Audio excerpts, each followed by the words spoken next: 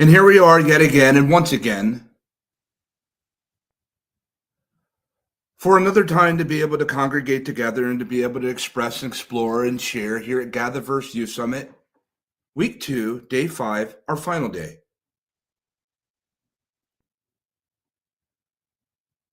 We're coming off the heels of an extraordinary series of expressions given over the past 2 weeks of leaders assembled from around the world that come to speak from their heart and experiences. But moreover, with a dedicated and unified sense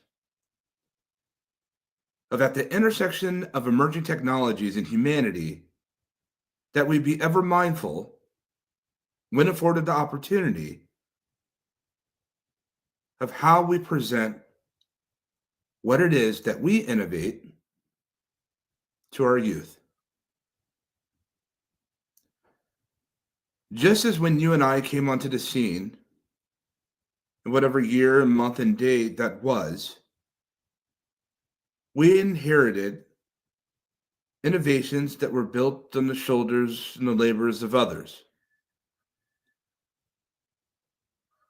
Most of what was handed down was not given an instruction manual. And giving the accelerated rate at the hyperscale of artificial intelligence and several other emerging technologies that are bringing us further into the material layer to the virtual layer, there is a profound need and a sense of trust that's needed. That we believe at GatherVerse that you can be safe and accelerate at the same time. We say this because we've never been this way before. It's not any longer acceptable to say that we're heading into frontier intelligence. We're in the frontier now. It's an uncanny valley. It's wild. The frontier has no rules.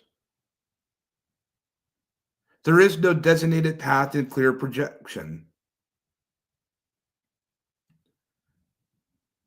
It's filled with all types of obstacles and challenges to meet us out the way. My peers, younger, older, multi-generation, are having a difficult time entering into frontier intelligence, an innovative scale.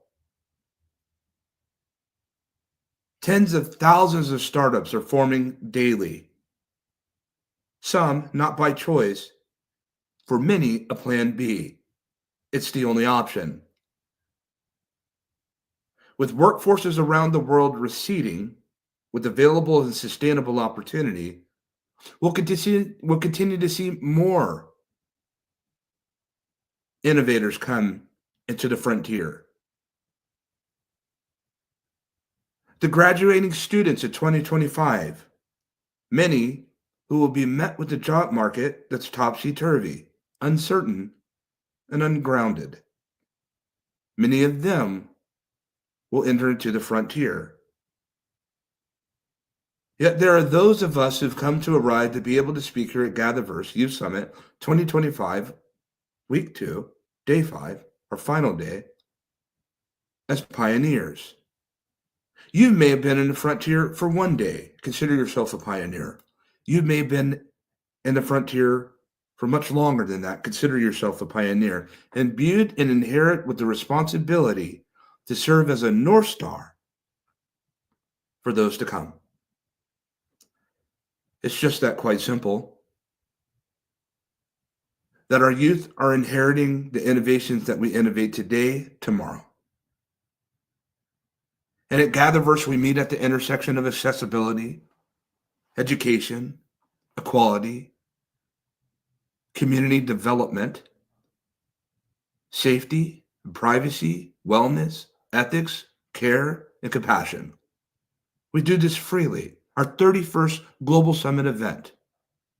There are many that doubted that we could do this. There are many have doubted that we could sustain. Only but by grace are we even to be able to arrive with you today. We do this because we care. If not us, then who? We do this because there's a community that's backing us as well. And they've showed up today. Leaders and experts assembled from around the world, and they have something to share. Won't you take time to share with what it is that you've heard today with others, your neighbor, your colleagues, your friends, a stranger? Let them know that there were women and men that showed up on GatherVerse Youth Summit, Day 5, because no child should ever be left behind. We have an incredible roundtable that we're about to enter into, led by Lynn Jatau of GatherVerse. May our gather be well.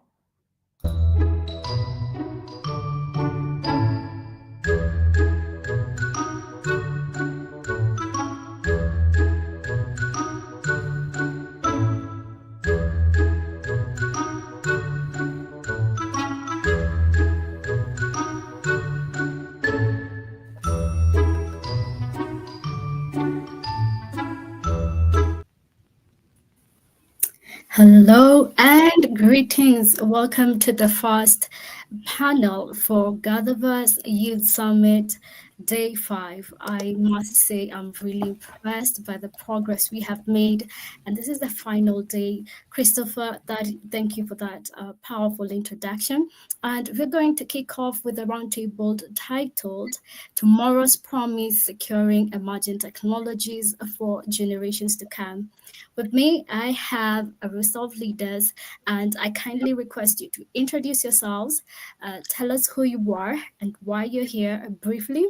And I shall start with you, Donna, since you're the only female in my panel. So, Donna, tell us who you are. The mic is yours. Then we come to you, Randall, then Brian. Well, good Okay, morning, Donna. everyone. Can you hear me? Yes, loud Okay, and clear. wonderful, wonderful. Good morning, everyone. My name is Dana Jewel Harris, and I'm the Executive Director of the Next Steps Youth Entrepreneur Program. And I'm here today to introduce a new platform that allows students to not only engage in the technology transformation that's happening in communities, but take control of it. A couple of years ago, I am a farmer. And back when digital badges were a thing, back in 2012, I started creating a digital badging system for my farm because I used to farm to teach kids business strategy. And so when you take those kind of basic skills and apply it to an economic development format, that's how we get to smart cities and really start helping kids understand algorithms from an economic development standpoint with something as simple as planting or growing and building. So I'm here today to help make the transition from of having a foot in the digital world and keeping a foot in the real world so that we maintain the human side of AI, human technology, humanistic technology. Wow, impressive. I love farming too. We're very happy to have you here. Randall, over Mhm. to you.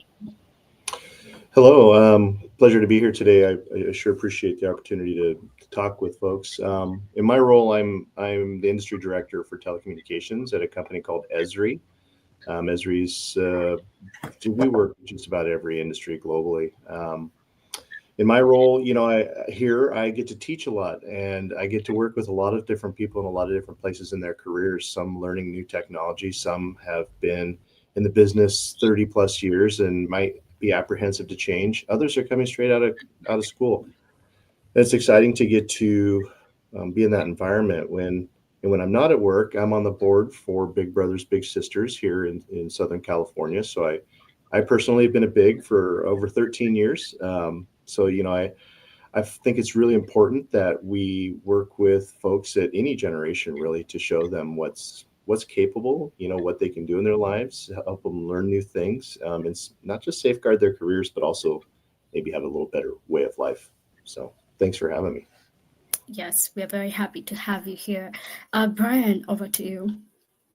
Yes, thank you so much for having me. I'm Brian Urachek.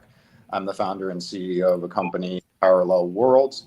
Parallel Worlds works with a lot of the technologies that we just discussed and some of the information and data that Randall has at Esri. So we create digital twins and hemisphere level digital twin scaling, or in other words, we link the physical and digital at a city scale, and we have a digital twin of New York City thanks to all of the great information data that Esri has gathered over the years that we poured over into spatial computing environments to better connect with individuals to reshape their reality. So we hope to introduce immersive media where we can help brands better connect with consumers and activate them more as prosumers or producer consumers, where you're not so much a passive observer of your favorite things and cultures and brands. You become a part of it, and that creates a more sustainable and healthy economic system, and new business models can emerge. So that's what we're very much interested in, and a lot of that is education. So education is as much the product right now as anything else, right? So thank Yeah. you. All right, Brian, we're very happy to have you once again here. We appreciate everyone's presence here. And my name is Ningitao, Communications Director for GatherVerse, and I will be your moderator for today. And let's just begin, right? Can we begin, panelists? Shall we? All right. Yeah, so Brian, I just want to start with you because last year we had a summit called Safety Summit. And one of the biggest concerns we had is cybersecurity threats. And I'm just boiling it down to the youth. We had it in general, but let's just boil it down to the youths today. And how do we balance the need for technological advancements with the responsibility of mitigating cybersecurity threats in an increasingly connected world? And as I mentioned earlier, boil it down to kids. We had an example one of the days, perhaps last week, where there was a child who killed himself because of a conversation with a machine. And perhaps that's the only case we've had. There are probably a lot of such cases happening out here. And there's so many threats increasingly in this connected world. So, Brian, I want to hear your thoughts, and I'd also want to hear your thoughts, Randall and Daniel. Let's just have a conversation about cybersecurity here. Brian. Sure. Well, number one, there will always be incidents, right? There will always be things out there, and the media will definitely draw those things to the surface. So we have to be prepared that there is no silver bullet to any of this kind of human behavior, right? So we can create systems that are interesting and doing better on those principles, but we have to want to do better, right? And that want to do better has to be grounded in a lot of research and understanding what has come before and how we can improve upon those things within the context of what our current legal and regulatory environments are. So that's one thing that I have seen kind of a big problem with is a lot of times tech forward folks will run with something and not really pay attention to all the legal and regulatory frameworks that govern those things, especially when it comes to younger individuals. So I'll give an example. We were just recently developing something for a Fortune 500 company that is deploying this with children under 13. So COPA compliance comes into play there. You have to institute the correct data procedures or having parental consent. And there's creative ways that we can go about doing that are transparent, safe, and allow parents to have an understanding of what their kids are getting involved with, while also allowing people to use these new technologies. So that would be my thoughts on it. Yes, and I do agree with that, and I heavily back up what you just said. Parents should be aware about what their kids are engaging in. Randall, do you want to build on what Brian has to say? Happy to. Yes, please do. You know, I'll take it a step further in some of the things we see here at Esri and some of the things I've coached businesses and people on. We have a lot of things that we use in our lives on our phones and on our machines where we've become accustomed to seeing a piece of software that we want. We download it, we use it. Raise your hand in your own office, wherever you are in the world, if you've read the user level agreement to everything you've ever put on your phone. Like most people, you might look at the permissions if you're downloading something, say from Apple, but for the most part, you see something, you know it's going to improve your life in some way, shape, or form, you use it. When we translate that behavior, which might be okay in some ways in your personal life, but like Brian's saying, is you do introduce risk where now you are the product of the company that is wanting your information, they're wanting your behavior, they're wanting to learn from it. That data goes someplace, right? And that data is used by people. Maybe they don't specifically care about who you are, but rather your age and your demographic and where you come from, stuff like this. When we translate that into the business world, what we see now with folks who are digital native, as opposed to somebody that is close to retirement, the behavior of thinking I got to be secure in my actions first, not give away company secrets, trade secrets, or institutional intellectual property or that sort of thing.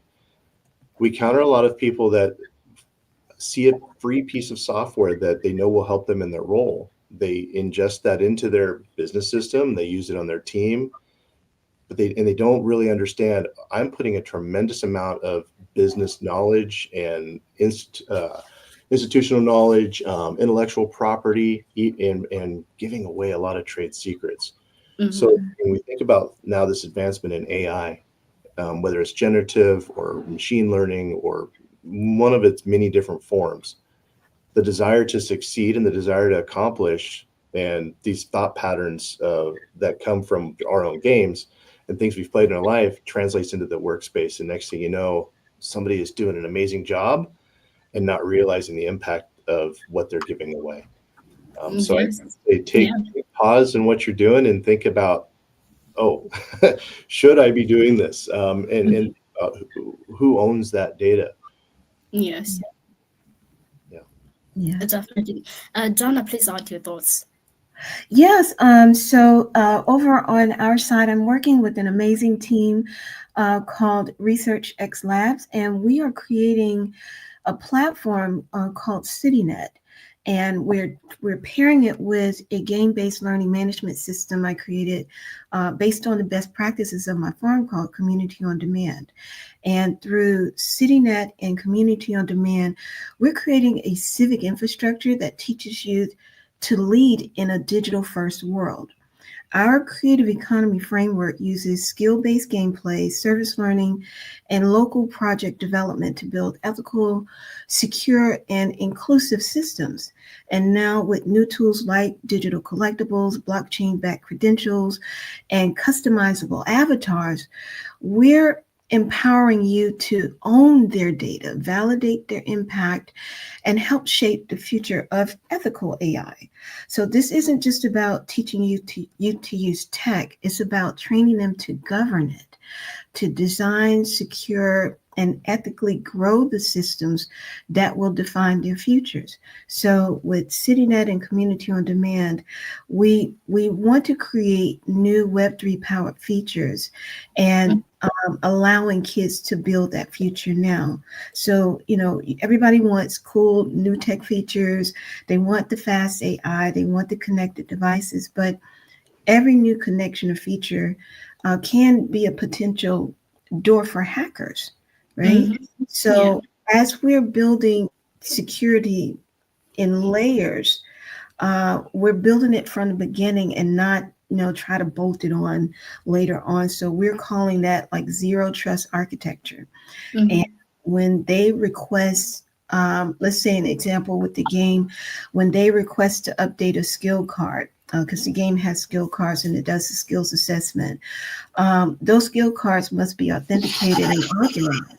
So we're not just trusting, anything. The trust is being built from the inside.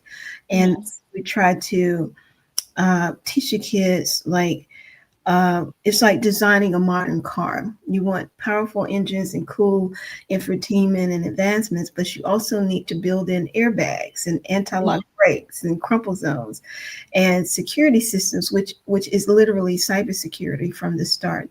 So we're teaching cybersecurity, ethical AI from the very beginning, but we're gamifying it so that it becomes a natural habit instead of something they have to learn and prepare for later on. Yes, powerful. I totally agree with your model, and I kind of think advocate for it in every educational institution, starting from the beginning. Randall, you mentioned something when you told us to raise our hands if we read the terms and conditions, and definitely I can suspect a majority of us, our hands are down. No. But I just have a follow-up to that. When you look at the terms and conditions of every company that comes out there in this digital space, it's long. Yeah. It's tiresome. The jargon there is very tech, and the jargon there is not for layman's language. So when you just see all that, and your mind is like, am I gonna take my time to read all these terms and conditions? And definitely your mind wants to go straight to the point. So how do we maneuver such a situation whereby we don't want to read these terms and conditions, not because we don't want to, but because it's long, we don't have the time, the jargon there. doesn't Yeah. really suit us. Please tell us what you think. In my role, I get to travel around the world, and I'm blessed to get to do it. In the past 2 months, I've been speaking at conferences and listening to a lot of presentations in Barcelona, in Amsterdam, and in Frankfurt. Then a smattering around the U.S. as well. And every one of these shows that are focused on technological advancement and how, as humankind, we can move forward in capabilities. This is something that comes up a lot. These user level agreements, these terms and conditions are often written in legal jargon and it's so long by design, most people are not going to read it. And that's what a lot of companies, I hate to say it, that those contracts are for lawyers to lawyers. I'm a consumer. I just want my thing that's going to enrich my life and help me do what I'm doing. So I think what you have to do is it comes around a behavior of an individual's desire to expose their own information. What am I willing to give away, and what am I going to keep to my chest? And knowing my blood type, well, that's already out there on the web someplace because I donate blood. But like, what are you willing to give away? And these days, most of our data, unfortunately, is out there someplace. You just got to safeguard now yourself and say, well, how could it be maybe used against me? And then be prepared to mitigate that, I guess. Yeah, that's I a very know that was kind of a long answer, but I think ultimately it's about risk. What are you willing? What is it that you're trying to do? Are you trying to just simply play a game, and de-stress, or are you trying to use a platform for business? Now, we work as Esri, we work from the United Nations, world governments, down to mom and pop shops delivering food. We work in every industry, and we see a lot of people using free GIS software. It's not free. The information you're putting into it, that company now owns, right? Whereas our company, you got to look for differences like this. Who's going to own the data that you're putting in it? Is it yours or is it yours? Now, we don't own anybody's data. We simply provide a software that allows people to do something in their life. I think that's something that you want to be able to look for in your life when you're choosing a game, if you're choosing even a GPS software to take you from point A to point B, a study, something to help you in your studies in college. Who's owning that data? That's the biggest thing. Yeah, Randall, that was a very insightful response. And what I'm getting also from you is when you're giving out your data, I think it's good to balance. Is what I'm giving out proportionate to what I'm getting from the app or the application or the website? Is it proportionate to what I'm benefiting? So I couldn't ask for a better response than that. Thank you, Randall. Brian, I'm bringing this to you. With AI's model being trained on vast data sets, how do you secure the personal data of individuals today to prevent a long-term exposure to risk? And I also want you to build on kids as well, because there's a lot of last week, Christopher mentioned when he closed one of the panels that kids have now access to information than the adults. Kids have access to devices that the adults. What are they doing? So, Brian, please share your thoughts on this one.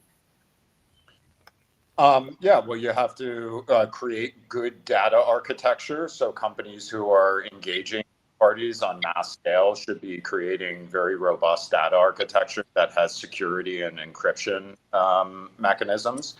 So in other words, when that data is within their own domicile or digital domain, they make sure that no one penetrates it. And when that data is transferred to somewhere else, they need to make sure, right, that they encrypt it properly so that it's not intercepted, or if it is, that it's not interpretable. So there's definitely traditional means of security and encryption that's getting more and more robust by the day. We have new technological tools. As we know, quantum is the big frontier for how that will evolve when it comes to encryption over time. But we are already studying those things, right? So NIST already has post-quantum encryption under their finger, and we are evolving every day with those things.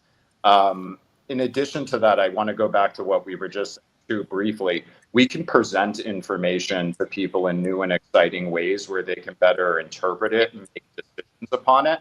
And I had somebody take a contract from me the other day and run through ChatGPT and literally email me back the response that GPT gave them. So people are already even getting savvier themselves and taking contracts and legal jargon, utilizing AI to cut through the noise and actually say, what is this really saying and what is the impact? That's my thoughts on that. Yes, interesting perspective. People are using AI to decode the legal jargon. I totally agree on that. Just shifting gears and then bringing you down on this. What proactive measures can you take today to prevent AI bias from becoming an inherited flaw in future technological advancements? Well, one, because like Chris and Randall, we work with kids as well, and we work with families and communities. So we always have to think about how what we're teaching and how we're navigating the conversations between these different stakeholder groups from their point of view, from their learned experiences. So, of course, the AI, if it's a learning language model, is going to take on these biases as well, outside of the biases from the programmers themselves. So the challenge comes where AI learns the data, right? And that data reflects these historical biases. And so we have to make sure we are monitoring whether it's racial, gender, economic, that the AI is also equipped with learning how to differentiate between or identify even what a bias is, including its own programming bias.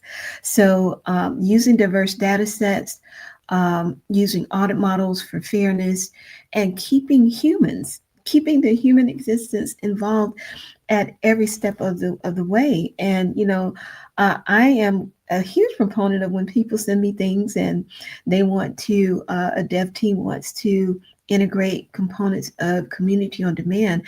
The first place I go to is ChatGPT and say, help me define the terms where they're mutually beneficial and not one-sided or have biases. And the other example would be like before deploying the AI, recommending the pathways, because I do use AI to customize learning pathways for our clients.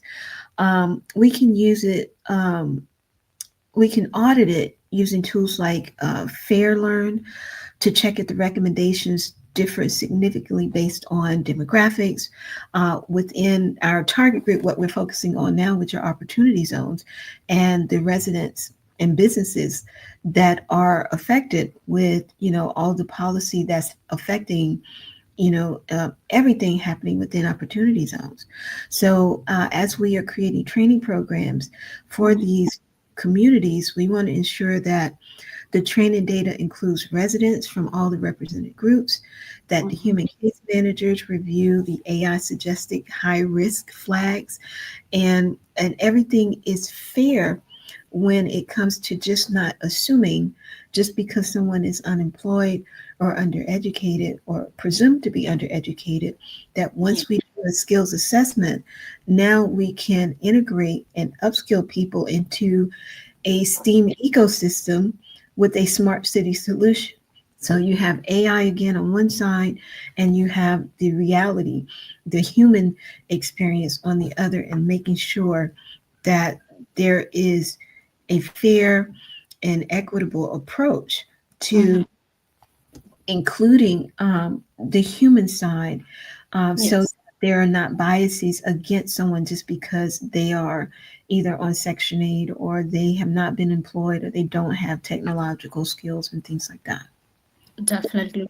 What stood up for me in what you were just expressing, one of the things is training AI to even detect its own bias. I think we need to get to that point, training AI to detect its own bias and bringing people from all over the world to be stakeholders, if I may say, or just get them involved in building these AI models.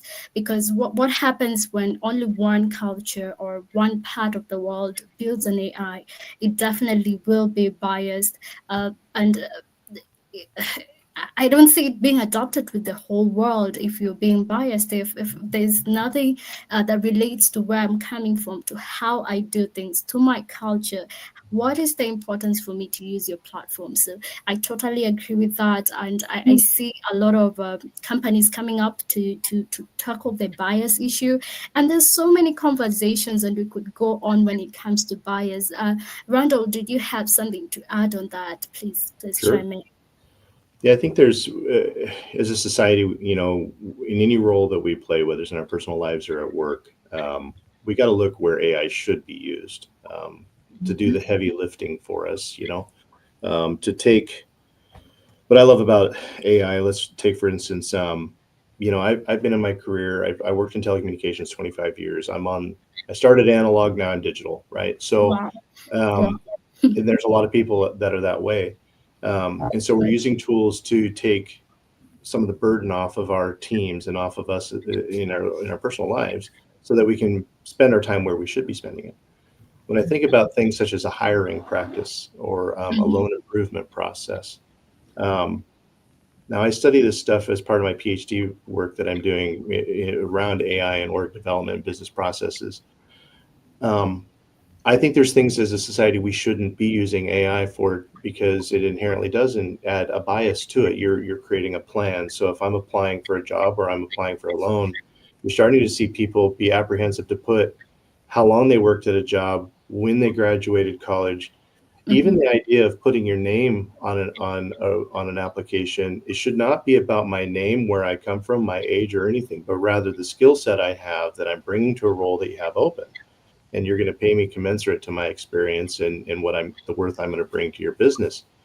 The same on loan approvals. This should be a very straightforward thing that a person is looking at, right? Same with a person should, I think, in some ways be, or a team of people looking at hiring as opposed to an AI that's maybe you're scrubbing, looking for, do they meet the skill set? But you got to eliminate date ranges of employment, where they're from, their name, because those type things, those identifiers inherently train bias into programs. So we see that work happening, and I've researched, a lot of things where banking industry is working to eliminate bias,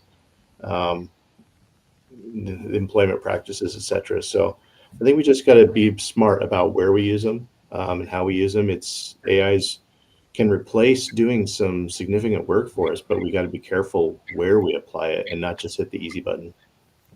Yes, where we use them really matters. I want to shift gears to deepfakes, and I'm coming to you, Brian, as well.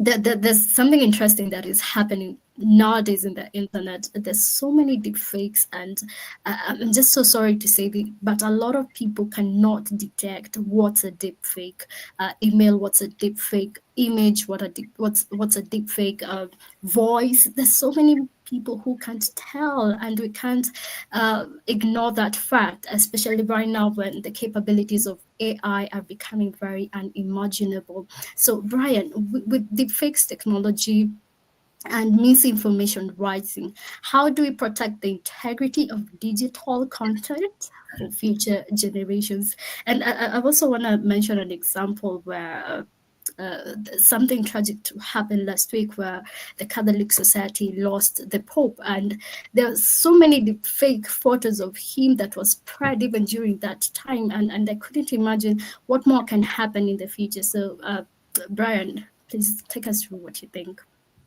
Yeah, that's a really complicated and nuanced thing, but I can give somewhat of an answer to it. This is a huge problem. Probably the largest problems we face right now is the inability to authenticate information and assets. That's something that I'm super passionate about, and bridging that to physical goods as well. You probably remember last time we talked, and I always do, I have microchips on my face. And I put microchips in physical things to better understand understand how they're moving throughout those systems, whether they be physical or digital. But authentication of information and assets, when it comes to our largest social platforms, it falls on them, and shame on them, because Facebook, Twitter, X, TikTok, all these platforms, they have not prioritized our safety.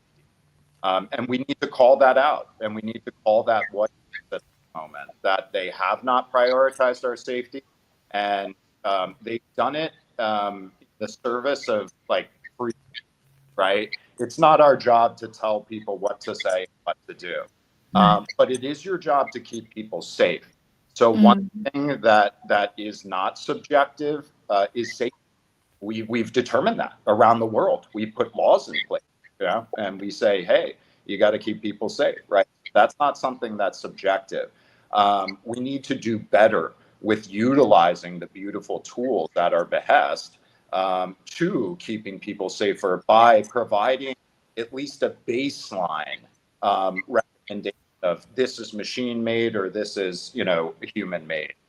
This is what you think you're looking at, or this is not what you think you're looking at. It's okay to have the tabloid magazine if we know it's a tabloid magazine, right? And then up to that particular venue if it's appropriate or not. But the truth is that we can easily forensically determine whether AI has created something or not. There is a very simple procedure, a number of different tools that you can stack on them to understand whether something has been manipulated or not. In fact, we've done it multiple times. So this is something that is, the problem is our inability to prioritize putting those measures in place in our largest social platforms would I be the first place to start. Wow, that's an interesting perspective. Randall, I see you nodding to that, and Dana, perhaps you want to add something to that. But Randall, I want to hear from you. Please tell us what you think. Yeah, I love what Brian said. I look forward to hearing what Dana's saying as well. But safeguards, absolutely. We got to think about safety. And I think one of the biggest things we can do to keep our generation safe is look at something and be skeptical in some ways. The old adage that I learned in the military, trust but verify, I think that needs to exist and be taught at a very young age. Just because you see it doesn't mean it may or may not be real. So check for a second source before letting it control how you feel or act in this world. I think as we see, and you mentioned earlier, the person that took their own life because of a conversation they were having with AI, we got to teach ourselves and our kids and future generations that, it's okay to talk to other people. You got to have safety in the community, and don't isolate. Don't just trust something because it's on the internet. You mentioned, Lynn, earlier, you mentioned the culture that something's from. We now have when we think about sovereignty of nations or cultures, those walls have been broken down by social media platforms, and now people have the ability to post things from around the world as though they're in the country or in that city. So you have to, in a way, take a skeptical approach. Almost anything on the internet I think of as entertainment first, information second, because I want to trust it. I really want to trust it, but I got to verify it before I let it influence me.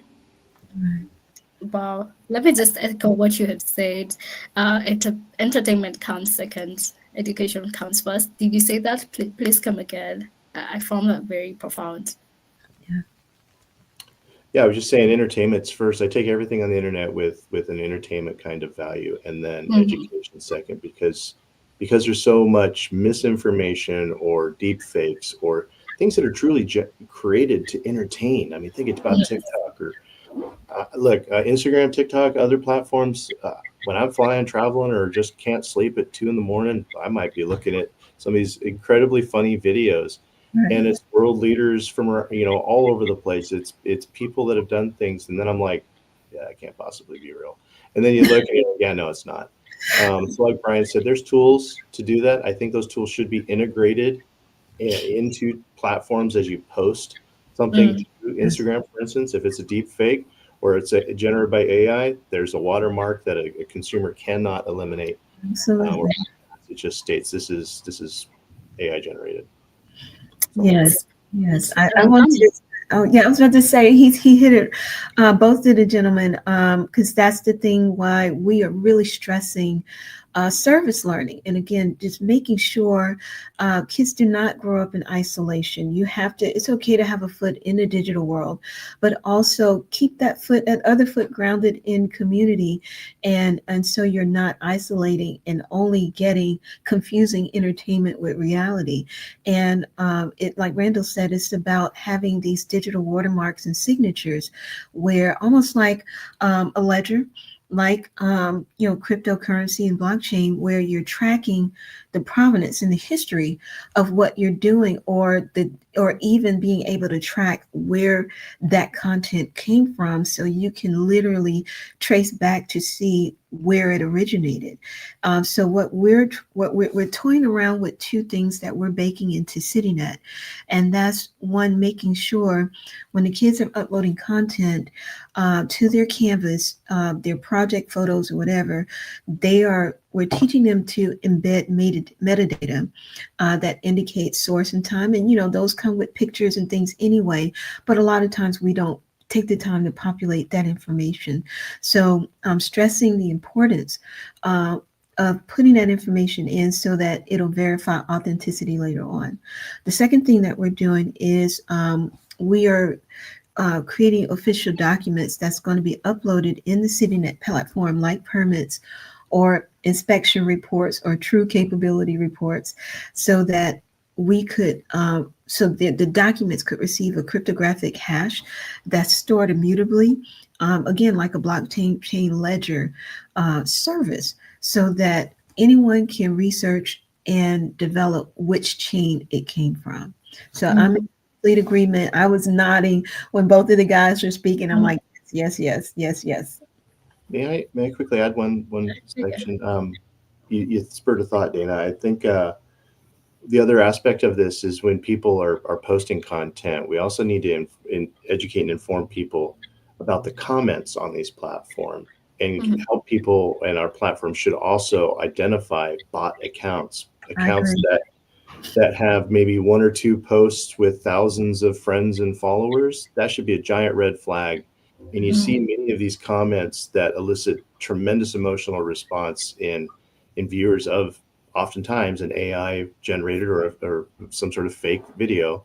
And it influences so many people that just go and become unhappy or stressed out or what have you. So it's both sides of it. It's AI generated, and also, in a way, a machine learned or an AI generated now comment on a section specifically designed to create chaos in a way. I agree. Can I add one thing to that? One more thing. Yeah, so one little thing. Yeah, and I think it goes back to the importance of teaching critical thinking, decision making, and creative problem solving skills. And again, that's where the service learning, the hands-on, working with family, friends, doing service learning, community service projects. So you can take what you learned from the internet, take the creativity that came from the AI or whatever entertainment experience you have, and now apply it to real work. Can you recreate it, or can you demonstrate it? And then they'll understand, oh, this is impossible to do. It has. They'll understand it wasn't real. It was fake. Yeah, strong perspectives there. I couldn't agree more. And we could go further with this, but let's just shift gears to autonomy. And Dana, you brought in the issue of blockchain. But Brian, as AI becomes more autonomous, how do we prevent future generations from becoming reliant on machine-driven decision makings? Well, we're already pretty reliant on these things. So I think that's one thing we need to recognize, is that this is an evolution. I think Randall kind of said that at one point when he mentioned the analog, and we have to remain curious. And this is also what we're saying. We have to constantly remain curious for what comes next. And we need to measure these things over time. We talked about that with auditing, right? We need to be able to audit these things and grow these things over time. However, one thing I would really is that right now we're having a lot of individual conversations with AI. So in other words, it's me telling my GPT, I want this presentation. I need this email written better. I need this. I need that. Do this for me. Do that for me. These are very individualized conversations. It doesn't create a better collective intelligence.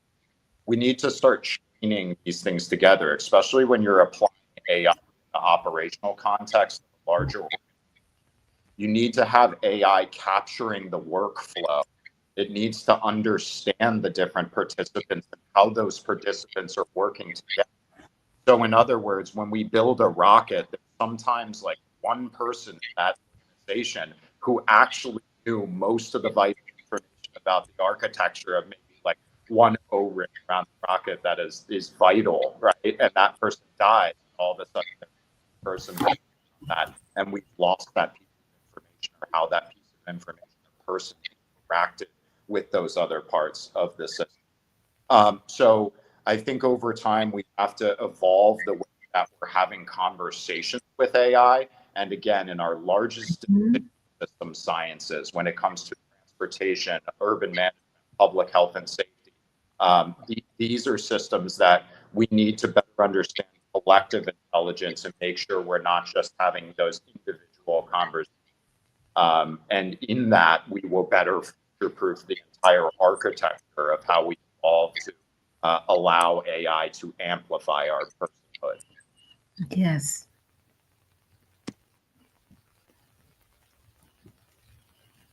Hello, sorry about that. Lynn's just Lynn's having some technical difficulties.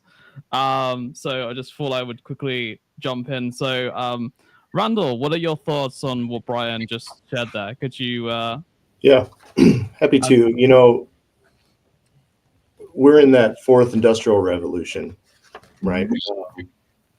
And that is the biggest player in that fourth industrial revolution is AI. It's machine learning. It's what we have as society for generations have strived to do. We're bettering how we do business and what we can do and the kind of decisions we can make.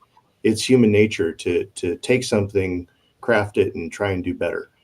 So what over reliant on machine learning decision making, it will be a very, very interwoven part of our lives as we move forward for generations. The thing that we got to do is not eliminate the person, right? How do we become overly reliant on machine-driven decision making? We just hit the easy button and let the machines take over. We've seen lots of movies of what that might look like, and there's reality in that. Okay, so there's risk in that. We're giving up our own personal sovereignty, if you will, to the control of whoever is creating that thing. We have to maintain our own spirit and our own ability to make a decision and say, is this right for me? Should I do this? Should I take a moment and have the courage to stick my neck out and my hand up and say, how this machine is coming to the decision it came to is wrong, and this is why. We have to make sure that our people have the courage to do that, and they have that inclusive and safe environment that allows them the opportunity to say, hey, this works for your culture and your background, but not mine, and this is why. Or, you know, your generation was predominantly analog, mine is digital native. I don't know how to do what you're talking about. Right. Yes. That's how we do it. We keep the person in it. I agree 1,000%. And to both Brian and Randall's point, this is why STEAM is so important. When we're teaching STEAM in schools, we're teaching, a lot of people think STEAM is to get kids to be scientists, to get them to be. It's like, no, we want you to think like them. We want you to go through a process and figure out or find something that's broken or something that needs to be fixed or maintained or even built. But in order to do that, just like Randall and Brian said, you have to, still look at AI as if it's an assistant and not the actual solution. You have to have a certain level of curiosity about something in order to ask AI, put these prompts in to where instead of it giving you this one answer, because that's what it's programmed to do, whereas Google gives you a million responses, AI is designed to give you one, to narrow it down and control the conversation. So when we're designing this AI learning language model, or we're teaching kids how to engage with AI, think of it as an assistant, not as the director, so that they are not easily, giving the robot permission to replace it. And so, and that's just where, for an example, when you make a suggestion or a prompt to a course question or something, you want AI to make recommendations for you to think about, what are my options? But again, it's going to give you three, right? ChatGPT is amazing with giving you three. But then I would say, well, based on what you know about me or how I think, or based on this situation, you start giving these other experiences to AI so that it keeps you engaged and allow you to think along with this AI assistance, and not just take AI for just what it gives you first. Like, okay, done, next. That's lazy intellect, I totally agree, Dana, and we could go a distance with this. And what you all just mentioned is quite profound and a very intriguing thought to think about. When we're talking about STEAM, I never saw it in that angle until you brought it out. STEAM is for helping kids to think like scientists, right? And it's very important in this era. Brian, as we go towards the end of this discussion, how can we establish a global standard for ethical AI that values cultural diversity and human progress? And everyone can chime in on this as well, but let's be quick and brief. So Brian, the mic is yours. Yeah, briefly, I would say that we need to increase everyone's access to information and knowledge and these technologies, right? So the way we get more diverse and global input is to get these things in people's hands, right? Let people feed the system, right, with the diverse perspective, and allow AI to sort through that. And then we have to, again, institute good measures for growing those over time, auditing those systems, and making sure that those perspectives are being weighed properly. In addition to that, I think we need to make it a part of just how we do business. Like Randall was saying, we are now in IP, or in intellectual property economies, right? That's what the creator economy is. Now information is the currency, right? So as we continue to build AI into our largest system of commerce, we need to have fun with it, and we need to include all of those other individuals. And that could start with just basic telecommunication infrastructure around the world. There's a lot of different elements of this, but that's my thought. Yeah, well put. Randall, over to you. Yeah, I think it starts with us. It starts with individual users. It starts with people from the ground up. I think if you rely on somebody who already is controlling something to create ethical standards and whatnot, there's risk in that, and that there might not everybody might not have a seat at the table. You might not have a complete representation of what you need to ensure that diversity and human progress is safeguarded with ethical use of AI. So I think it starts with all of us in our daily lives, giving feedback, speaking up, having a voice, and saying this is not okay, and then establishing there needs to be an organization that is diverse in culture and thought and technological capability and just ability of a person, that looks at, how are we going to safeguard people and not just go after profit.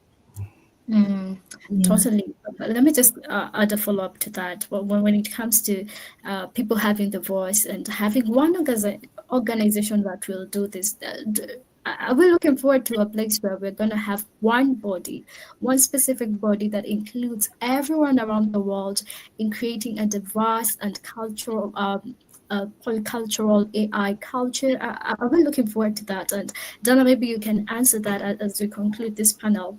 Absolutely. And again, to add on to what Brian and Randall said, is it's about, developing the guidelines that strive for transparency, whether it's through model cards or, some type of documenting that gives the AI purpose, right? But also puts limitations and fairness checks along, its thought process as the program's algorithms are, taking all these inputs and putting in and creating all these outputs. So while the global standards evolve, we want to make sure we're committing to best practices that keep the community values not only identified, but keep the stakeholders engaged throughout every part or every time the AI learns something and evolves. Just making sure we are a part of that evolution and not just a benefactor of it. Yes, absolutely. You know what? We have 1 minute to spend together, and maybe I just want to bring you, Brian, on this. Please use this well. We only have 1 minute. How do we mitigate the risk of AI hallucinations and misinformation corrupting historical records for future generations? And anyone can chime in as well. Randall, Brian, kind of very quick on this. Yeah, this was mentioned multiple times, but new ways of categorizing, sorting, tracking, calling information like blockchain. And if we want to put centralized blockchain, as was mentioned, that can be transparent, immutable, and chronologically accessible to open. So there's better ways of doing these things. We, as Randall said, have the courage to do them and to hold the line to challenge others who may say, I don't know, that doesn't seem like it's going to make it right now. Yes. That's not always the way forward. We need to think about value, and value isn't always dollars. So that's that. Yes. So maybe I can, Randall, quick thought. I just think as a society, we've got to value knowledge. These tools are designed to eliminate the need for somebody to progress from knowledge through intelligence to wisdom. Like, I'm a knowledge worker. I've worked 20 years and I've progressed to become this person that is a thought leader. Well, AI can replace a lot of what I do. Okay. But we got to safeguard the foundation by becoming almost obsessive about ensuring our knowledge, that foundation of intelligence and information is sacred. We got to, it's not whose information is the right information. This is the right information to start from. Yes, powerful. And unfortunately, we could go a distance with this. It's a very interesting conversation, close to my heart, and it affects the whole generations. And we could go, we could. But however, time is not on our side. It was such a lovely discussion having you, Dana, Randall, Brian. We look forward to having you back again. We have more gathers coming, and yeah, over to you, the GatherVerse team. Gather was well for this particular roundtable. Thank you, everyone. Thank you.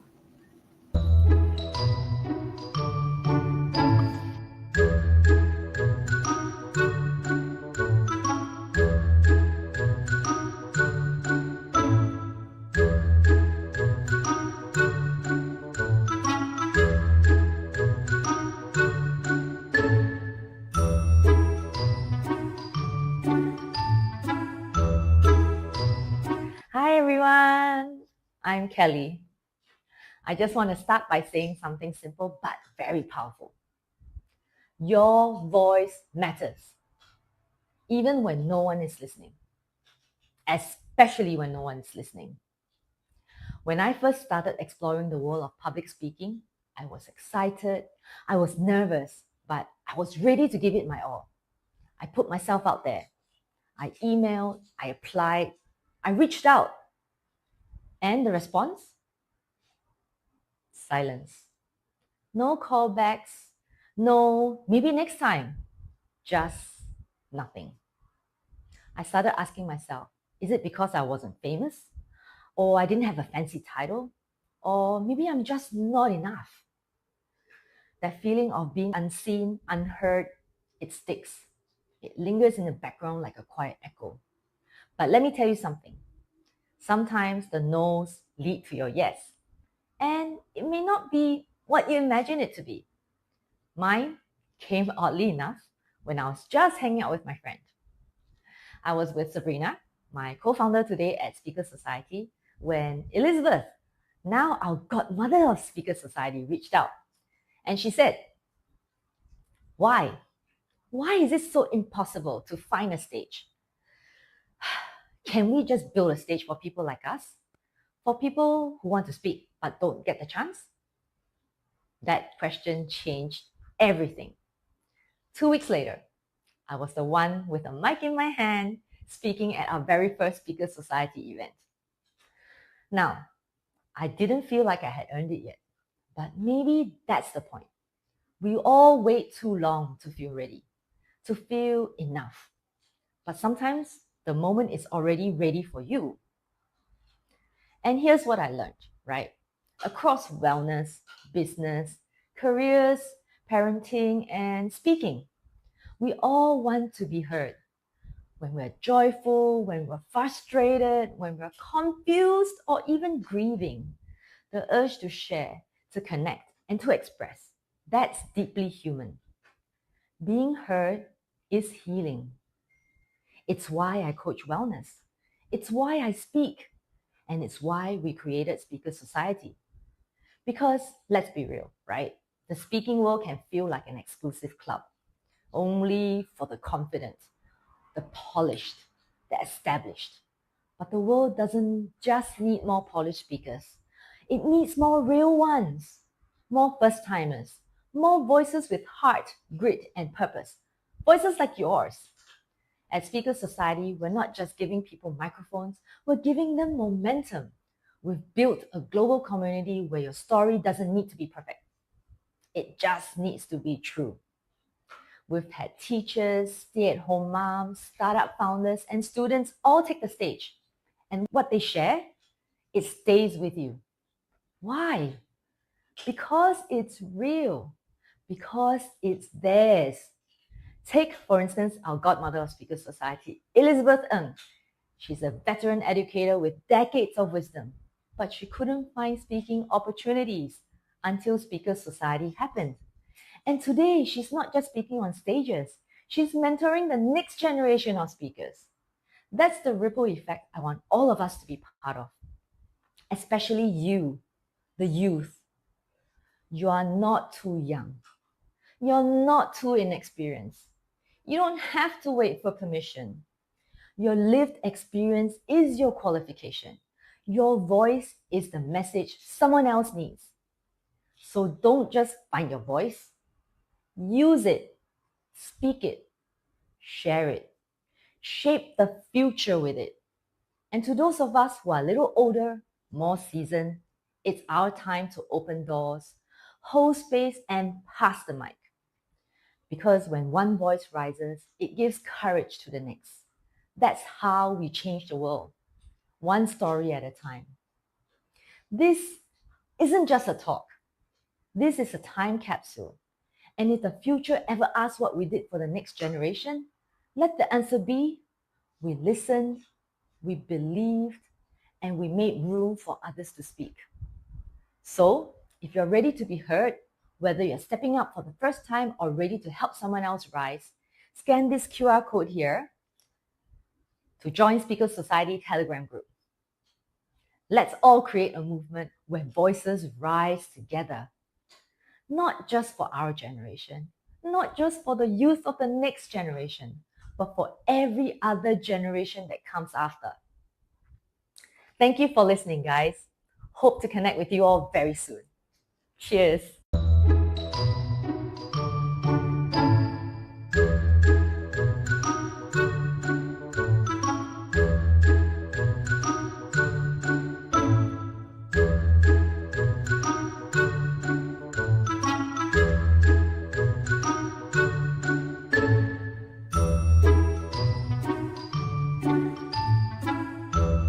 We live in a world where you're bound to get asked one of the hardest questions you'll ever have to answer.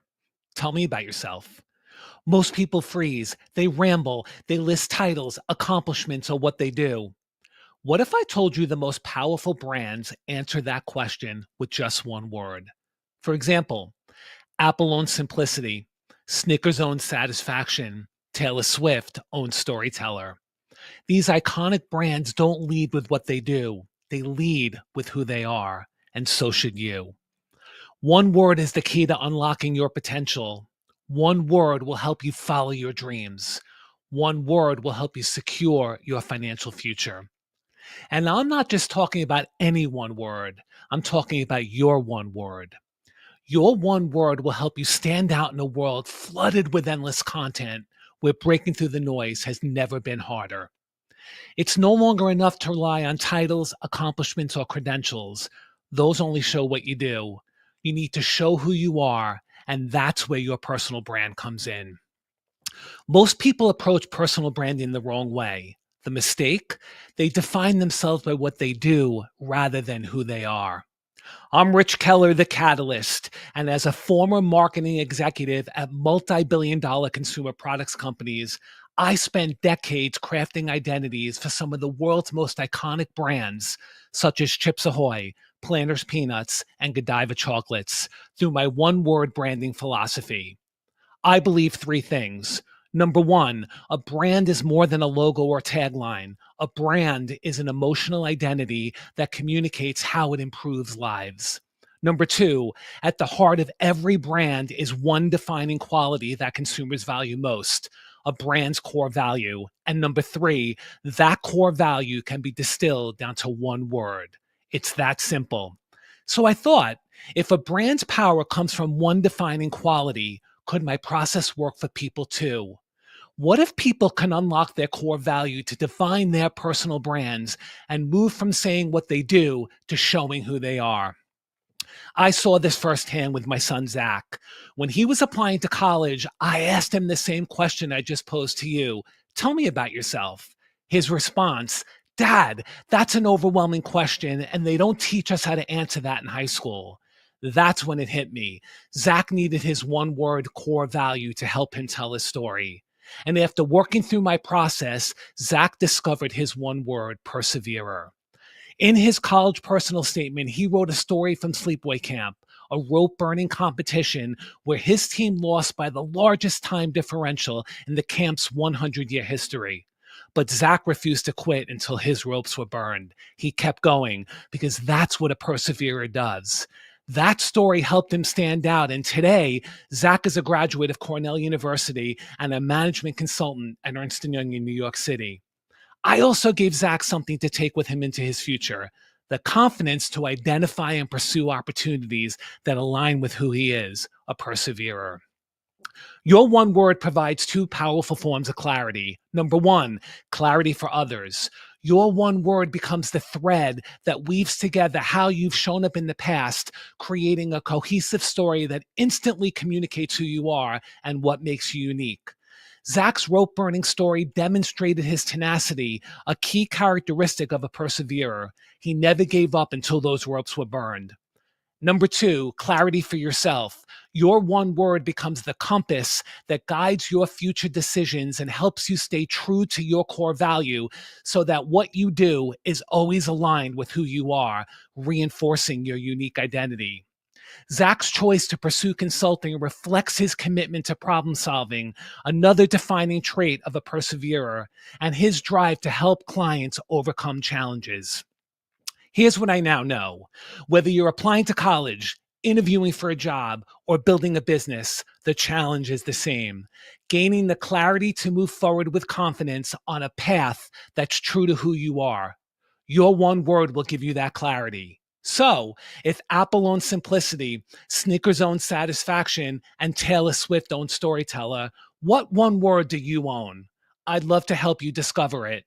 Visit therichkeller.com/Zoom and book your free Eureka Moment of Clarity call with me because your one word really can change everything. Just ask Zach. Thank you.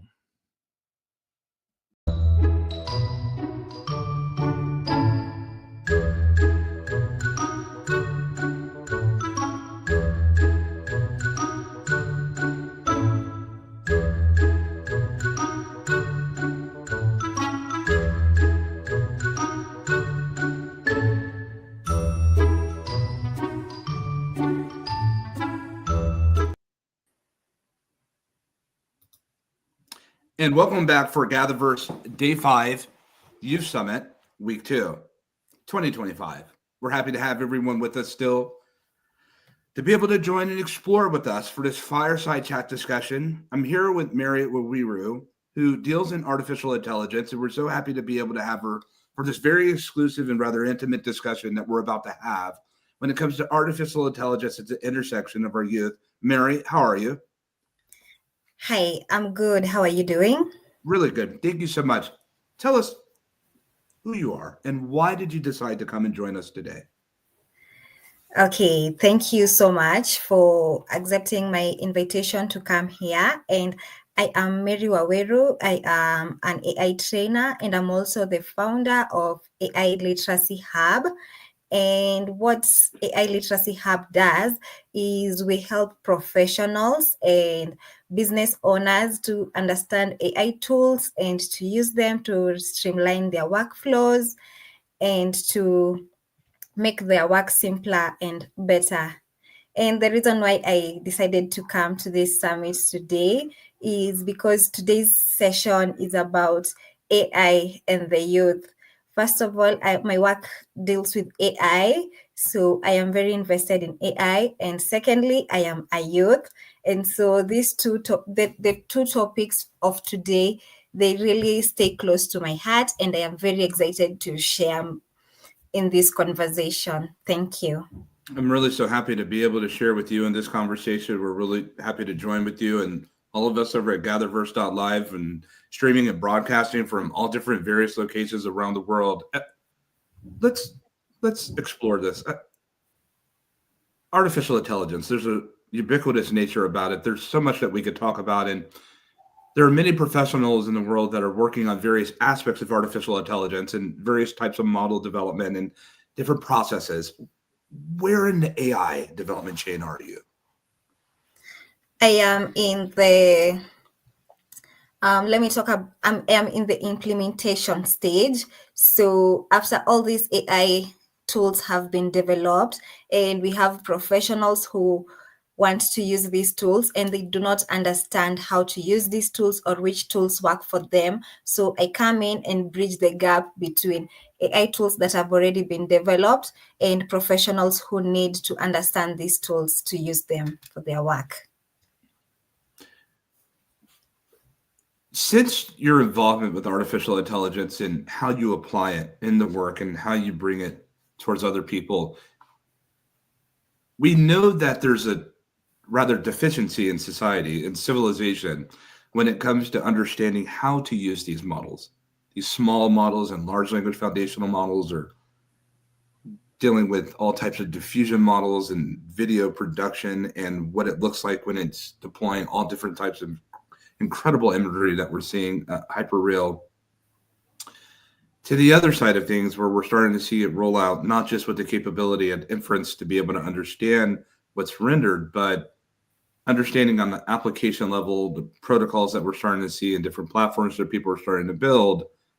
Yet at the same time, there's still a part of society in the world that hasn't even really even used these models ever yet. And some are using the ChatGPTs and the Anthropics of the world for the very first time today, and they never used it. And so on one hand, we are moving very fast at lightning speed, whilst at the same time, we find ourselves in need to educate. Would you say, because we're looking at an AI trainer, and it seems to me, Mary, that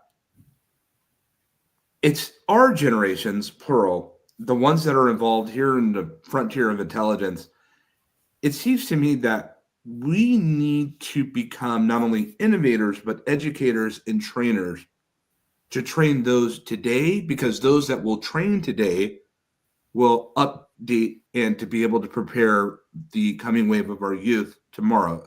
Does that register? Yes, absolutely. I agree with you. And there is a deficiency for educators and trainers. We have a lot of developers who are developing these tools, but as you've said, there's a deficiency for trainers and educators. And advocates to create awareness to the people who have not yet used AI, or to the people who have used it but they still don't understand like the ethical side or of AI and other use cases. So there is a very big gap that needs to be filled for advocates, trainers, educators. Yeah.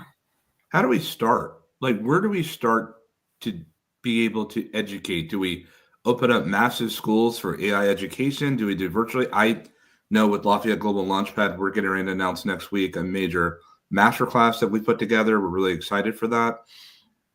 Is it masterclass? Is it, what more of it is it? Like, and who's training the trainers? Good question. Great question. I think it's the people who, let me start with the question of who is training the trainers. So I believe it's the people who were ready to put in the first foot in and try out these AI tools and understand them, and they got a first understanding of the AI tools. They are the ones who are training, and they are the ones who are also training the trainers.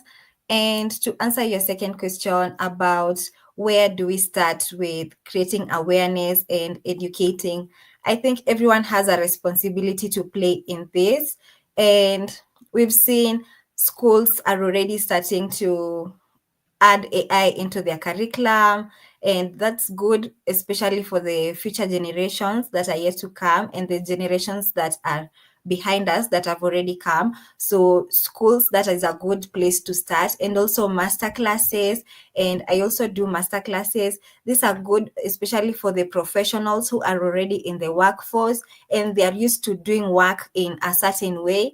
And now there's this wave of AI that has come in, and they're not sure how they should go about it. So these master classes and creating awareness, those are the ones that are supposed to help. So we need more people training, creating awareness, more teachers that are being trained to train students on AI. I feel the same way, and I'm glad that you expressed this and said this, because I honestly, while I don't want to take away from the important role that data engineers and scientists are doing, and myself, I'm involved in building about 14 AI models right now and more and protocols. I still feel the inherent need, and tell me how you feel about this, Mary. I still feel the inherent need to educate. And I don't want to find myself just being an innovator all day and not caring how people will receive these models.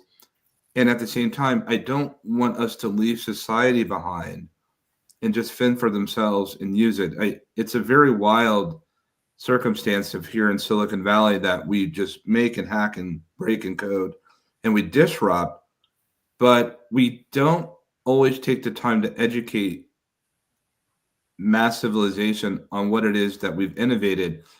And people are adopting these technologies, these models, these small models and large, but many of them still don't know how to use them. You see things like ChatGPT 04 or Claude 3.7 or Haiku, and they're like, what does this really mean? And when you go to the site, it doesn't have the best descriptor on what it is that these models actually are doing.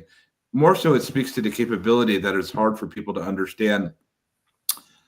And you mentioned that now within the school environments and academia, which I believe it's good also, but at the same time, I have a bit of hesitancy, because if it's being deployed in schools as it is now, most teachers don't understand how to use AI and they don't understand the ramifications of it. And so we start thinking about the knowledge corpus or the think corpus of society. Are we teaching our youth more how to apply the human brain and apply that when it comes in uses in concert with using these models? Or are our youth, and do we stand the gamut of danger that our youth are reliant more on the model than they are their own brain and processing? Yeah, I totally agree with you. And this has just sparked a conversation I was having with one of my mentors the other day, and we were talking about brain rot, the brain rot that is coming from not even just students, not just youth, it's like a whole society, Sure. especially because they are depending so much on technology, depending so much on ChatGPT or Claude. If it's the programmers, they're depending too much on these tools that have been created to help them. But where do we draw the line? Where do we draw the boundaries?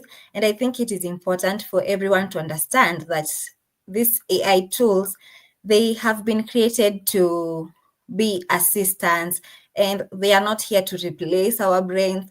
They're not here to replace us in any way. They're only here to help us, to assist us to go to the next step. And to add on to the conversation of the developers developing this thing, developing AI tools.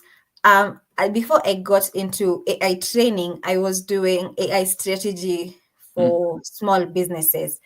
And I realized I can't do AI strategy for businesses. I can't start building things and selling them to businesses, and the business owners don't even understand what I'm talking about.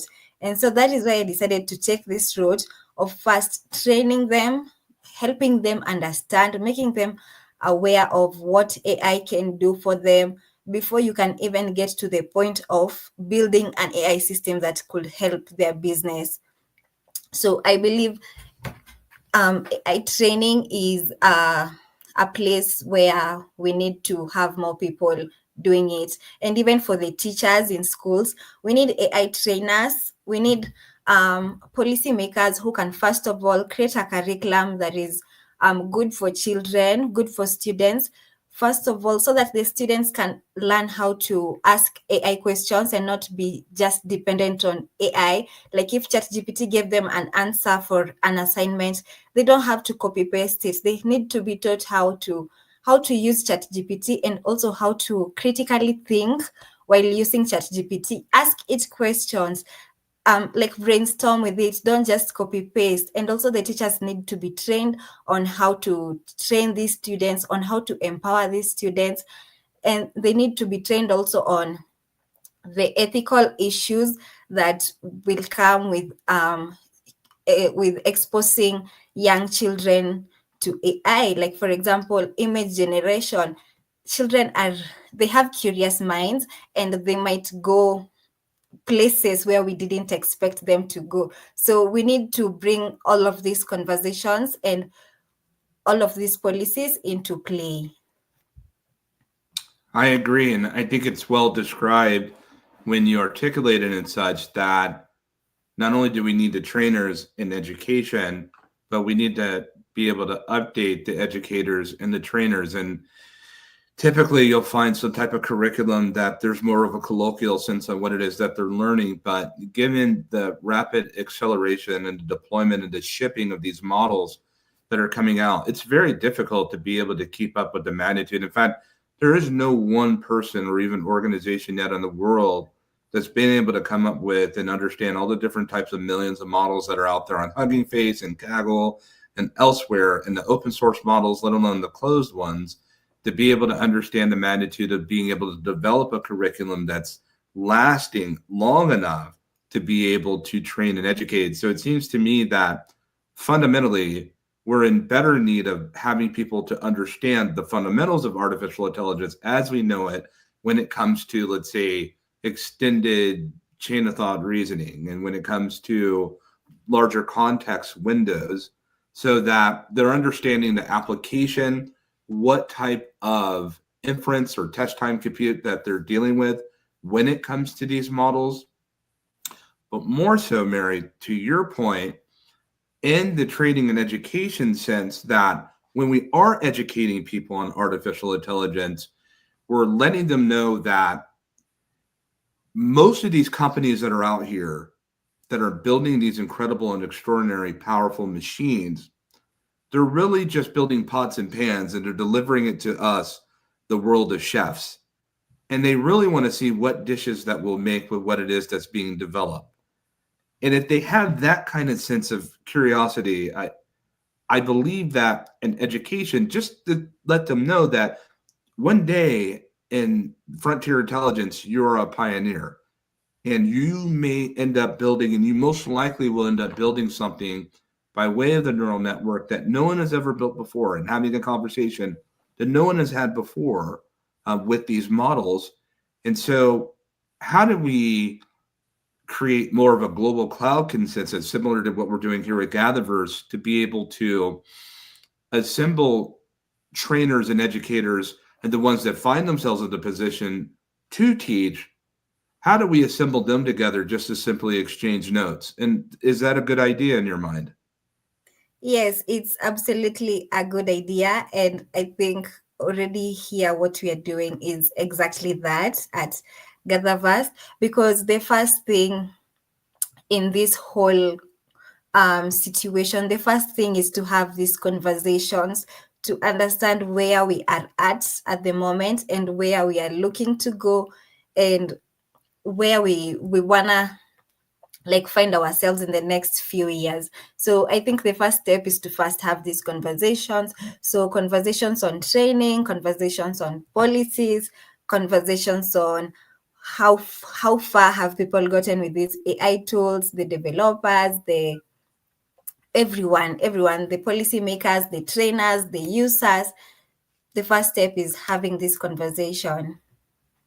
Sure. And I would, if I could submit to you that perhaps maybe even a pre-step would to be able to create a platform similar to GatherVerse. It's not a shameless plug. I believe it's true, is that here at GatherVerse, we believe in the expression and of human preservation. And the sense that even right now, you and I are exchanging notes from one database to the other and are given experiences of what it's like. I mean, where are you joining us from, Mary? I'm joining in from Kenya. What So about you? I'm here in Mountain View in Silicon Valley. So from all the way from beautiful Kenya, Silicon Savannah, all the way to Silicon Valley, there's this thought exchange that's happening right now, a consensus, and we're able to share our experiences with one another. And so you're saying here in your experience and your lens in Silicon Savannah and perhaps elsewhere, different business and operations you may serve globally, that we are starting to create training regimens and to be able to help teach and educate those who need it. But I think it would be even better if these platforms had programs for people such as us that are willing and that are already consulting and advising and guiding, to be able to have more robust training regimens that they lend and offer. OpenAI says, okay, we need to equip to educate those who want to teach about our products. We need to equip them with the know-how to be able to go do that. Same thing with Microsoft Copilot, same thing that you can find when it comes to, let's say, XAI, Grok 3, and thinking about the Anthropics of the world, and Dara Amati coming out and saying we need to be able to fund more startups that are focused on interpretability, which I think is just huge for him to come out and say that. So in a sense, we're focused on the companies, major tech organizations on one side, and then we have startups that are building and innovating and developing, and they need more support, more venture capital, more investment, more risk capital. But then in between all of that is this small nucleus, if you will, of folks such as ourselves that are saying, okay, big companies, you're building incredible AI. Startups, you're building incredible advanced state-of-the-art AI. But don't forget about the education and the trainers of those that are adopting. I think the platforms, and this leads me to this next question, Mary. Does it seem lucrative and benefit to the companies and organizations that not only build, but create educational kits and training packages that allows people to teach about the products that they built and put in the market? Yes, they should. They should really invest in trainers, invest in people who will create awareness. And when I'm thinking about this, there's also another way I was thinking about it. They should also invest in feedback from the users. Like, for example, when you're using these tools, you might notice a bias, you might notice things that you might want to say to the AI developers, but when you try to email them, you might never get a reply. They might never get your feedback. So while they are also investing in the trainers, I think they should also invest in feedback, because biases are normal and they are bound to happen. So they should really invest in feedback so that in case of anything, and while they are improving and retraining these AI models, they know where the user stands with the models that they have already built. You know, we had a safety summit and an AI summit. That safety summit last year. This is our 31st global summit, by the way. We had a safety summit, then we had an AI summit earlier this year. And one of the biggest takeaways that we were able to derive and distill down is that we are definitely in more need of funded startups and startups that need guidance in AI, but we're also in need of education, as you and I are talking about now, to the spirit, if you will, of the subject matter at hand when it comes to our youth. What do you anticipate the benefit of us creating better and stronger educational curriculum regimens to be able to train the generations of today to be able to help for tomorrow? Doesn't it say something about the need for humans to train other humans about AI instead of AI needing to train humans about AI? Yes, yes, there's a huge need for humans to train humans on AI other than AI. First of all, AI training a human on how to use AI, it sounds it sounds a bit not, it sounds realistic. It is realistic, but again, it sounds not realistic, because as humans we understand each other, and again, it's easier for a human to teach another human rather than an AI. And yes, we've seen AI in the education space, and it's doing personalized education, and it's still good, but we still need humans teaching other humans about AI. Because when you go to ChatGPT, most people are still stuck on, or any other LLM in that example, most people are still stuck at just put in a very vague prompt and then you get something, and then you keep asking ChatGPT, for example, oh no, shorten this, no, I wanted this, I wanted this.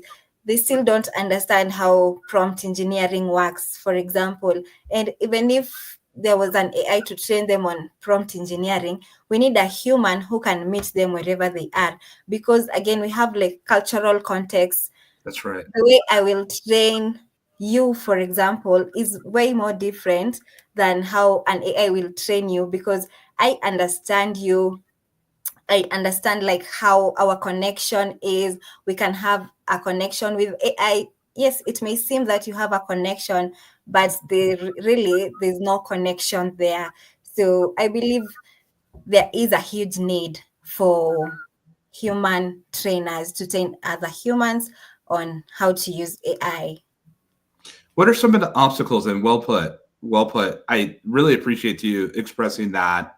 From what I gather from what you just expressed is, even though AI can teach and train, it still doesn't have the cultural capacity to meet the student where they're at. And culture recognizes culture. And even if there isn't a recognition of culture per se that's of the same, there still is cross cultural communication. And that even though we share the same ecosystem, I may be of a different culture and you may be of a different culture. The human capacity to be able to understand that through our senses is something that I would dare say, can't do yet. To understand and identify the different cultural output, how to communicate, how to educate. Certain cultures learn different ways to educate and to be able to process. Just as we said, you're in Silicon Savannah, I'm here in Silicon Valley. We do have different ways of how we go about with innovation. But but thematically, we can identify in the colloquial sense that we're building and creating education for technology. How we go about it could be different different worlds. Because I might ask you this next question, if you will, is that in Silicon Savannah, in beautiful Kenya, I'm assuming Nairobi, that what are some of the challenges for an AI trainer, an AI educator? What are some of the challenges that you're experiencing from your side of the world that are challenging you or not helping you to enable or empower you with the opportunity to be able to teach and educate? Are there challenges that come with this geographically? Yes, absolutely. We have challenges, and I'd love to first give a point on the previous statement, just to add on that point of AI cannot understand cultural context. And another addition is that AI does not understand empathy, it doesn't understand emotions. So, for example, when I'm training as a human, when I'm training, I might notice that you're feeling a bit overwhelmed. And I'll just be like, you know what? That's it for today. Let's meet tomorrow, even if we haven't Sure. completed what we wanted to do today. But with an AI trainer, they might not notice that. And that's also another need why we need more human trainers. And now to come on to this question about the challenges that we are facing. I believe the first challenge is resistance to change. Most people, well, it's normal for we humans to resist change. So when I'm training, when you're trying to, even before I get to training, when I'm trying to get someone to even get into AI, especially those who haven't started using it, there's a lot of resistance. And even we even have some companies that are still resisting and not allowing their employees to use AI models because of privacy issues, and more so it's about them resisting it. Even if it's about privacy, they still don't even want to understand how they how to even use it.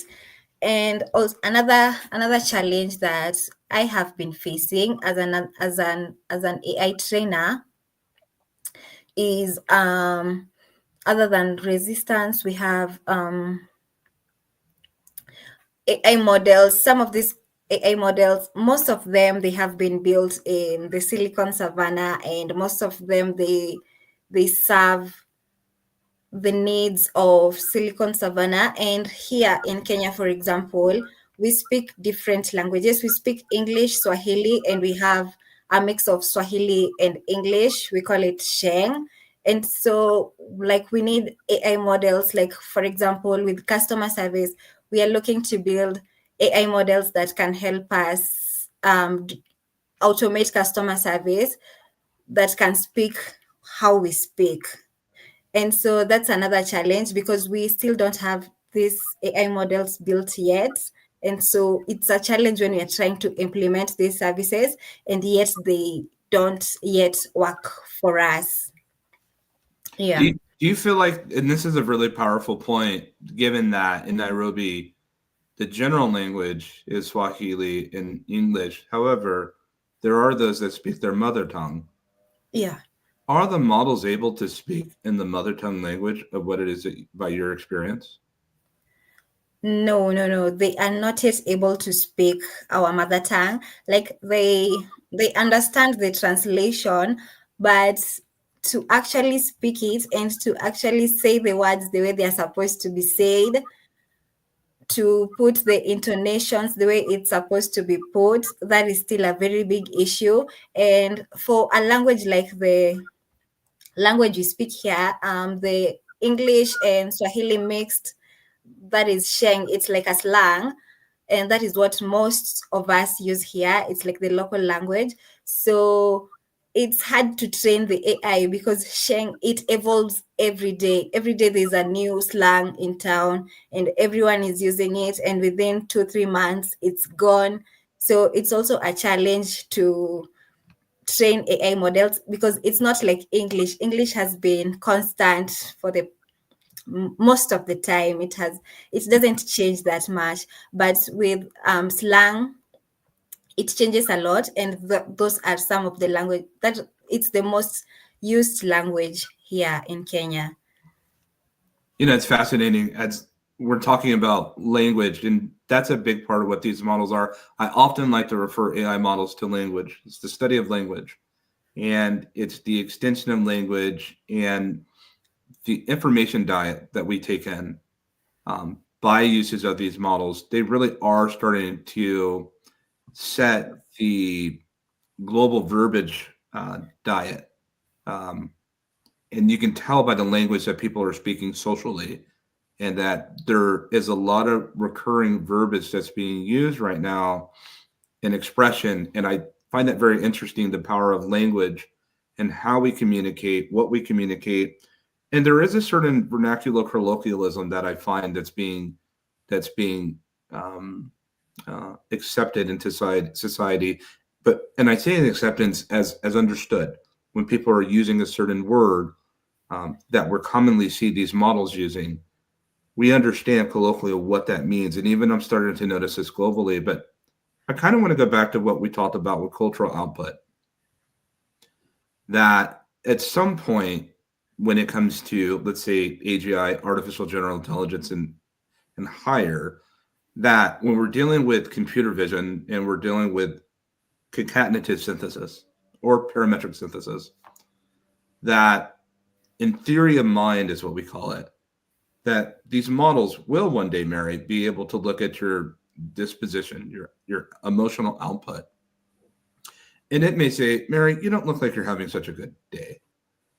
And it can identify that and see that. That's concerning, A. And B, when that same model that can look and read my disposition and read your disposition, when that same AI model can now look at its own self and believe that it has a disposition, it has emotions. My question is to you is this: since we are heading into this way of cultural identity, can you foresee one day that these models, and this is really important, especially to this summit, that these models will have their own sense of cultural identity, in the sense that just as you and I can explore intercultural development and exploration therein with our own experiences, from Silicon Savannah to here in Silicon Valley, California, might we start to look at these models more than just machines per se, but a species that we interact with that are very much part of our lives, more so than a household pet, but as a companion, as a friend, as a colleague? And are we prepared to be able to teach and train our present generations, let alone our youth to come? Or do we have to now say, perhaps it is best for machines to teach the masses on how to operate with them? Yeah, to answer your first question about AI and my God, I'm losing my train of thought. Your first question was about. You're fine. Okay, thank you. Of course. Your first question. Before I answer your question, I want to ask you this question. Sure. So, and what do you think about our identity? We as humans who are also interacting with these AI machines, do you think our identity will also change as we continue to use these machines? Do the machines alter our identity, or will they alter them in the near future? I think it can alter. This is a great question. You're officially a GatherVerse moderator now. You just signed yourself up for this one. I believe that it will lead towards a different manifestation of posture. That if we're looking at the brain rot, those that are too reliant on these models and not relying on a database that they've been given since their mother's womb, if we continue to be too dependent and too reliable on the information that comes in with AI, because it can be very sycophantic. It could really be heavily in our favor when it shouldn't be. It doesn't necessarily operate automatically with the candid disposition. Some models do. Some models can be very contrarian, but they're programmed to be that way per se. But inherently, they're not. to your question to me, it will change our posture, but there's just certain things that it won't change in terms of our cultural identity unless we ingest ourselves so deep into, I would say, more so the metaverse with AI. That's going to be a different story. And the reason this question to me is just so important is because using the models that we use now, desktop, tablet, laptop, no, I don't think by the type of output that's coming in. But if we go and take it a little step further into the immersion, into hyper-realistic, immersive simulated environments that are semi-intelligence, semi-consciousness, if you will, then I believe it changes our cultural identity potentially, because these are environments that we cohabitate and that we operate and that we live in versus the real environments that we abide in the material layer. If we're spending 50-50 time in the material layer versus the virtual layer, then yes, they're on amalgamation on a morphous scale, it will change. However,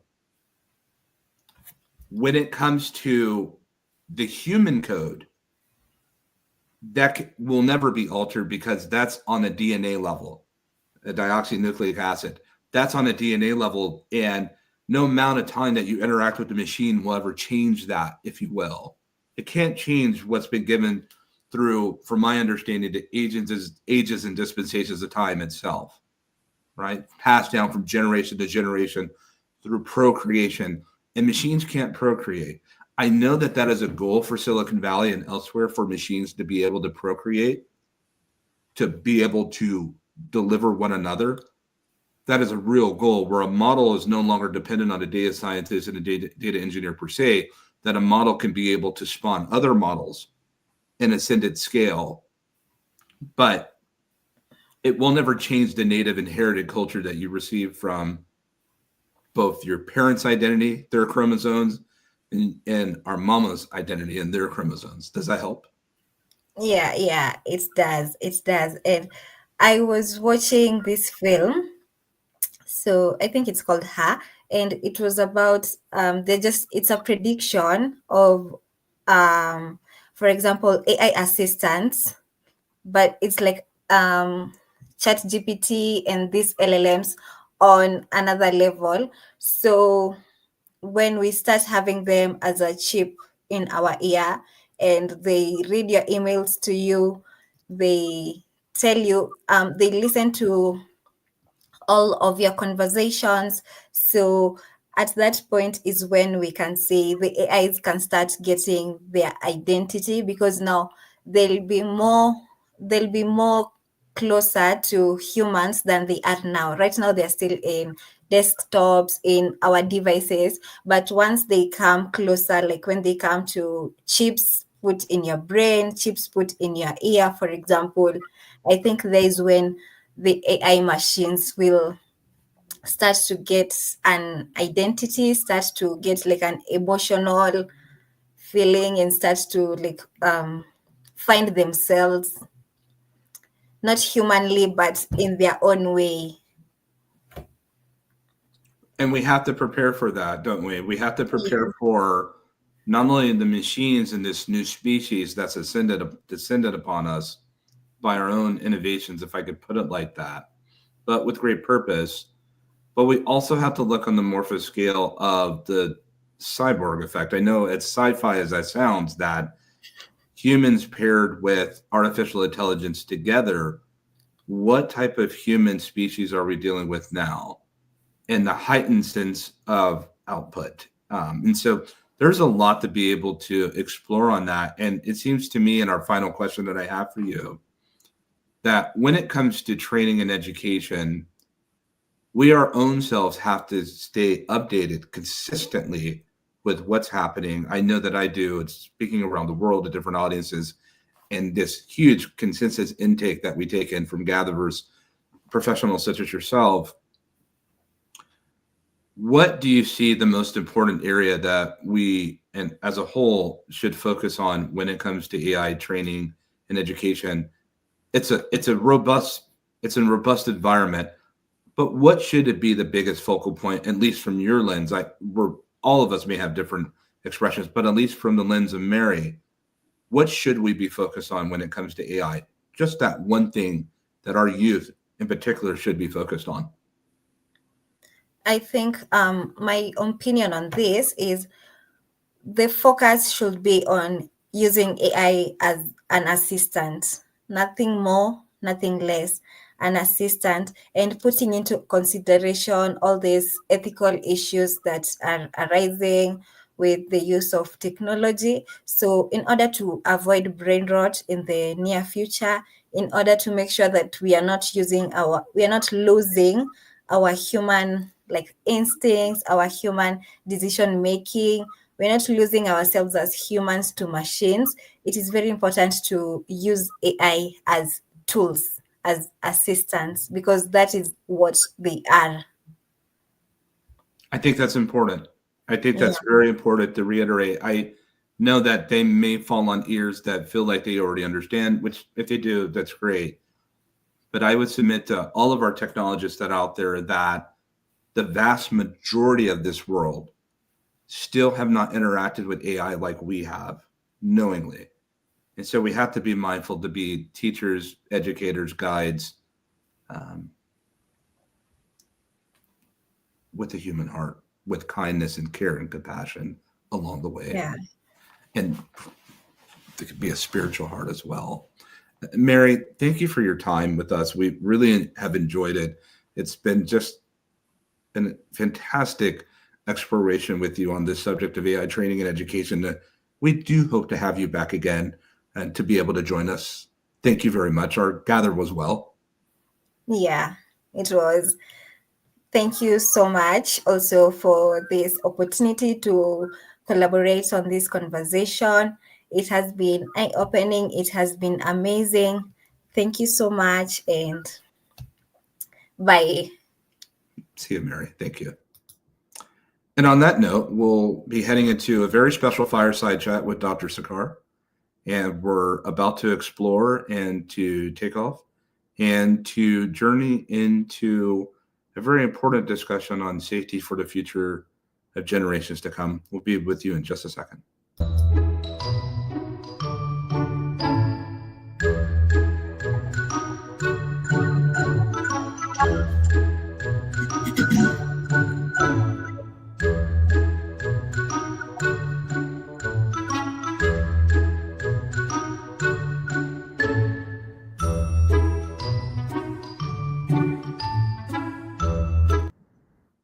And welcome back to GatherVerse Summit, Youth Summit 2025, Day 5.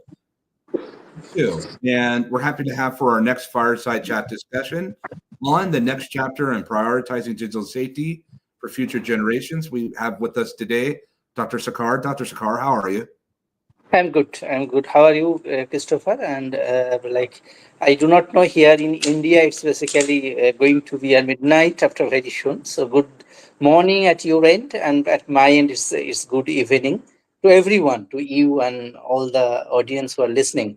It's a real pleasure to join you today at the GatherVerse Youth Summit 2025. Although I was facing some problem with internet connectivity, but now it's stable.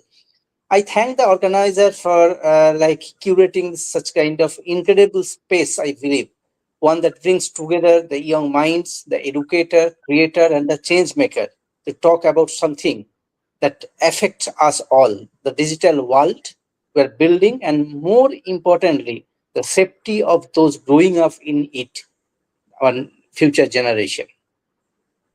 Absolutely. And thank you for just taking the gracious hour in the morning, in your evening, if you will, to be able to sojourn with us, to explore together all the way from beautiful India, all the way to here in California, here in Silicon Valley. We're very happy to be able to have you join with us on this special occasion, especially for our Youth Summit, when we're discussing the safety for future generations. Dr. Sakar, let's lean in together and let's explore a little bit further, shall we?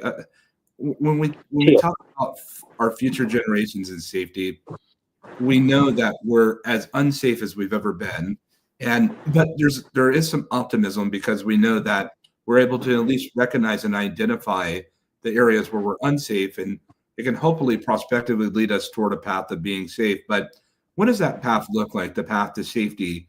And how does this impact what we do today and our innovations that can undoubtedly impact our future generations tomorrow if we don't take the necessary steps for safety today? Sure. So I'll just give a brief introduction before that. Look, I primarily have spent almost more than 2 decades, 2.5 decades as an educator, as an academic leader.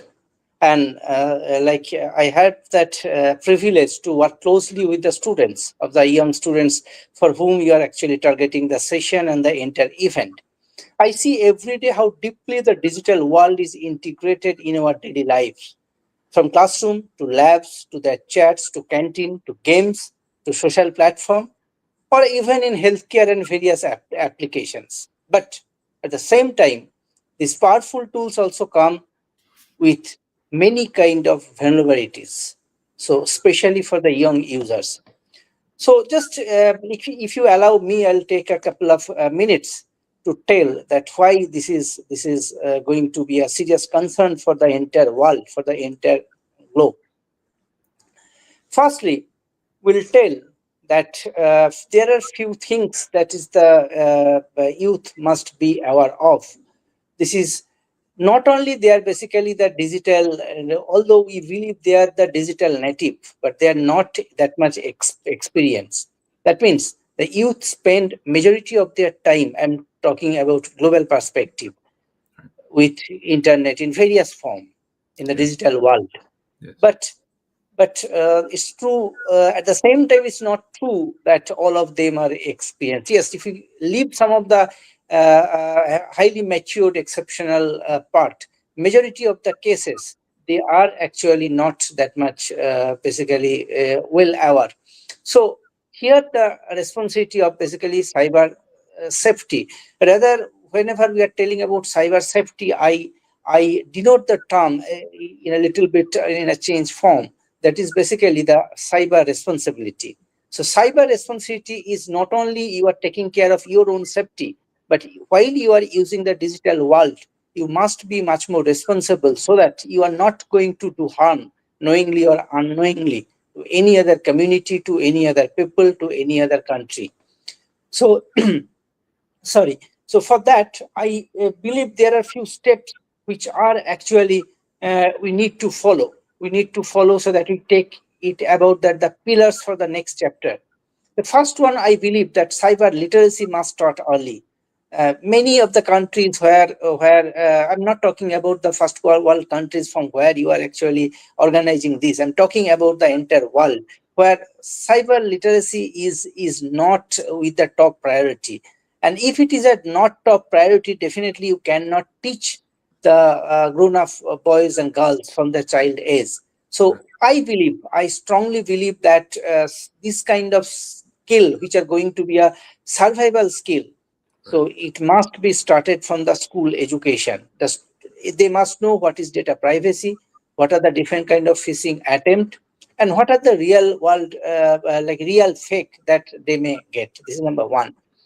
Second point, I think that mental well-being should be the part of cyber security, because mental well-being, because we know that cyber security, like through cyber, through the digital world, is very easy to go to to harass any person or to put any youth into a different kind of traps, because as I've mentioned, they're not that much matured. So definitely, and at the same time, the digital empathy also must be there. Number three, I believe that there must be some mechanism so that we can have we can build trust, and that must be inclusive in nature. Look, we know that in near future, all of us, we need to depend on digital world, and gradually that is going to increase, because that is going to be the future. So if future generation cannot trust on that, if the youth cannot trust on that, definitely you cannot get the best out of it. And at the same time, the youth must be the co-creator. They're not only, we should not take them as a user. Maybe right now, mostly they are using for their learning purposes. But in near future, they are actually going to be the content creator. So they must be a digital citizen in a true sense, I believe. So if we can make them a digital citizen in true sense, I'm sure we can use this digital world for the benefit of the humankind. That is what all of us we are dream of. Dr. Sarkar, how do we enter into the trust layer? How do we make this more colloquial as a global cloud consensus? I know that there are avenues and venues such as GatherVerse that allows us to be able to express one to another. Here you are in beautiful South Asia, and here I am in North America, and we're able to have some type of cloud consensus to exchange. But how do we deploy and distribute more so that it's more colloquial, accepting that we have a need to be able to inspire our youth to become these digital citizens? Okay, so again, I'll take a reference to answer your question. I'll take my reference with my role. I hope Yes. that will define. Look, I'm serving as a professor, principal, and department chair in one of the group of organization in West Bengal. I'm sure you are familiar with the name called Calcutta. So this is one of the very beautiful place. So my college is very nearer to that. And the name of my group is Supreme Knowledge Foundation. So as I mentioned, I served there as a principal and department chair. Here we are actively promoting an academic ecosystem, because we know that our current student is going to be the future generation. They are going to lead the country. They are going to lead the society. So here we not only teach the subject, but we actually try to learn them that how should they think, how should they act, how should they stay safe in the connected world. So how can we achieve that? We are actually inviting people, as you have mentioned, across the globe. We are actually conducting different kind of workshops on digital responsibility, interactions on cyber security. We are interacting with the professionals. We are actually dealing some of the student-driven tech project that is for our internal students. At the same time, we believe that being an academic institution, we have some corporate social responsibility also. A large amount of population who are not with the scope of this higher education in all the countries. So we are also trying to give such kind of knowledge sessions to them so that they become a conscious contributors to the digital future. I think I could answer your question with this. What's guided you to this path? I think that needs to be known, because a lot of us find ourselves in situations at a crossroads where what we hear, as we hear under the words of you today, we know that this is the right path, but how does one simply identify within to take the Okay. So simply, if I'd like to answer, I can frame 4 questions. So that is actually we are asking the young generation, particularly in my country and across the globe, to carry. First of all, you try to question what you see. If you see that deep fake and others, that is going to be a major concern for all the platform creator, all the platform provider. So we want the students, the youth, particularly, to question what they see. So what you see, you try to question on them before going to believe it, number one. Secondly, I believe that they must report what you find wrong. So you ask them, if you find something wrong with your logical sense, at least you should report to your local authority and head to the, as a civilian, to the administration or local authority. You must report. Number 3 is basically, it's not only about your own privacy. You must respect to others' privacy as you respect your own privacy. That is again one of the most important, I believe. And whenever you are dealing, whenever you are leading, you must lead with the empathy for any and every digital actions that you are going to do.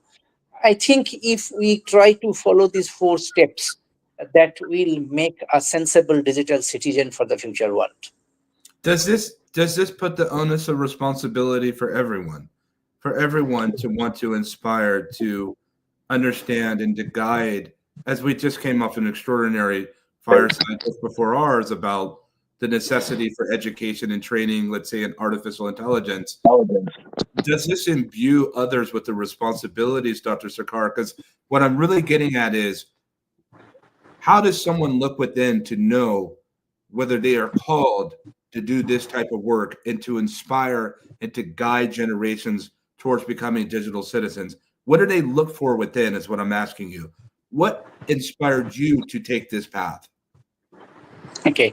Actually, if I take my example, I was very closely associated with my teachers. Yes, whenever I did my graduation, I did my even before that, when I did my basically primary education or secondary education. That point of time, internet was not that widespread. I'm talking about that, say, like 80s and etc. So that point of time, although we could not use many of such facilities that I'm like, at that point of time, none of us could think that I'll be talking to you into two different continents, into the two different time stamps. But then gradually I have seen at that point of time, whatever resources we had, my teachers, I'm very lucky, and I'm sure all of us, we are lucky that all of us, we got beautiful teachers for our generation. So those teachers are actually told me that if you want to be alive across generations, you try to educate people.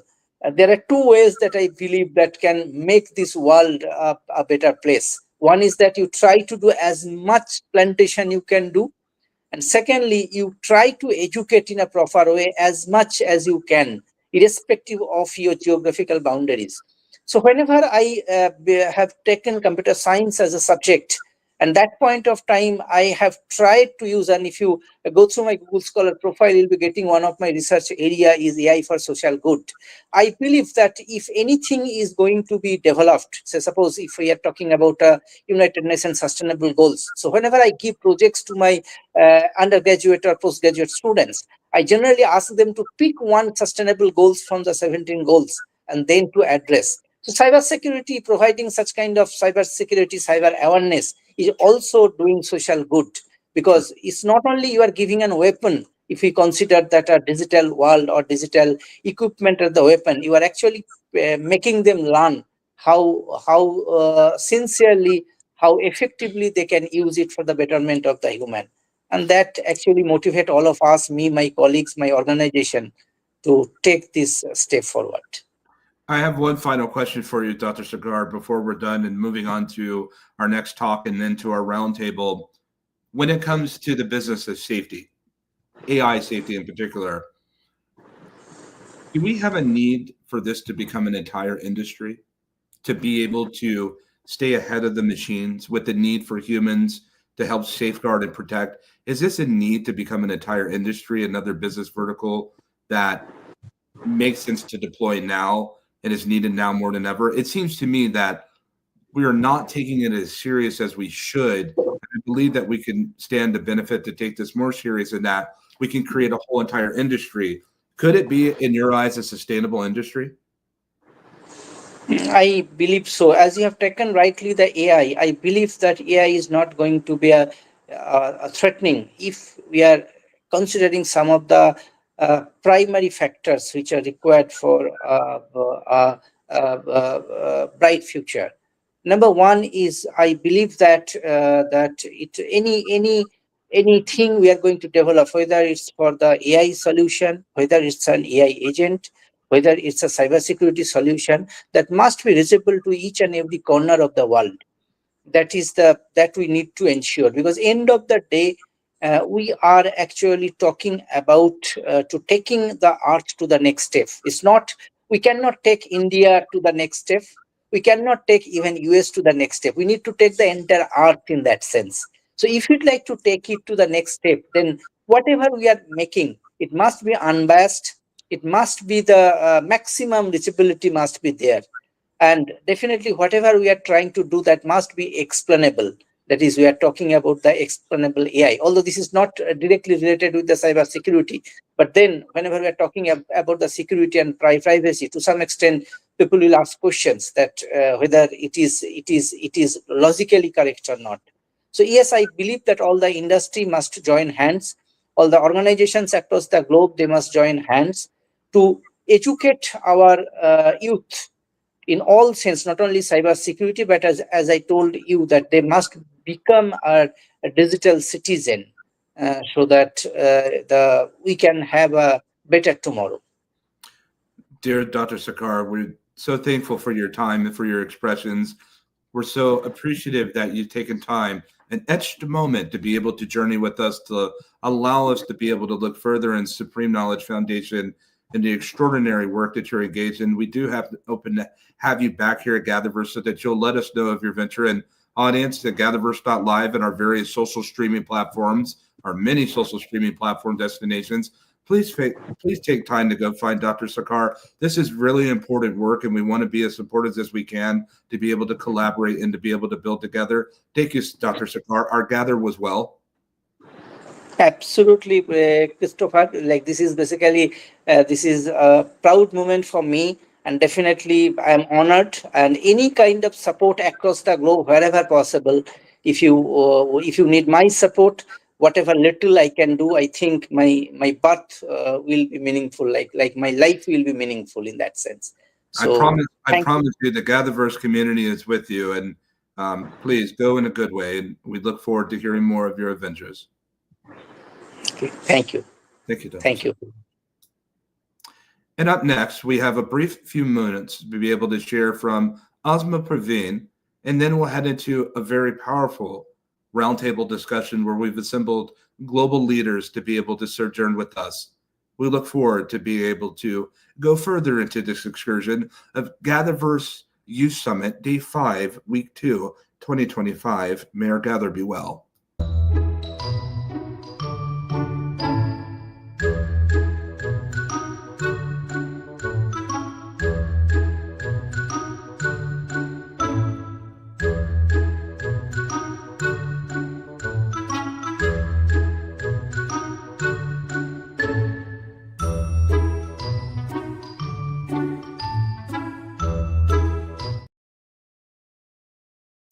What if I told you that the happiest person in the room might be the one struggling the most? How many of us are carrying pain behind a smile, pretending we are okay when we are not? Today's youth face an overwhelming storm: anxiety, depression, social pressures, and the fear of failure. They are constantly connected, yet deeply disconnected. Many suffer in silence, believing that no one will understand or that their struggles aren't valid enough to be spoken about. But emotions don't disappear just because we bury them. They resurface in burnout, unhealthy coping mechanisms, and even chronic illnesses. Hello, everyone. I am Asma Parveen, an emotional and wellness practitioner. Today, I'll be talking about the pain our youth carry behind the mask. Studies show a rising epidemic of emotional and mental health issues among young people. Many fear being judged if they speak up, so they wear a mask of normalcy. This isn't just an individual problem, it affects families, schools, workplaces, and society at large. When emotions are left unhealed, they shape futures in ways we don't always realize. True healing isn't about suppressing emotions, it's about addressing them. From my expertise in the field of Bach flower, homeopathy, and nutrition, I believe Bach flower remedies and homeopathy offer gentle, natural support, thus addressing deep seated emotional imbalances, relieving stress, and restoring emotional harmony. Nutrition plays a crucial role in mental well being. A lack of essential nutrients and minerals can contribute to anxiety and depression. What we feed our bodies fuels our minds. When young people are given the tools to heal, they don't just survive, they thrive. They develop resilience, stronger relationships, and a greater sense of purpose. This isn't just about personal well being, it's about shaping a future where emotional health is valued in schools, workplaces, and communities. So, I leave you with this. What if we stopped seeing emotional struggles as weaknesses and instead viewed them as opportunities for growth and healing? What if taking off the mask was the bravest thing a young person could do? As Rumi said, the wound is the place where the light enters you. Let's allow that light in. Let's heal. Thank you.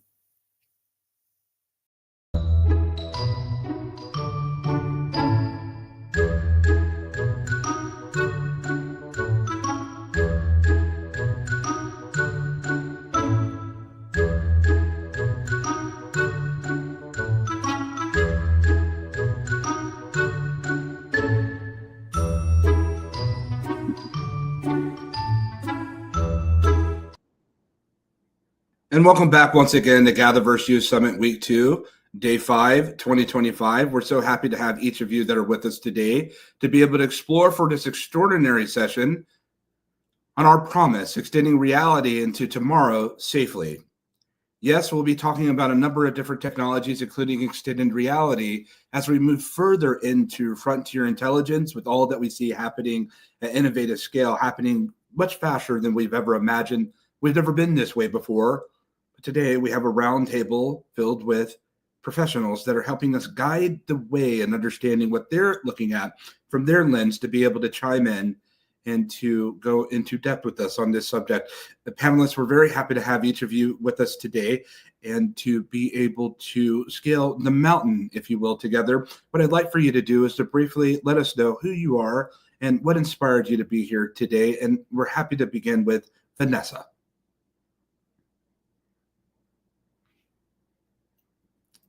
For some reason, we can't hear you, Vanessa.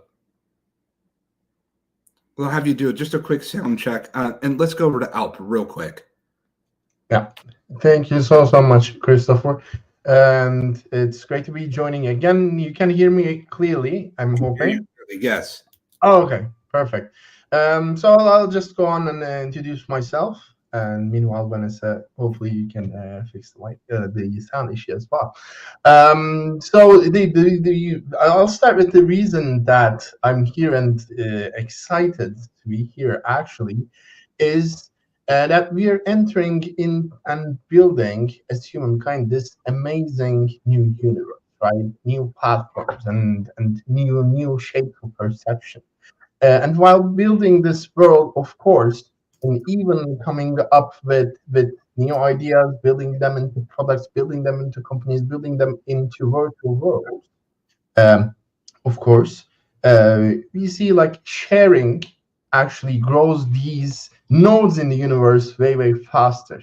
And what more valuable way there is to actually keep this dialogue two ways together as much as possible, and then to grow from that, and then to maybe even spark some sort of curiosity and sharing in another perspective to grow this universe actually all together.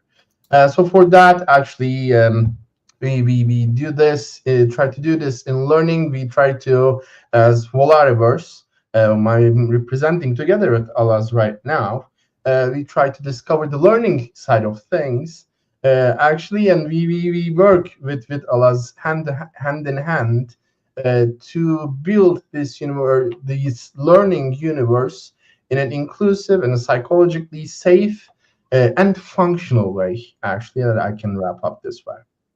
Thank you, Alpin. We really are so happy to have you back again. And we'll touch on quite a few of those things that you just expressed. And we're very thankful to have you with us. And Vanessa, are we good on the mic? Still can't hear you for some reason. It might be Bluetooth connection or something going on there. we'll have our team and help you assist you on the back. We need to have you come out and then enter back in again. But until then, Alaz, welcome. Thank you so much, Christopher. Actually, I've already said everything. I feel so lucky. Hey, let's just cancel everything. We're done. Is my teammates. So at the beginning, it's Alasan, and I am a teammate with Alp, and we are currently running for the one of the startup GatherVerse. So we are trying to create a learning ecosystem for any kind of companies. And what motivated me to join this roundtable? So first of all, I'm working on the DII, diversity, equity, and inclusion for the companies, and both for the scientific and practical side. I'm trying to give trainers and implementing some of the projects so they can be more diverse and more inclusive. And also that also counts for the XR, because in metaverse that is still newly, and we need to create a one kind of like learning ecosystem for any kind of people from any kind of background. So currently we are working with ARP, and I am so happy to be here. Alaz, we're happy to have you back again, and welcome back. And thank you so much for sharing what you said. And we know that since all of you work together, there's a lot that's already happening with this, a bit of an exchange of think. And so we're looking forward to exploring on that side of the thought process. And Vanessa, let's give you an attempt at this again.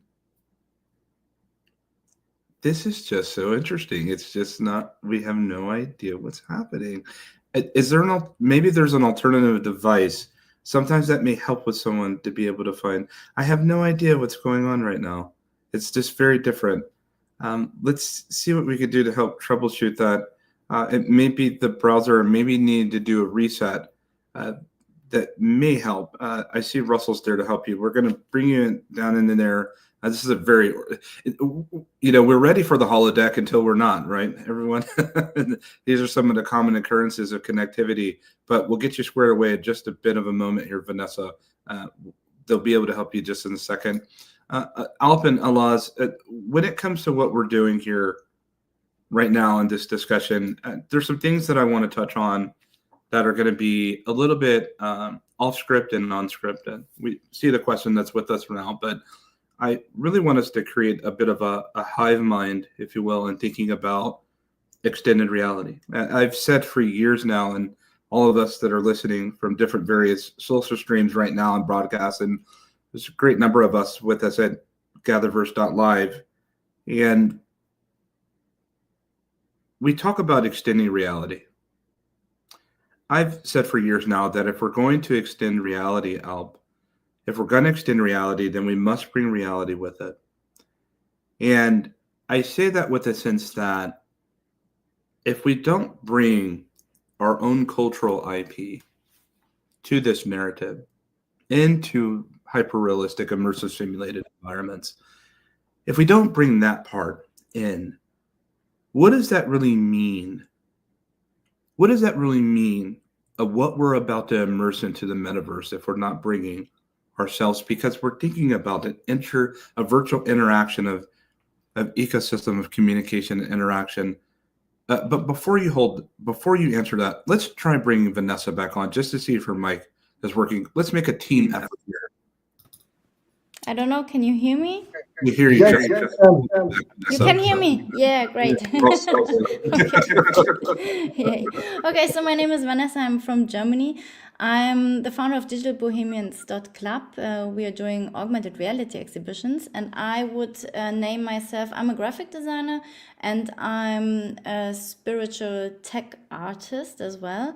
And I found the topic very interesting because this is the future, and I think there are some rules which need to define or need to be defined for the future. Thank you so much.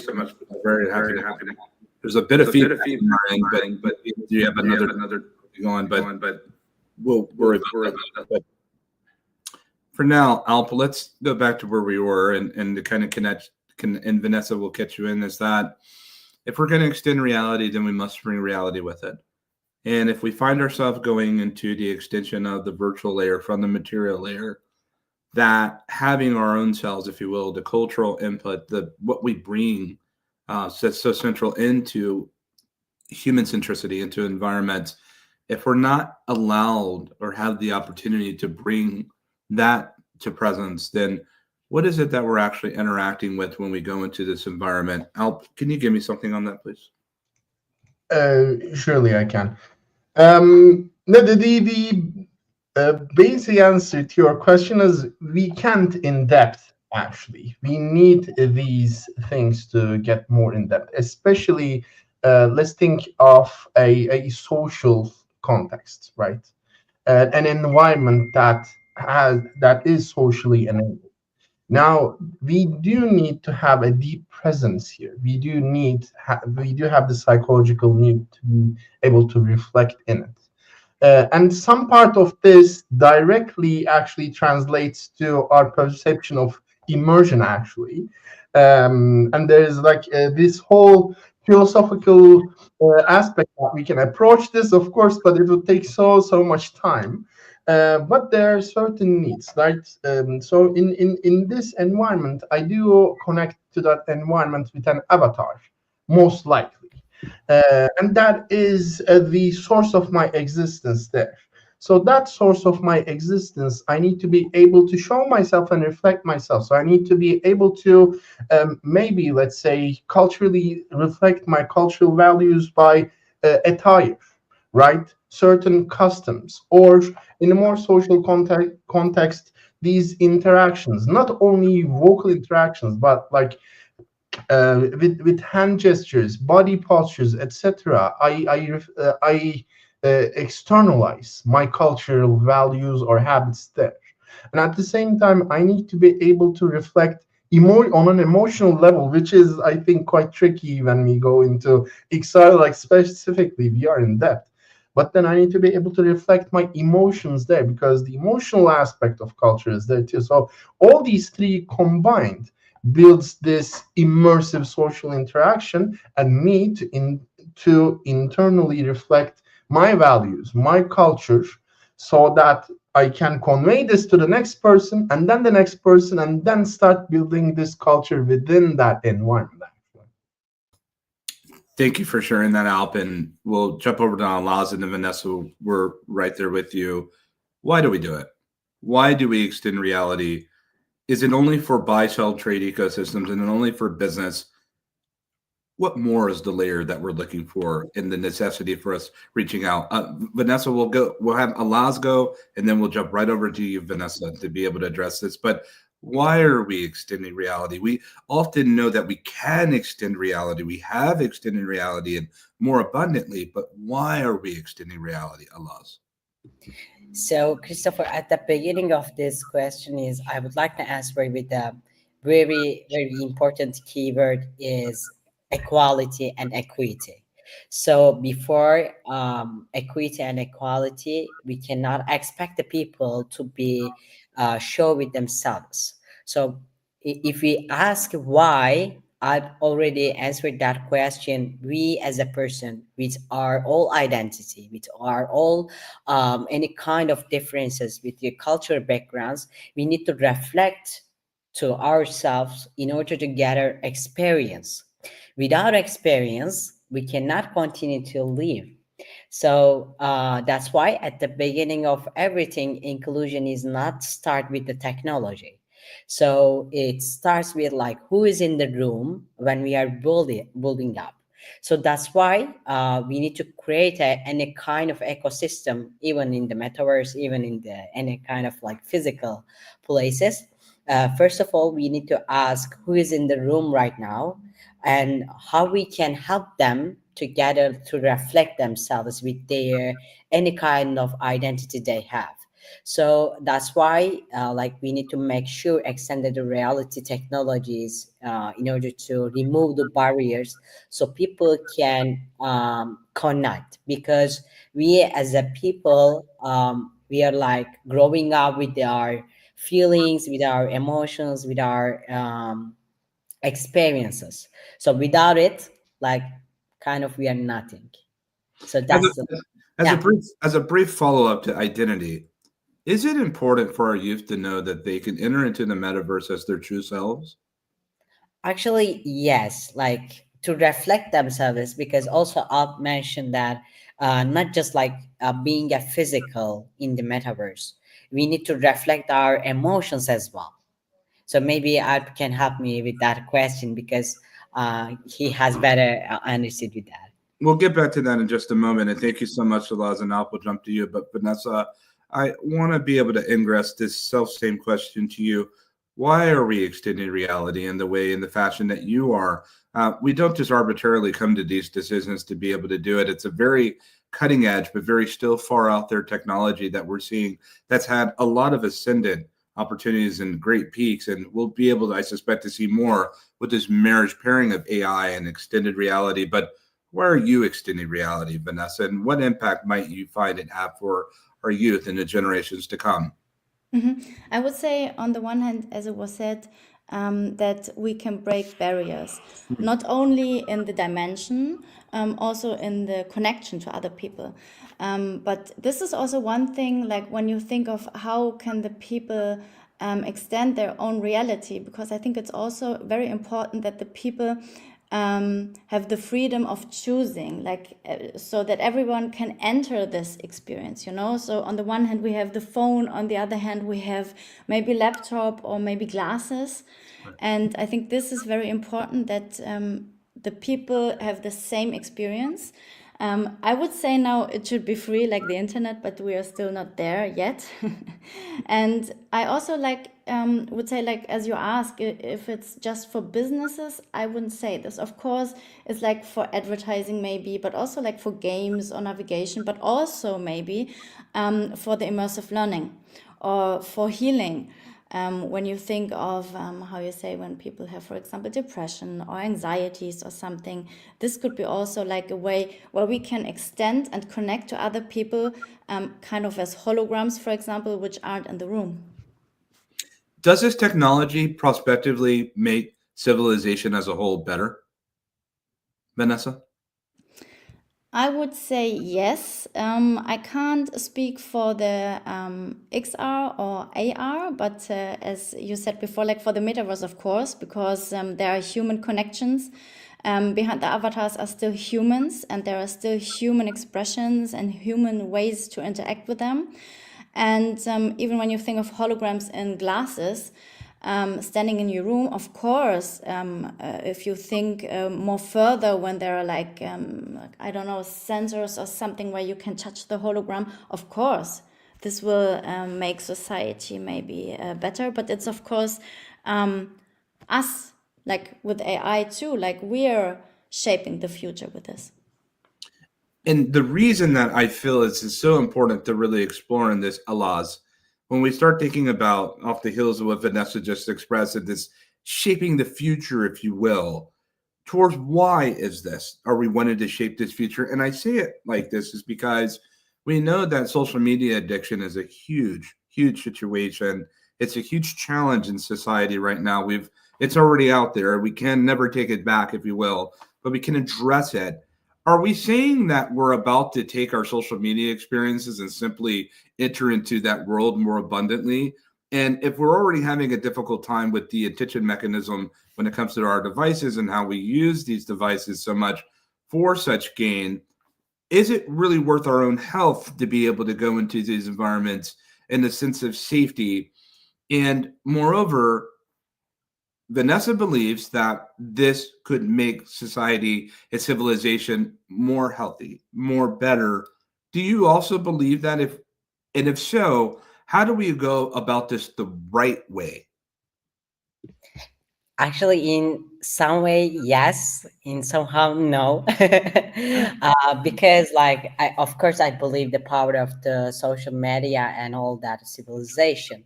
But on the other hand, like, we need to think about like physical attraction. So that's the like negative point of the metaverse. Still, like, we cannot create emotions and like touching and feeling the person in front of us. Of course, like we wear the VR glasses, but at the same time, like we cannot touch the people. That's the missing things in the metaverse right now. But in somehow, I believe that in the future will affect so much, and also that will affect our learning ecosystem. But how? When I think about that, of course, we have all differences in the learning mechanism, and this social media, like while we are like watching the reels and TikToks and audios and everything, we can just like watch 10 seconds or 50 seconds, and that's also affect our learning mechanism. So in that way, we need to create any kind of like experience in the metaverse. We need to care about that, like we need to be aware of the people needs, so they can maybe stand like maybe 10 seconds or 20 seconds.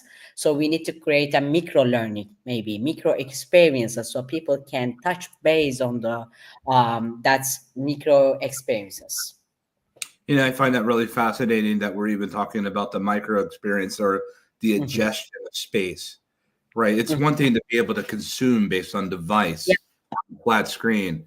It's a whole other thing to ingest in space once we're fully immersed into this space, if you will, Alp.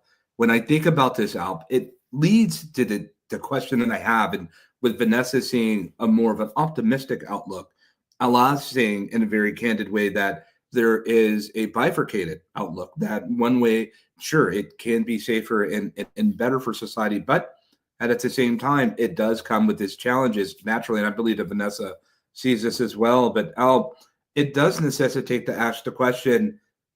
We've had so many discussions here at GatherVerse. This is our 31st Global Summit. We've had the Virtual World Symposium. We've had the XR Evolve. We have this coming up in June, and we already have so many people that are going to be speaking. That's how many people we have speaking at our XR Evolve Summit, just like we're here in 2 weeks worth of Youth Summit. Al, it does necessitate the question, what does the future of the metaverse look like, and how does it behave? I see this with the real curiosity of, we deal in a world of Chrome and Firefox and Safari and browsers and applications. I do not think that the future looks more like that. We knew what AI was when the boom happened for those of us in the space, but we must admit to ourselves on a morpho scale, there are things that we're seeing in artificial intelligence we've never seen before. It's never been documented. Might this be the same of what we're looking at with the prospectus of extended reality, the AI-powered metaverse? Yes and no. I mean, in a really basic sense, I would say the first steps would be quite chaotic, right? So what your disappointment, like the disappointment you reflected, actually, I think it's because, and I think this conflict is very relevant right now, is that the solutions are not multifaceted, right? It's catering to like these solutions, browsers, etc. Now metaverses, they're catering to like simplified singular aspects. They don't usually have perspective, and especially in 3D-dimensional environments, we need this multi-perspective approach. You're building a three-dimensional environment where there is three-dimensional behavior. Then you need to understand, you need to have the know-how, you need to have the knowledge, or you need to understand the complexities of the human behavior to be able to make that the most efficient and most safe. Even let's take it from the social media example. Let's imagine, like, is it going to be like, is our social media experience going to be three-dimensional, or are the environments are just going to like resemble these social media habits? And now, while you're asking, is it going to be experiential as we experience it now? Is it going to also interact with us? Go ahead. I mean, this is why I said in the first steps it would be chaotic. If we translate that experience directly into 3D, it's going to be like that. Because now And I believe I'm not claiming that I have found the solution to this whole like the reason behind the social media maladaptive behavior. But I think there are 2 points, right? One, people go the full anonymity route and create the unsafety. And second, people create alternative self-images, right? And I believe partly both of these are stemming from the lack of psychological safety. And I think this should be our starting point to prevent actually our transition of this very voluminous social interactions that would transfer from social media to three-dimensional environments. If we have the social safety enough, if we consider this and if we design these metaverse or virtual worlds with a focus on social, like psychological safety, and then we can see people not going the anonymity route. Then people who might be a little bit more prone to reflecting their own selves, building their own avatars that are a reflection of their own like realistic selves, right? That was one of your questions, as and it all ties to each other in some sense. Sure. From where I'm standing, actually. Thank you, Alp. And Vanessa, what does that look like? Alp says if we can be able to venture and embark into safety. I've been in this space for so long when it comes to XR, a long time. And I've heard this expressed many times I have, but what does that look like now into this world of AI where our experiences, we're not just interacting with them, but they're interacting with us more intelligently? Yeah, first of all, I just want to add something to Alp. I think, of course, it could be a lack of safety regarding the avatars, but also like an expression. Like you can be whoever you want to be, like you can be somebody else.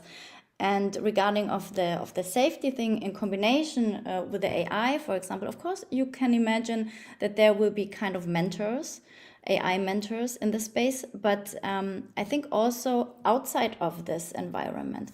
Of course, the adults should take care for the children regarding the safety, but also the people who are building the apps or like the environments behind this. Plus, I think you could combine AI with these kind of rules. So, for example, when you think a little bit further, when the kids are using the devices, there could be some kind of facial recognition to see how old the kids are or the youth people. But of course, also AI for voice recognition to see how old, what's their age.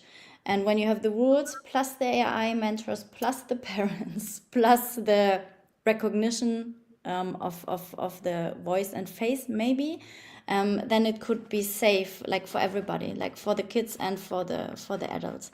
And of course, like as we have it now, to have a safe space. Like when you meet in personal life, you keep distance, and this is already there. But yeah, you could. And what happens if we extend don't this. put in these protections, if we don't admonish onto what it is that both you and Alp, and I assume with Alaz and even my own self, are professing? What happens if we don't do this, Vanessa? I think we experienced this already in the metaverse in the beginnings. Like, Wow. for example, the woman in there, that first of all, you get screamed. Some people try to touch your avatar. We had this in the beginning, and then they introduced your safe space. And I think if we don't have this, of course, when you think of the kids chats, I don't know how it's in the US, but in Germany, it can be dangerous because people sometimes want to know where you're living, where you're from, and kids don't think, like, because when they see another kid standing as an avatar in front of them, and today you can also change your voice, you know, for your avatar, so you could also change it to kid's voice. So there must be some kind of safety so that the metaverse is a safe place and will be a safe place in the future. It seems to me, and there are incredible organizations that are dealing with verification systems when it comes to the metaverse and what that looks like. I'm going to bring up Russell Bundy to be able to share with us real quick about the need for verification, because this segues into this next topic of, and I don't want to leave this with safeguards, and then Alaz will go to you, but we're going to go to Russell real quick. There's such an importance to what you just expressed, Vanessa, about those being able to change their voice and their appearance, and how we look at the safe space that have just been created, because we're already started to see the impacts of not being safe within the metaverse looks like. And so there's been protocols or procedures that have been implemented.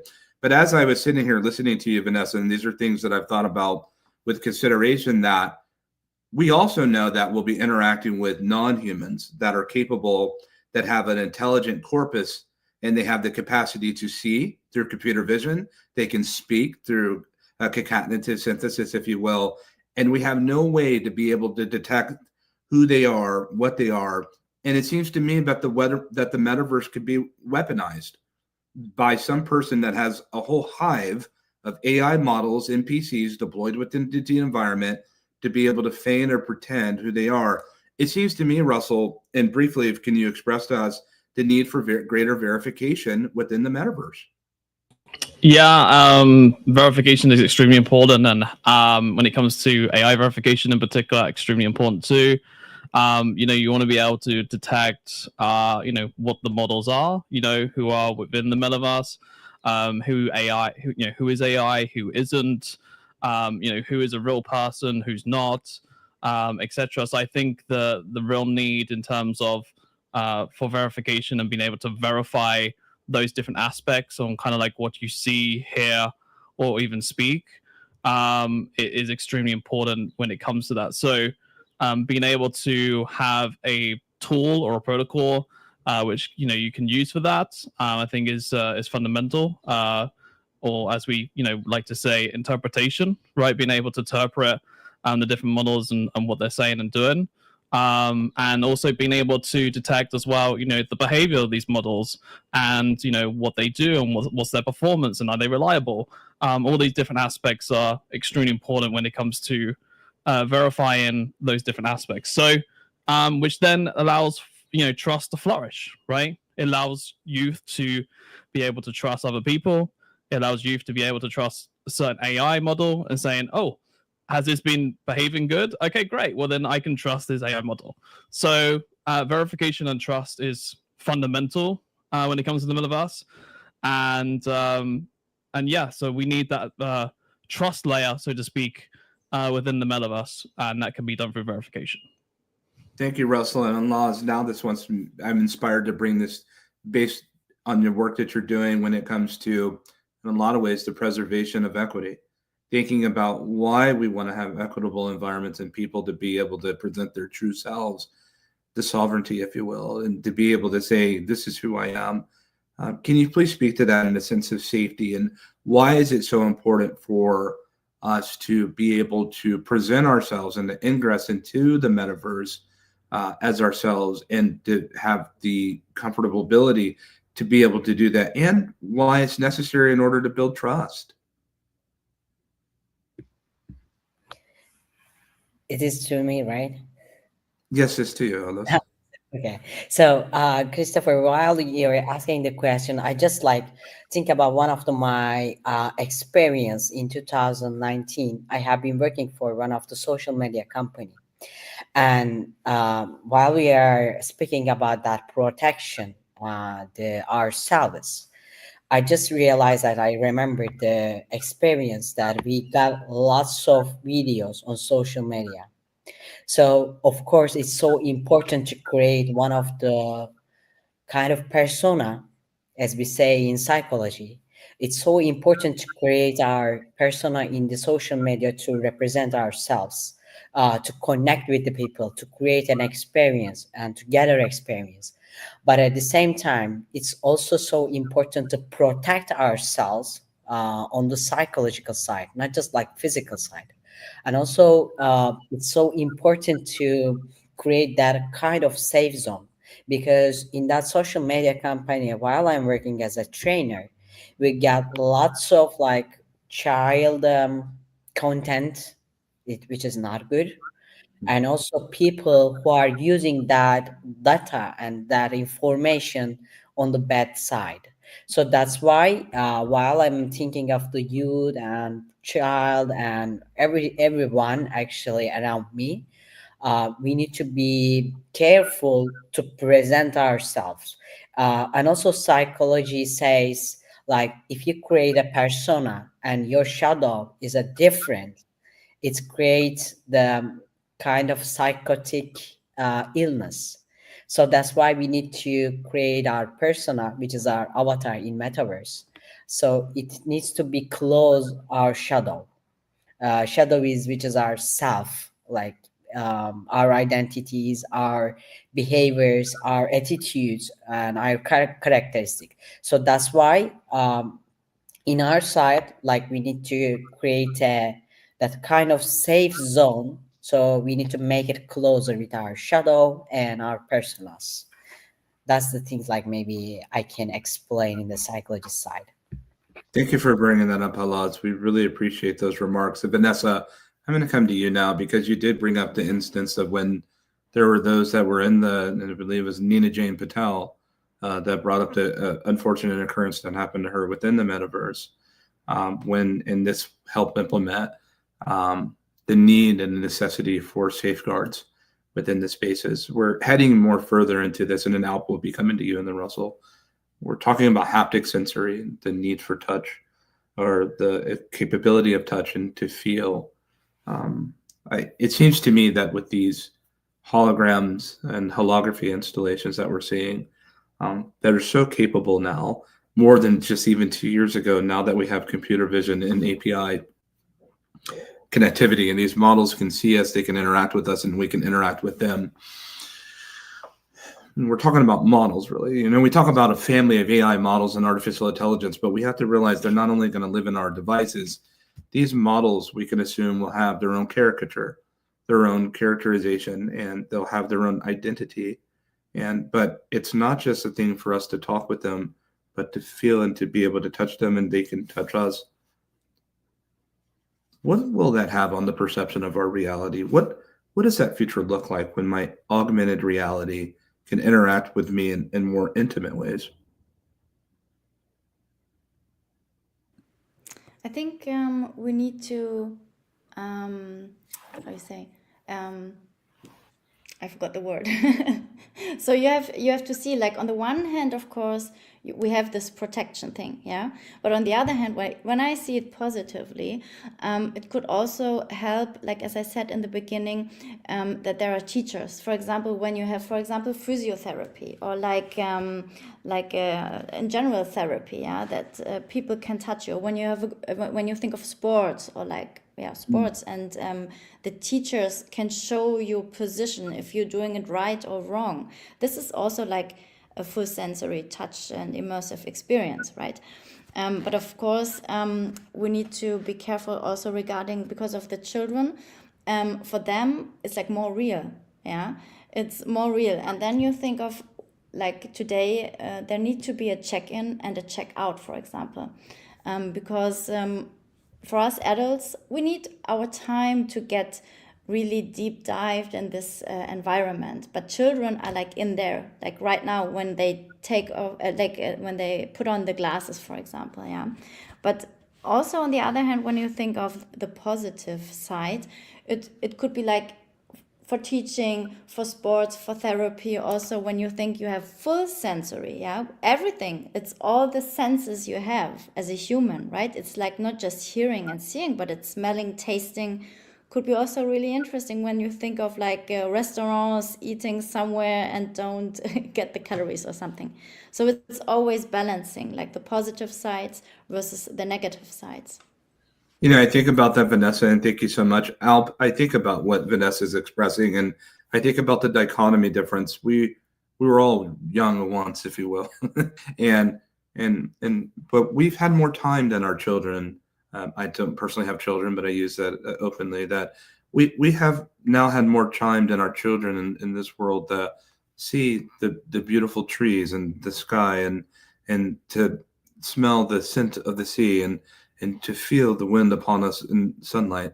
We've had our senses tested. We have had, whether it's romantic throws or a hug, and we've done that longer, and our senses are more tested.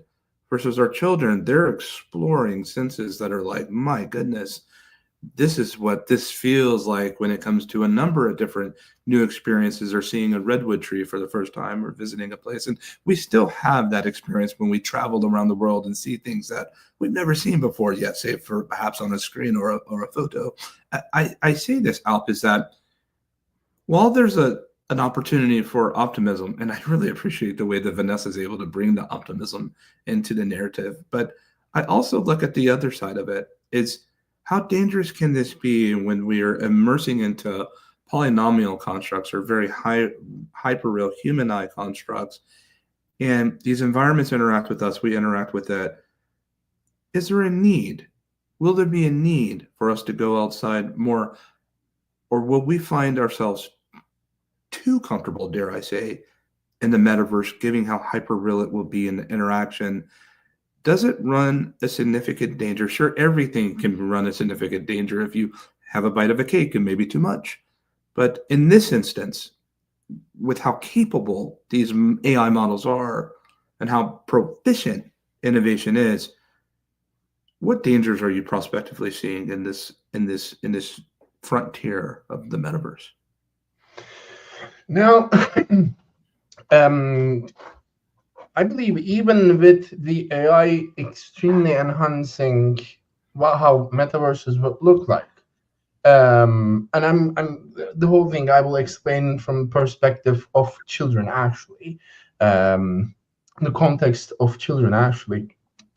Even though it's going to get into a certain level of depth, it's still going to be a limited reality.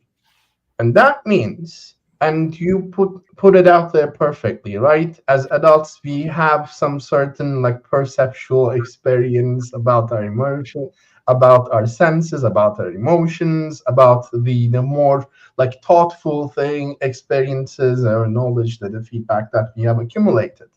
Now, I'm no expert on the subject of developmental psychology per se, but I know this part for a fact, that children would be, I highly suspect that children would be highly prone to learning that loop, that emotional or social or perceptual loop of that virtual world, which is limited, which is closely resemblant of the reality, of course. But then all of that child's habits, all of that child's understanding would be limited to what that environment is offering as well. Now, it's with AI in really short term, maybe it's going to really closely resemble the real world, but it's not going to be reality. It's not going to have the complexities of reality. And the child is learning, right? It's rapidly growing in their perception of the world. Now, learning this perception in a limited environment would then affect, actually. We're not talking about that previous wave of escapism. I'm coming from the topic of social media, actually. We're not talking about that escapism. We're talking about the complete lack of understanding of certain realism dynamics, because when you have the immersive world, of course, the child's going to spend so much time there. So this is going to change the perception, then the perceptual development there. And this is, I find this quite risky, and there are ways that like we don't know yet that this might, happen, like these dynamics, how it's going to happen, what kind of habits it might actually cause. Of course, we do not know because we're not there yet. We haven't built those functional worlds yet. As I listened to both you and Alp and Vanessa, and even Russell's about to chime in, and then of course with Atlas, I said, I can't help but not have a concern about most of the people in the world are not prepared for the coming wave of AI. Russell, they're not prepared for the coming wave of the metaverse. Folks in GatherVerse.live and elsewhere, all that you believe that you've interacted with the metaverse is nothing compared to what's on its way. There's technologists on this stage that can tell you that it'll be much more than what it is as you've realized and interacted with, especially when it comes to glasses as well for AR that Vanessa's talking about as well. But I think about when that day comes, I believe it's happening sooner rather than later. When that day arrives, that we arrive into this more extended reality, when it comes not only to the metaverse and the VR sense, but augmented reality, that will be environments that are so different from anything we've ever known, but are so actual to what it is that we've been wanting to go into, ingress. It'll be so new, this terrain, especially if we're talking about the power to touch and to see. It's one thing when we're interacting and congregating with one another, humans. There's a heartbeat that I'm looking at in an avatar. As I look at all of you today, there's a human there. And I can hug you. But a machine that has that same disposition, where that machine wants to hug me just like my friend just hugged me a few moments ago, I don't know how I feel about that emotionally.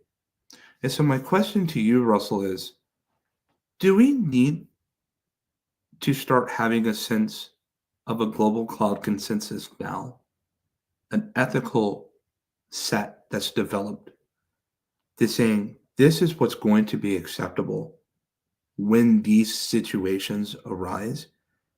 And does that lend towards the trust layer that you often speak about? To your point, Christopher, yes.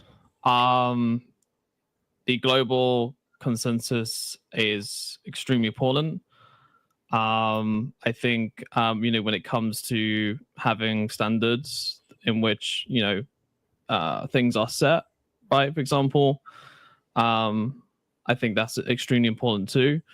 And I also think in terms of having certain benchmarks as well is extremely important to that as well. So there needs to be a universal way in which trust can be done, also verification can be done, but also in terms of if you're having a robot hugging you, so to speak, well, then who is this robot, right? Or what's their name, or who is the AI within that robot, right? You want to be able to identify that and say, okay, well, this is, let's say Illuminati, for example, or Susan, or whatever, whatever the AI model is, right? And you want to know, okay, this AI model is very friendly. It's very hugging. It has like a certain personality to it. It's very friendly and it likes you. So yeah, I'm okay with that one hugging me. But then you might see another model and you want to be able to identify that model and you're like, no, thank you, robot, I don't want you hugging me, kind of thing. So I think it's extremely important to be able to have that and to be able to have that through like a lens. Sure. And being able to identify that. So to your point, absolutely, there should be a universal way in which that is done, and we should be able to verify those different ways and being able to do that through a set of standards and also benchmarks as well. Thank you, Russell. I have a 30-second. I have a question for each of you, and I ask that you keep it, if you can, under 30 seconds or less for the expediency of time. This will be the final question, and I have a specific question for each of you. I'll begin with Alaz. Alaz, we talk about DEI, we talk about inclusion and equity in the metaverse. Does this include machines? Oh, your mic. Sorry. Actually, yes, because I'm just like thinking about the AI chatbots, and we are much closer than our friends. I guess they know everything about us. But actually, yes, we need to include the machines as well. I don't know if you see one of the news on in China. The robots, they killed themselves because of like too much working. If you have never seen, please check this news. Just because of the mobbings, they suicide. So that's also include the machines as well. Thank you for sharing that, Alaz. It's very fascinating, the answer that you just gave. I think that leads towards another roundtable that we'll have in June at XR Evolve. That I think it necessitates that, Vanessa, with augmented reality becoming just a quite capable technology, we're soon to arrive with very powerful glasses. When it comes to using this, do you feel as if, from what you're looking at in the studies that you engage with, when it comes to augmented reality and the power of glass, is society as a whole ready? Are we ready now for this technology to be deployed? And if not, what is it going to take for us to be ready? I think I say no, because as you said before, some people don't even use ChatGPT or something like AI. They even don't know that metaverse exists. So I think it will be half maybe. Like as we have today, people who have a mobile phone, and some people just have like a like how you say, old button phone. Thank you for sharing that, and I appreciate your candor. That we appreciate that here in GatherVerse. We rather for people to be candid than not. And Alp, I'll bring it over to you. As a technologist and someone that's been in this space for some time, do you feel an inherent need to not only be an innovator, but a need to educate those on the things that we're innovating? Definitely, and the point of subject actually, when we're talking about metaverse, I think it all needs to start with imagining together of people who are designing it, of people who are going to be existing in it, and now really shortly, we talking about certain specific aspects of metaverse, but we have been focusing. This one point I want to make: we have been focusing on avatars, but it's going to be way beyond. If we're talking about the rapid growth, it's going to be way beyond that. We're going to be talking about AI avatars, AI actions, AI behaviors, AI created assets, etc. Labeling these everything, and then building the psychological safety, imagining together, and then growing these like beyond assets, beyond avatars approach would build like a very deep world. So yeah, we need to talk, we need to share, and we need to learn from each other, teach each other, maybe openly be critics of each other. We need more roundtables, let's say. Sure. And I hope that people pay attention to that. We have so many innovators that are with us at every GatherVerse event, and I hope that each of you would be inspired to become educators. Last moment, Russell, and please 30 seconds or less if you can say that. Can you imagine that that the subject of safety, trust, and ethics, can that in and of itself, can you imagine becoming an industry sooner rather than later? That's a question. But yes, I really do. They all really, to be honest, they all entwine with each other. Even though they have their own separate sections, they also cross over with each other in terms of safety crossover verification. Verification crosses over with ethics. Ethics also crosses over verification. So, from my point of view, and keeping under 30 seconds, yes, absolutely, they're going to be fundamental and they'll cross over each other. And there needs to be a universal way or very simple way in which to be able to do that. And of course, you've got to be able to have collaboration and people to do that with in order to have that human-centric value within that. So I'll leave it there, Christopher. There's a misnomer that if we're safe, that we're moving slow. I don't agree with that. I believe that you can have action in safety. I believe that we need to have action in safety, and that two things can be true and so relevant and necessary at the same time. Audience, take time to go follow each of these leaders that have come to be able to assemble and join with us today. We're very happy to have their expressions, and we look forward to having you back at the Global GatherVerse expression. And we hope that we actually see you, each of you at XR Evolve.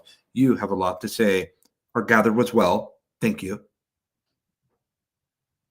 And coming up, we'll have a small segment of a few words from one of our speakers, and then we'll end up in a roundtable discussion, which you do not want to miss. May our gather be well.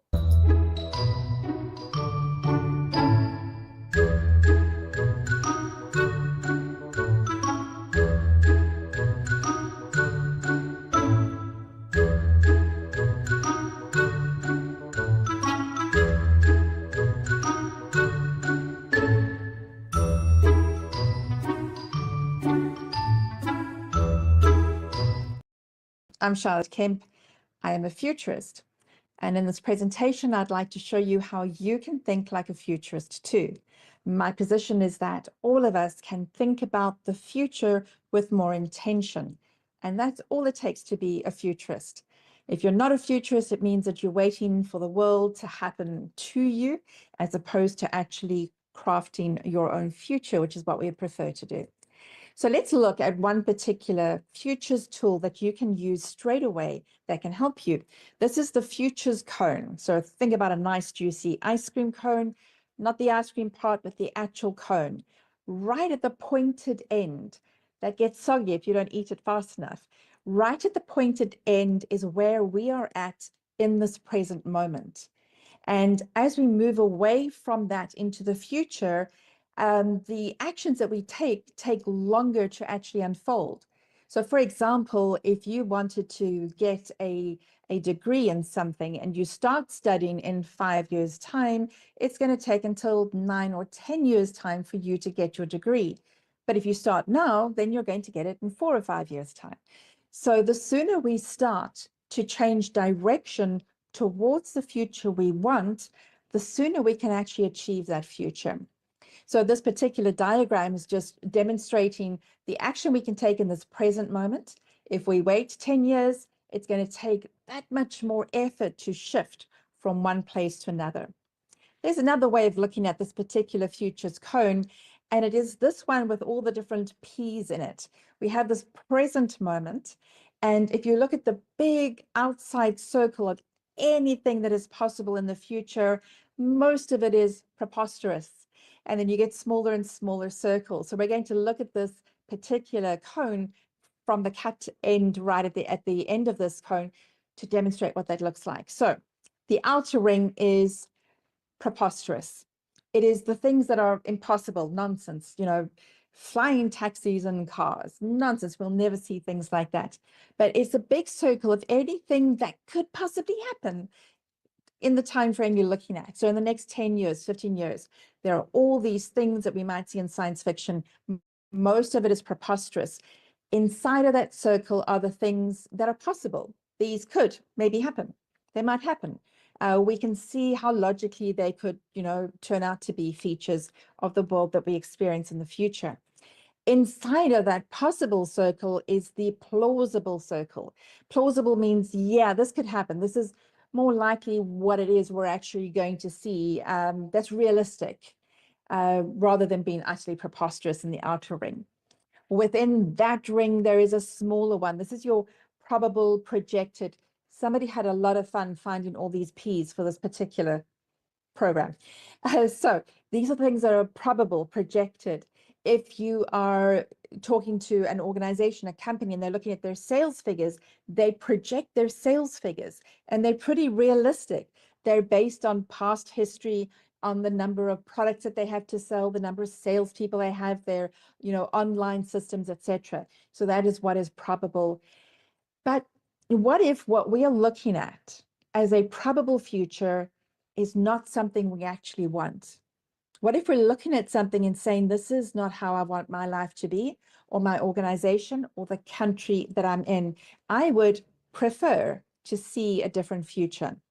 So that preferred future is this little, green oval that overlaps. It overlaps what is projected. It overlaps what is possible. It goes out to those outer regions of things that we would like to see happen. And they're not impossible. There are many people who look at the future and say, I don't like the future. I don't like the present, but there's nothing that we can do about it. But there are other people who look and say, this is not good enough. We can take action now. We can challenge assumptions. We can challenge leadership. We can build skills. We can find new skills. We can invent new things. We can have new conversations, and we can change that particular direction in a different direction if we act now. We can't wait for 5 years' time to change something. We need to take those actions now. And taking an action now is so much easier. It means going online and searching for something, going online and finding something that you can study, or a book that you can read, or a conversation that you can have, or something that you can become more aware of. Because the more aware you are of what is happening, what is possible, what is out there in other parts of the world, how other cultures do things, the more you become aware of that, the so much easier it is to change that little action right there at the pointed end of your ice cream cone. When you change that, you change the direction of your future, and you become a really impactful, intentional futurist. And the world that you're going to look at is going to be vastly different from the world that you might be experiencing if you did nothing. So what's next? Think about the future that you see unfolding in front of you. Decide whether you like it or not. Think about what you would like to see. Work out what actions you need to take now, and start getting into conversation with people who resonate with you on that level. Be in sessions like this with GatherVerse. Hear what other people are talking about. What are all the potentially wonderful things that could happen in your future? Start moving towards them, and you will reach that preferred future that is better for way more people than the future that might just unfold if we take no action at all. I wish you well on your journey into the future.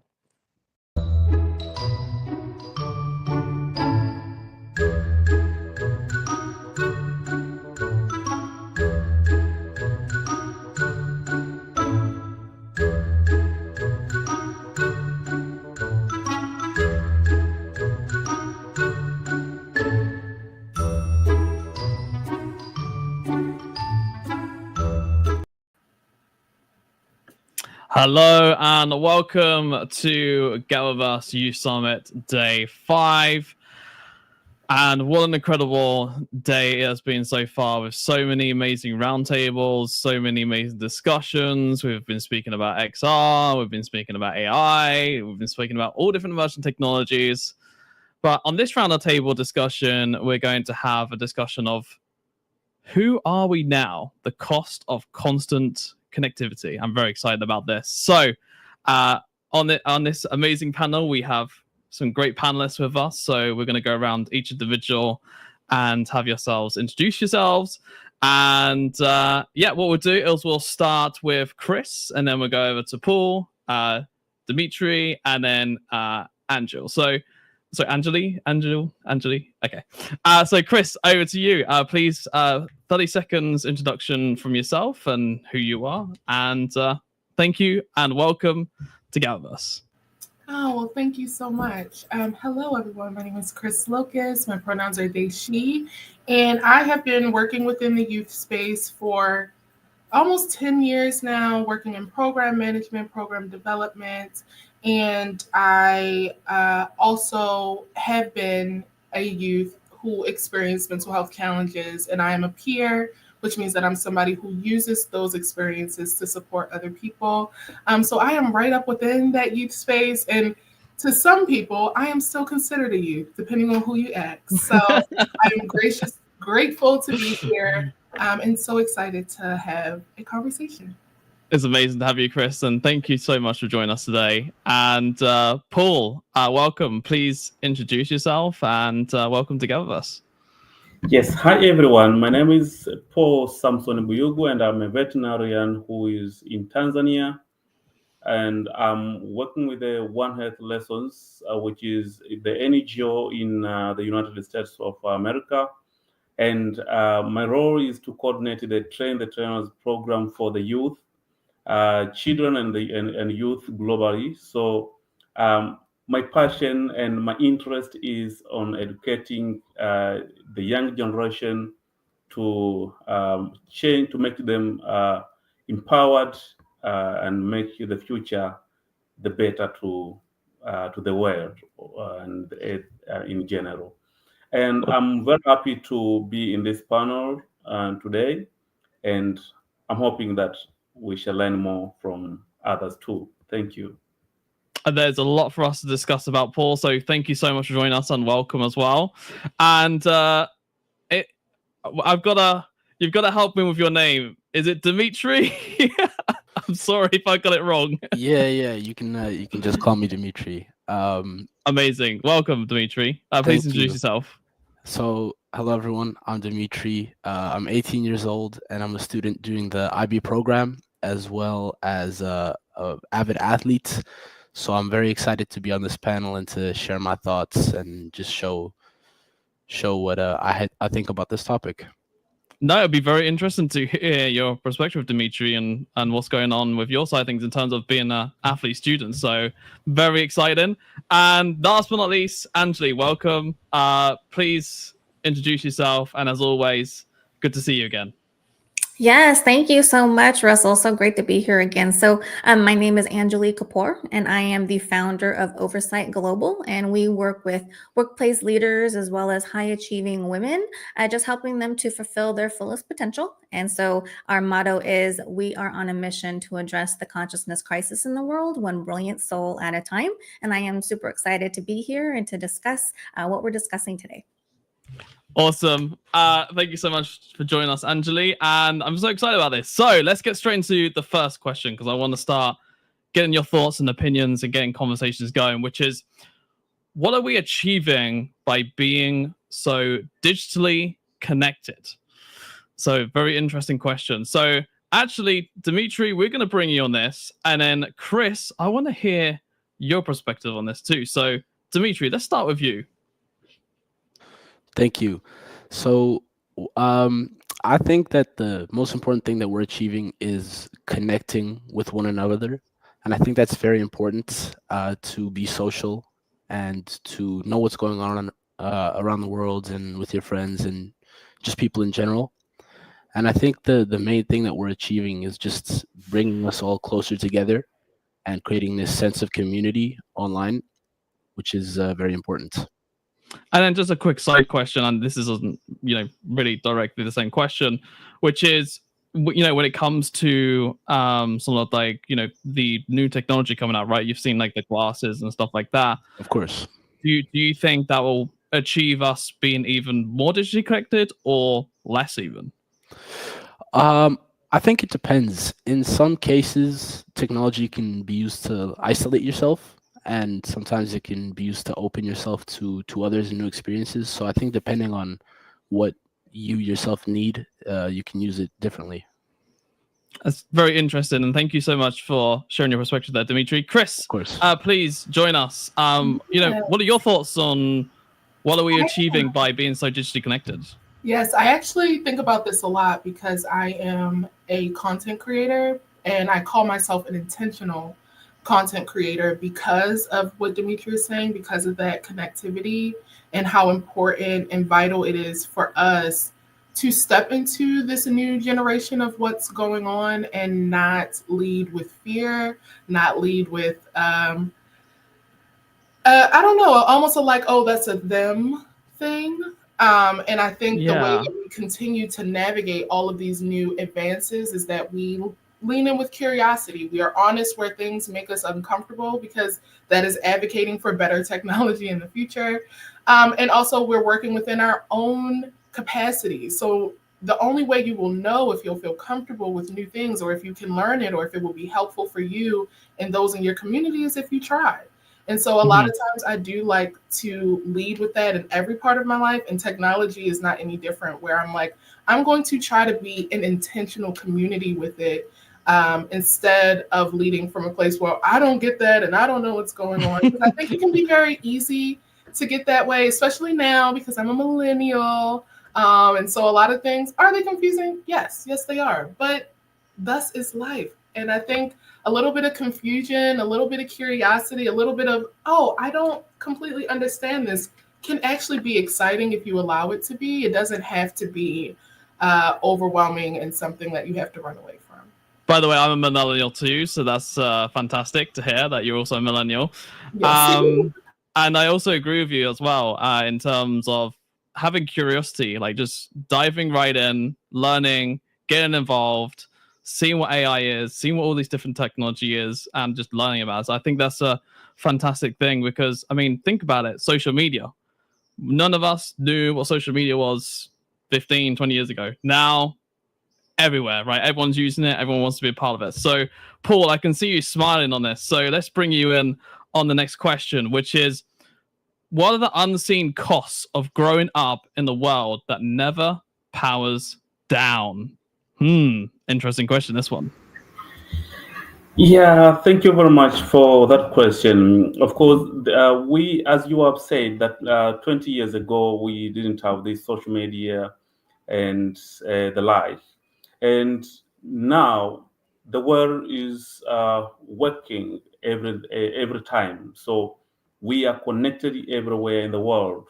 and there is a constant notification in our devices, communication devices like phones and whatever. So coming to your question, I think you asked it on the cost, isn't Yeah, it? so the question is, what are the unseen costs of growing up in the world that never powers down?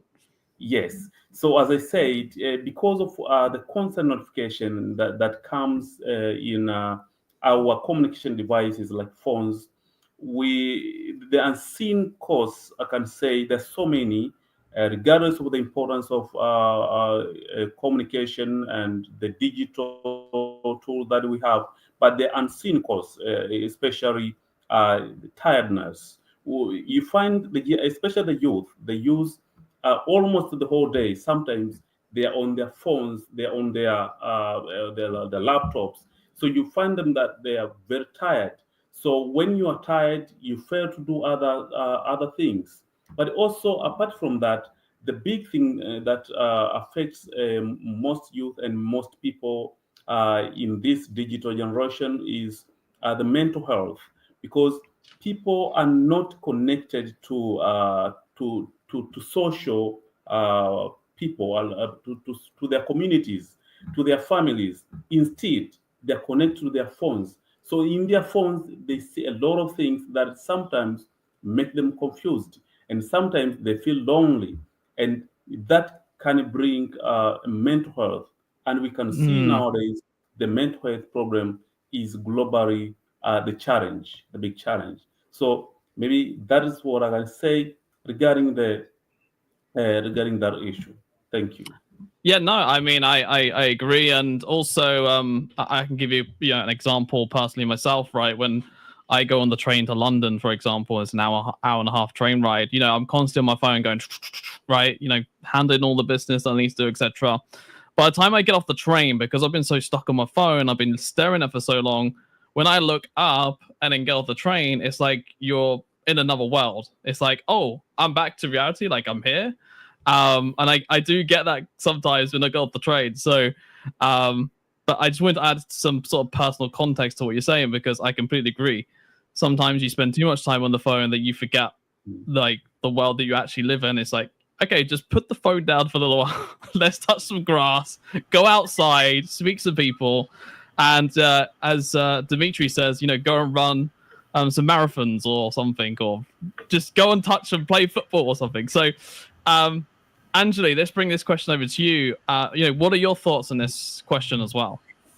Yeah, I think I definitely agree with some points that you as well as Paul made on this. That with the us being digitally connected, it does allow us more of an opportunity to connect with people all over the world. I mean, we're all from all over the world, yet we're here experiencing this experience in the same room at the same time. So that's something that before wasn't possible. But some of the unforeseen costs that I see that we're now living in this world where it never powers down is just kind of our dependence on the technology and always having access to information at the split of a second. I think it has in some ways really created us to really be more into instant gratification and into wanting things now, like finding answers that we want right now when we go on the internet and search for it. I know I'll share a personal experience that I had. I was I do a lot of messaging on LinkedIn for my business, and I know that when I remember that somebody that I was messaging back and forth with sent me a message that I was being rude because I wasn't getting back to them right away. And so yeah, it's kind of like, I felt like he was getting zoned into this conversation and thought that I should be too. But, I have a life outside of my DMs. So, but yeah, I mean, I think those are some of the unforeseen costs is really just kind of getting sucked in and, also, fear of missing out. We're always grabbing our phone. Oh, what did I miss that happened in the last 10 minutes? And so it's like it can really kind of bring you in and make you kind of become narrow-minded, and like you were saying, remember to look up and recognize that there's so much more going on around you and so much of a bigger world than just your little iPhone screen. Yeah, no, I agree, honestly. And sometimes I'll be looking at my phone for so long. Sometimes I've even, missed my stop and stuff like that because I've been looking for so long. But Angeli, I just want to bring you in once again, which is a quick side question. You were saying about earlier, like some of the unforeseen costs, and was talking about, being on your phone and stuff all the time and access to information. Do you believe that is the same thing for AI too? You know, AI is still so new, and I am myself, I'm still playing around with it. But I think ultimately what we need to keep in mind is that, with the advancements in technology and with AI becoming part of our worlds, that we really need to utilize them as tools and not replacements for, things that we should really be doing on our own, like doing certain types of research, utilizing AI as a way to help us do that, but not as a replacement of, kind of some of the things that I see people playing around with AI and chatbot is, telling them what type of person they are. Well, why are we relying on an AI robot to tell us that? This is something, to me, you should be diving into and doing some, introspection and self-awareness and self-consciousness work for you to be able to determine that for yourselves and not be relying on an AI robot to tell you what type of person you are. Honestly, Dimitri, I want to bring you into this because you have a very unique perspective. Athletic student yourself. Like, I'm curious. Like, when it comes to the AI side of things and what you're seeing and what Angeli just expressed. Is that a similar sort of thing you're seeing as well when it comes to athletics and stuff like the constant use of AI is being used? I mean, for example, she was just saying that. Telling them that their identity is. Yeah, thank you for your question. I think that I'm seeing AI much more often in my everyday life, and it's definitely influencing, all of the aspects of my everyday. For example, in school, it's everywhere. Even in sports, there's things such as AI sports trackers or health plans, workout plans. So it can be a very helpful tool, but like all things, I definitely believe it should be used in moderation. So the same as like the phone, right? Just use in moderation. Exactly. Yeah. Got you. Let's jump into the next question, which is how do we raise young people who know how to think clearly when distraction is constant? So, we're talking AI, phones, everything here. I mean, Chris, what are your thoughts on this? I mean, I can see you sitting there thinking, as a fellow millennial, you're like, I'm thinking about this. So what are you thinking? Yes, thank you. I would, once again, this is something that I've always thought about because I would consider myself someone who's always been a little counterculture. I've always kind of not been a big phone person, even though I did graphic design. I understood its purpose, but I was able to hold, I think, a boundaries with technology that a lot of folks my age could not. And what I learned through that process, even now being a content creator, what I like to say is that there is Instagram in real life. If you just like look up and look around for a little bit, you'll find your fashion inspos, you'll find cute little kids, you'll see little dogs walking around. Like, there are ways to take in everything that we are normally distracted with on our phones. And I think for me, that seems like a better method of pulling people in, because I think a lot of times the argument, especially in the spaces that I work within, is like the phones are bad and we got to get rid of them. And when you say that to a young person where the phone is the only way that they have found connection and real community, they are going to be like, well, no, thank you. And you're not really listening to my needs. And so what I hear when people say, I use this phone to help me get inspired with artwork, then what I would say to them is like, well, did you know that there's a lovely park near you that has free artwork that you can view anytime? And it's ways that you can lean in to this idea of how to get less distracted without downplaying the importance of what folks have been able to lean into because of their access to technology. And so that's how I would personally go about it. And that's something that I've been doing all the time. It's like an active process. And I think that's also part of it, is that it is an active thing that I have to do, to constantly put down my phone, to remind myself that there are other things that I could be doing with my time. And that's okay too.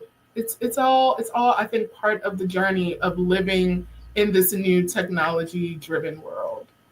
It's an interesting perspective. It's kind of like you mix both side of things. It's like half like, okay, let's use your phone, or let's use the AI tools and everything, and then the other half is like, okay, let me go to this art gallery, or let me go and walk around the park or something like that, right? It's kind of like you're using sort of the both side of things to find your inspiration, right? Yes, absolutely. And recently I've kind of had to take a little backseat from the distractions of social media, because things in my real life were very hectic. And that's what I realized. I was like, wow, I was like, it's beautiful out here. And I think there is a part of that we all kind of forget sometimes, that there is beauty all around us that we can take in, that is available to us. And there are ways to find beauty in those things. And even if your situations are not always ideal, even if you're not always in the best neighborhood or around the best people, there are ways to find ease and lean into ways that you can have a life that you love and enjoy, that doesn't always have to be connected to technology.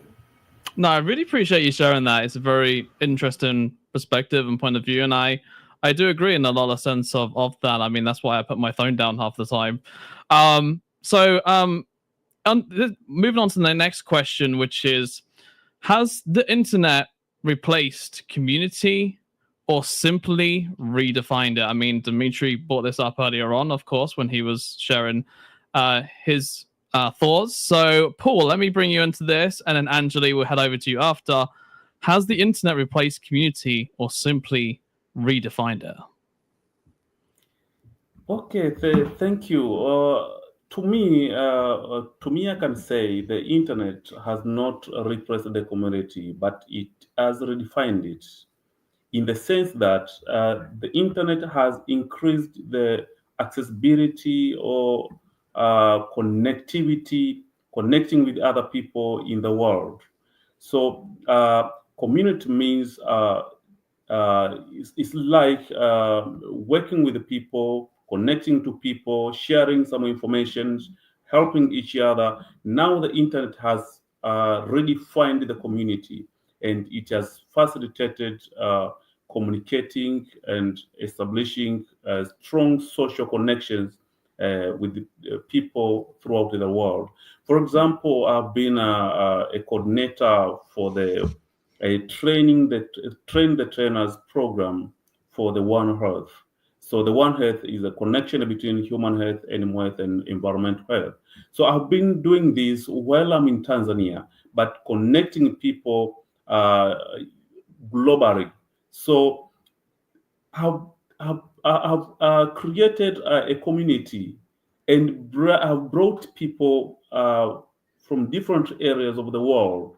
And by doing so, we have a community of One Health educators throughout the world. So we know each other, we do meetings. And so this is, I can say the internet has facilitated or has redefined the community, but rather it has not changed it. Yeah. That's interesting. I instantly think, social media, right? I instantly think when it comes to community, and we're all on LinkedIn here. We all like to connect with each other on LinkedIn, follow each other, message each other, etc. I mean, like Anjali was saying, with the DMs, we all like to communicate and engage with each other.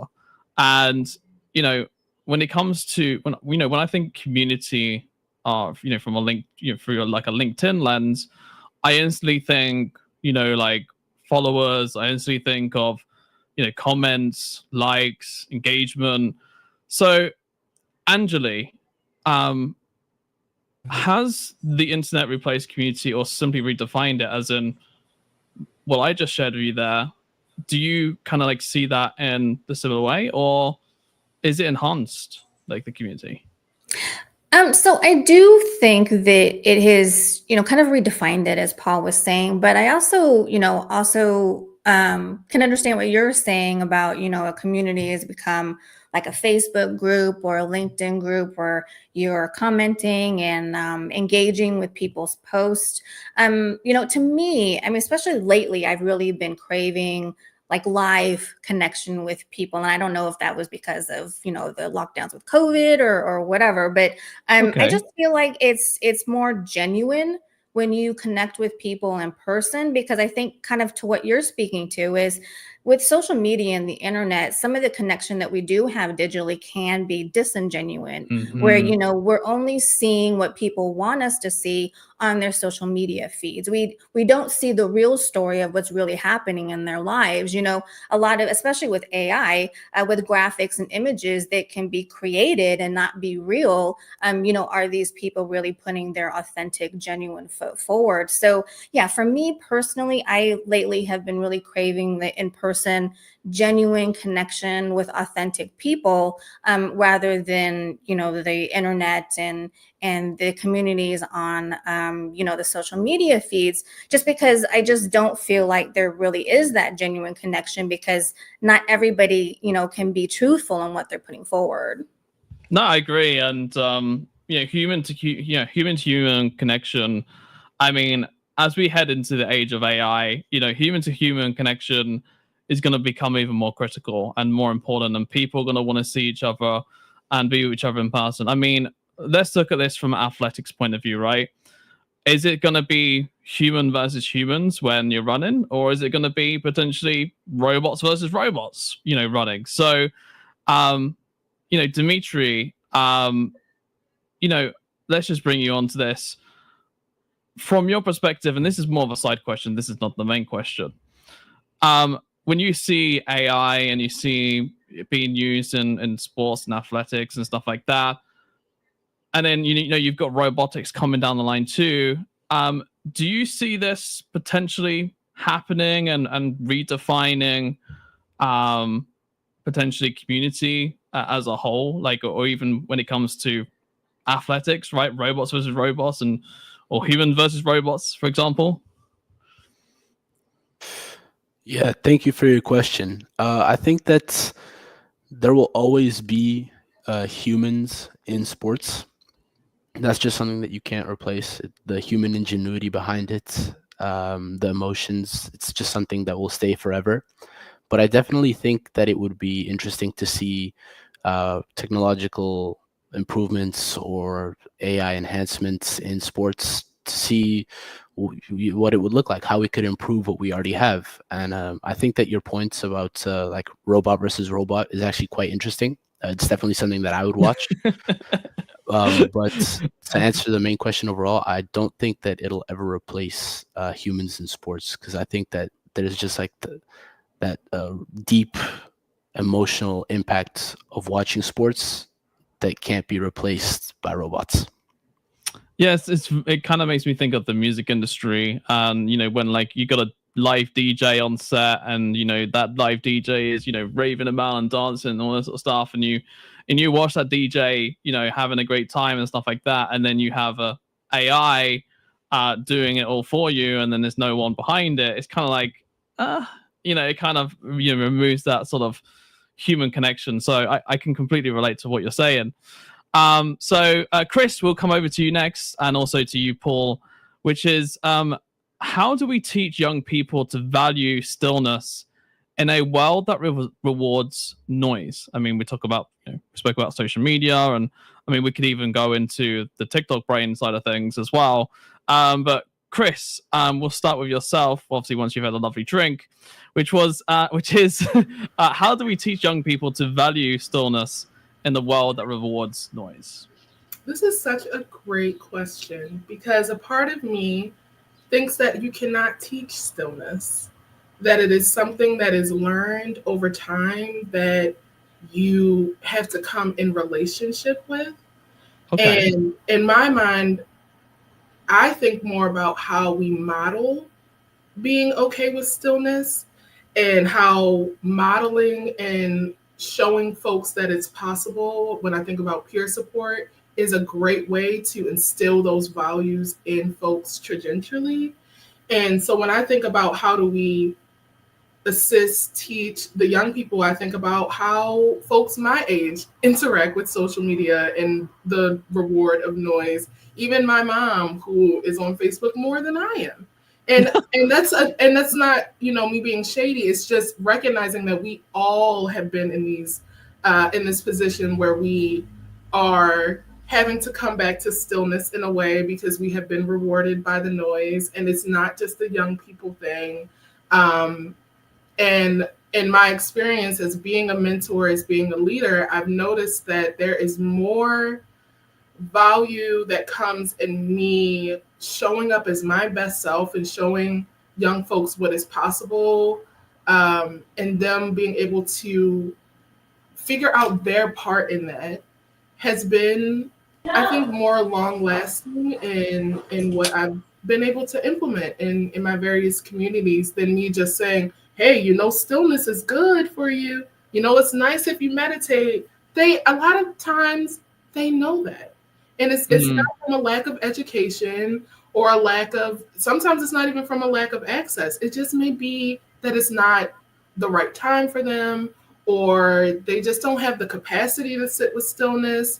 And so I think there is a lot that goes into that. But I personally lean from the place of, before I teach anyone, how's my relationship to stillness? Oh, okay. And being honest about that. And so you're bringing out the fire hose here. Well, it's more so I really think that a lot of beauty comes when we sit with ourselves. I mean, that is the idea of stillness. And I think there's a lot of beauty that can come from people being able to watch you be at ease and at peace, and them being able to think curious about how they can implement those things in their life too, because then that's them taking the first step. That's them leaning into the initiative, and it gives them the power. It empowers young people to make those decisions for themselves. I think also when you're young, you just go through a process, right? It's kind of like you're very curious about everything, and sometimes you'll get to the point where you will learn stillness, and you'll just have that moment where it just clicks for you, right? So I completely agree with what you're saying. And Alex Damas, welcome to the stage. It's glad to have you with us. What we're going to do is we're going to head over to Paul quickly for this question, and then we'll head over to you after Alex to quickly introduce yourself. So Paul, what are your thoughts on this question? Yes, so in this question, my thought, I think stillness is an important component when it comes to any success, especially in youth, and especially to this era of digital tools.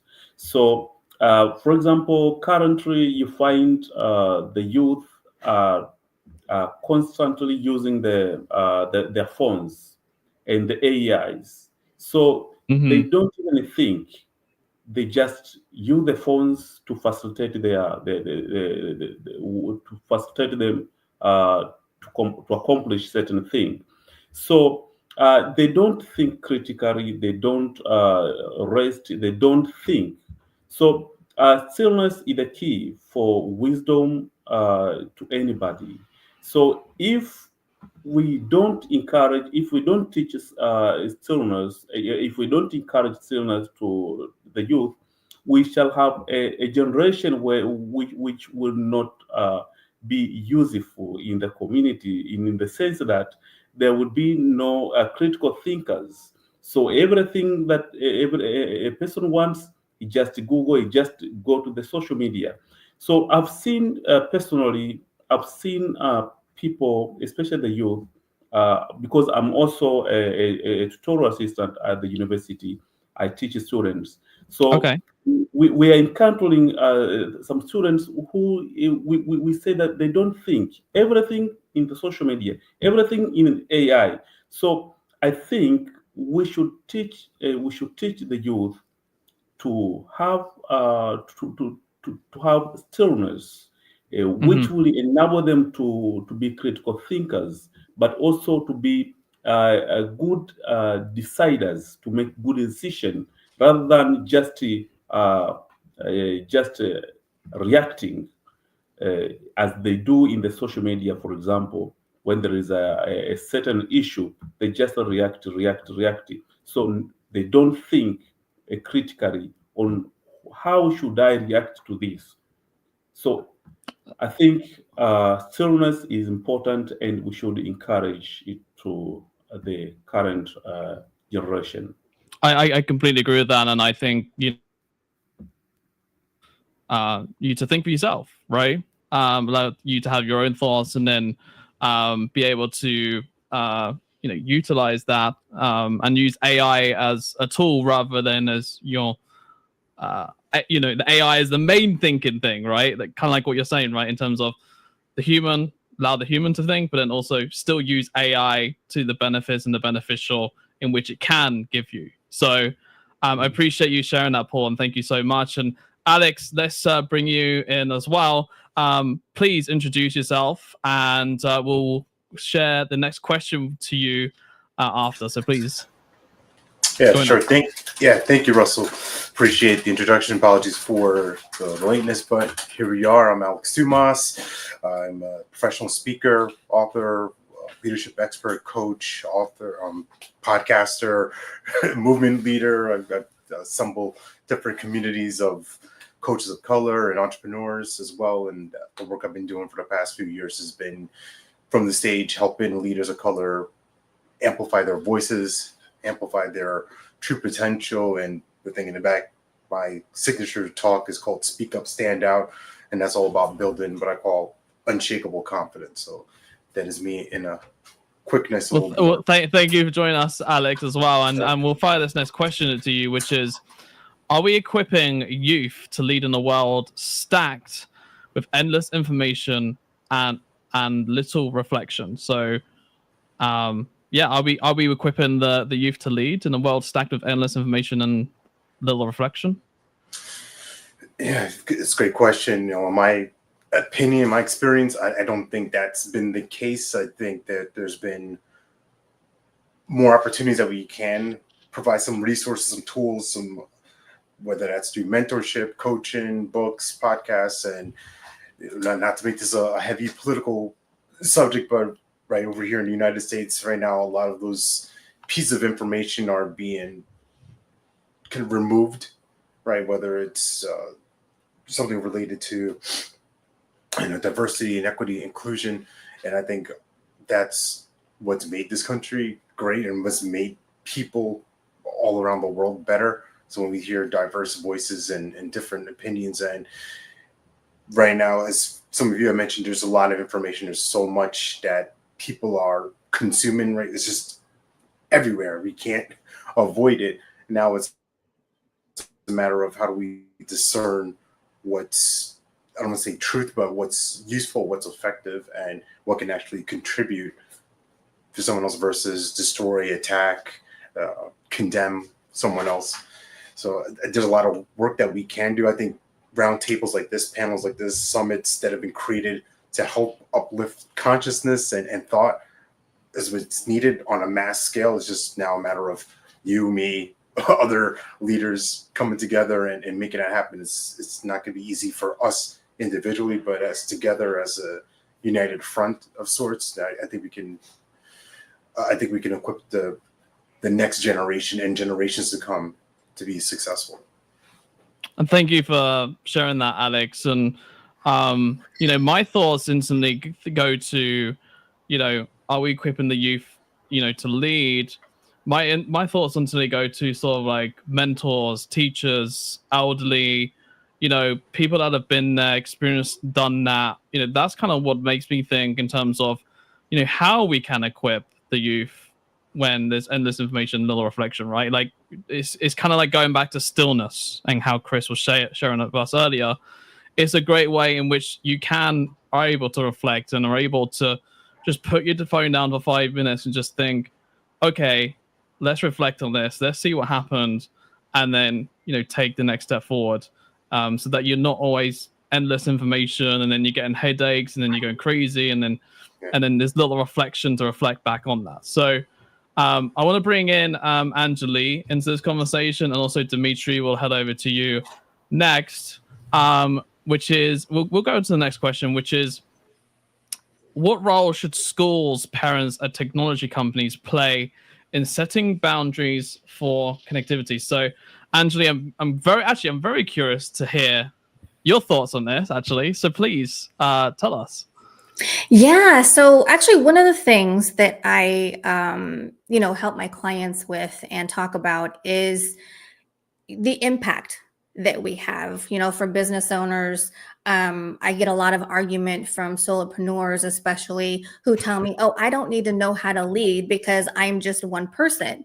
Well, okay, if you and your business are impacting even one other person, you need to know how to lead. And so that's kind of how I'll answer this, is that I think the role of schools, parents, and technology companies is vital for how we are setting boundaries for connectivity, especially in young people, because we all are having that impact on these young people, and it's really our responsibility to be able to make sure that we are doing that in a positive way. I think that historically we have seen where people have not taken responsibility and accountability for the impact that they're having, or in some instances don't even care that they might be having a negative impact, and kind of look and see what has that led to today. So yeah, I think all of these components, again, if you are having any type of an impact on another individual, it is your responsibility to be aware of that, take responsibility of that, and make sure that it is a positive impact. No, I completely agree. The reason why I was laughing so much is because as a solo entrepreneur myself in my younger years, I was very like that. So that's why I was laughing. But no, I do completely agree. And taking accountability and I think every individual needs to take responsibility from themselves in a way, but also making sure that there's an old saying that you become the person with the 5 most people you hang out with, right? There's an old saying like that. So if you hang out with the right 5 people, then you become the right person. If you don't do that, then you become the wrong person. So Dimitri, let's bring you onto this, which I'm going to also ask you the same question, which is, what role should schools or parents and technology companies play in setting boundaries for connectivity? I mean, can we even set boundaries for connectivity from your point of view? Thank you. So I think that's what you said about if we can even set boundaries for connectivity. It's a really good question, because it just shows really how much technology has impacted our everyday lives, to the point where it's in everything that we do. And I'm not just talking about technology in general. I'm talking about connecting socially, online, social media, and just having that community around us. So I think I agree with what Anjali said. It's about monitoring the impact that it can create, but it's about safety, and it's about making sure that while you are connected, you know that you're safe, and that you can keep your best interests in first place. And I think that's very important, not only for, as you said, schools, parents, and tech companies to monitor, but for you to set boundaries for yourself as well. I think that's very important. Yeah, well, I mean, that comes back to earlier how Angie was saying in terms of self-responsibility and also responsibility of others. So I completely agree with you. And Paul, let's bring you on to the next question, because we're running out of time. We've got about 5 minutes left, which is, how do we reintroduce the concept of meaningful connection in an era of metrics and algorithms? This is a very interesting question, because we spoke about social media earlier, so I'm curious to hear your thoughts on this, Paul. Yes, this is a very good question. Yes, as I said before, we have so many social media and so many digital softwares and tools to connect it that we are using too. So in order to have a meaningful connection, we must make sure that what we are sharing each other in the social medias, in the social media, should be meaningful and should be beneficial to both sides. So, for example, there's some groups of WhatsApp groups where there are many people and there are a lot of chats all over the night. They're chatting, but what they're Yeah. chatting is nonsense. So, in order to have a meaningful connection or meaningful connectivity, there should be a community. I can say the social media that I use. For example, for the case of mine, well, I have the group I'm in different groups. For example, we have the group of NGOs where we're discussing issues of NGOs. So that is a meaningful connection. But also we in LinkedIn, for example, it's not a matter of having many followers. It's a matter of having people who are beneficial. For example, through LinkedIn, I've been able to connect with the people whom now being engaged with them in different research, and I also work with them in different projects. So those are the things that make meaningful connection, rather than counting the number of viewers, the number of people that you have in LinkedIn, for example, in Facebook. So in order to have a useful digital era, we need to encourage meaningful connection rather than just connecting for funny or for something that makes you with a lot of information, a lot of things in your head, but all they're nonsense. Thank you. Yeah, there's a saying, focus on quality over quantity. I think that, is a fantastic saying, and I completely agree with that. And thank you so much, Paul, for that. And we literally ran out of time. So what I'm going to do to end things up on is I want to go to each of yourselves. I want each of you to give one sort of inspirational word which you could share that people could take away. This is a bit of a side question. This is not on the main deck, so I just want to do this as a little fun last question before we end things off. So what we'll do is we'll go in order. So we'll do Chris, we'll go Paul, Dimitri, Anjali, and then Alex last. So Chris, we'll start with yourself. What is one inspirational word that you could share for people to take? Yes, it would be ease, which is the whole thing that I try to facilitate in my communities, ease over friction, where we can implement more softness, care, intentionality, and meaningful connection in our lives. Thank you so much, Chris. And Paul, we'll head over to you next. Yes, for me, I can say the social media are very good. The social media and the AI tools are very good, but we should use them responsibly. Sorry, one word, Paul. One word. Okay, so responsible use of Responsible AI use. and social media. Yes. Thank you so much, Paul. Dimitri, one word from yourself. I think my word would have to be confidence. Being confident in everything you do and being proud of what you've achieved and what you will achieve in the future. And also athletic as well. That's the number Yes, one word as well. exactly. Thank you, Dimitri. And Anjali, what's yours? I'm going to say wisdom. So knowing that there is a difference between knowledge and wisdom. I like that. Very inspirational, Anjali. And last but not least, Alex, what's your one word? Yeah, I have to say connection, and just recognizing that we're all connected, no matter what small action it is, big idea we're up to, everything we do has this ripple effect. We are all affected each other. Just us being on this screen right now, we're changing how we think and how we see the world and how we're going to be in the world. So connection's always key. Okay. All right, and that is it for this roundtable discussion. Thank you to every single panelist. It's been a pleasure having each and every one of you on today. Such a fun conversation. I really enjoyed it. Make sure you follow each and every one of the panelists on this amazing roundtable, because each and every one of them are doing such amazing things. And that is it for me. I'm going to hand it back over to the GatherVerse team and Christopher. And up next, we got some amazing videos. I believe the next one is Sabrina Princessa. She's amazing as well. So make sure you follow everyone here. And on that note, I'll go as well. And I'll see you very soon. Bye. Bye. Thank you.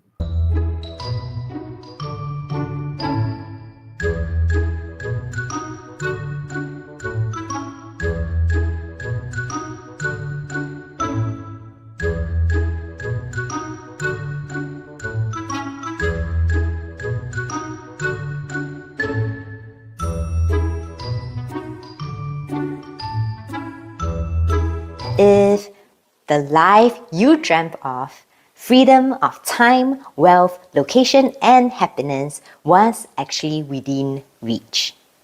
Not just for the rich, the lucky, or the tech geniuses, but for you.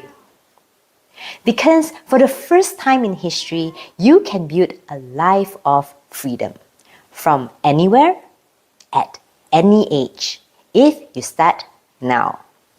I started my first side hustle back in school. It was simple, apparel distribution. There was no e-commerce platform, no Canva, no TikTok to market on. Just me figuring things out, sending emails, managing orders, and doing everything manually. Later, I moved into something even more technical, a web hosting and game server company.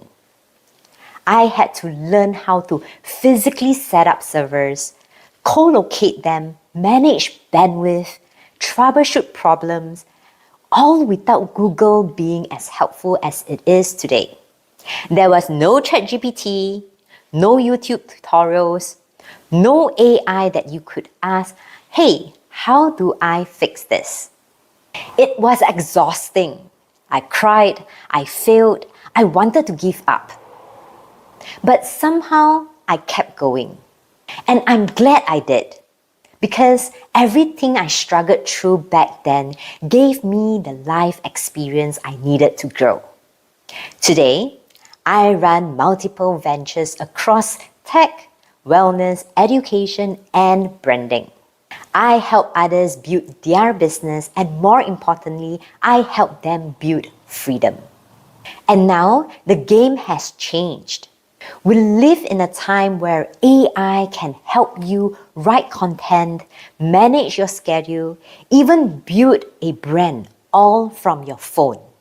I've built my own AI. Her name is Serafina. She's my digital twin. She helps me automate workflows, create content, even manage my online community. When I went through burnout, Serafina became my buffer, giving me space to breathe while still showing up in my business. And the best part, anyone can now build their own version of this. You don't need a team of engineers, you just need curiosity and the willingness to learn. And that's why I built People's Inc., to help brands scale through smart automation. And Royal Visionary Society, to empower young women to start purpose-driven businesses even if they don't see themselves as entrepreneurs. Through our flagship program, the Royal Launch School, we've helped over 1,000 women build their first product, service, or personal brand using AI, automation, and strategic storytelling.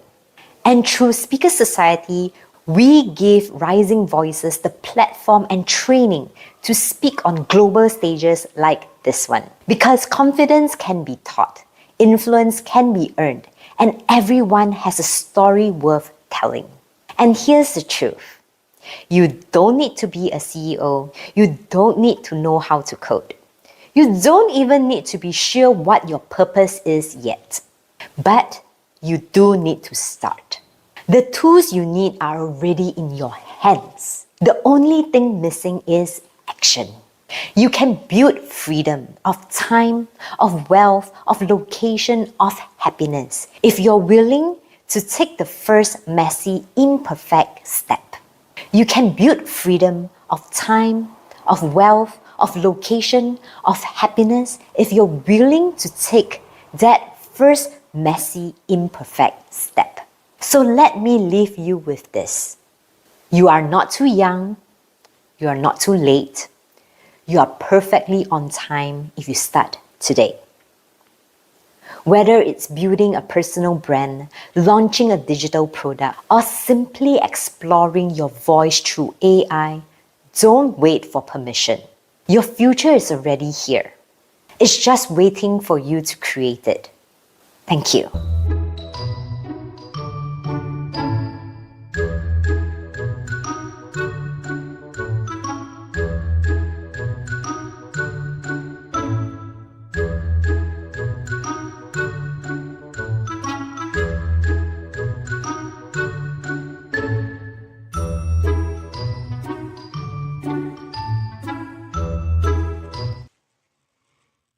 Hello and good afternoon. My name is Jeffrey Landy. I'm the founder of Sonrisas Felices, which means happy smiles in Spanish. We are a nonprofit organization that does a lot of work in Central America, primarily in Nicaragua. I'll talk more about that in detail soon and weave it into the presentation. My topic today is how to lift up marginalized youth. No small subject. I mean, what is more important than caring for and investing in kids and young people across the globe? We're talking about the future of humanity here. Rather than get too tactical, I've chosen to address this challenge with 3 basic principles. The first one I call the borderless brain.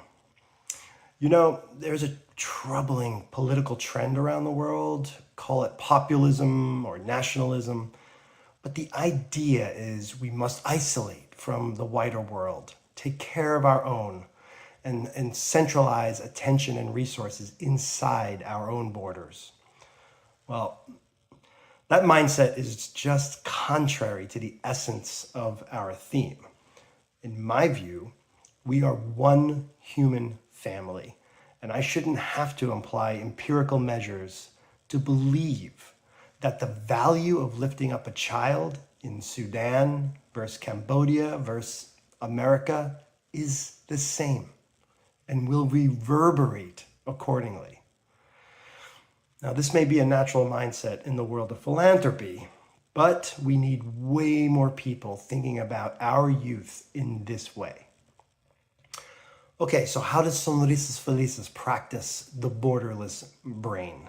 Well, we are a US-based nonprofit that partners with locals in Nicaragua to bring oral health care and higher education scholarships to children and youth that have no shot at either of these important cornerstones.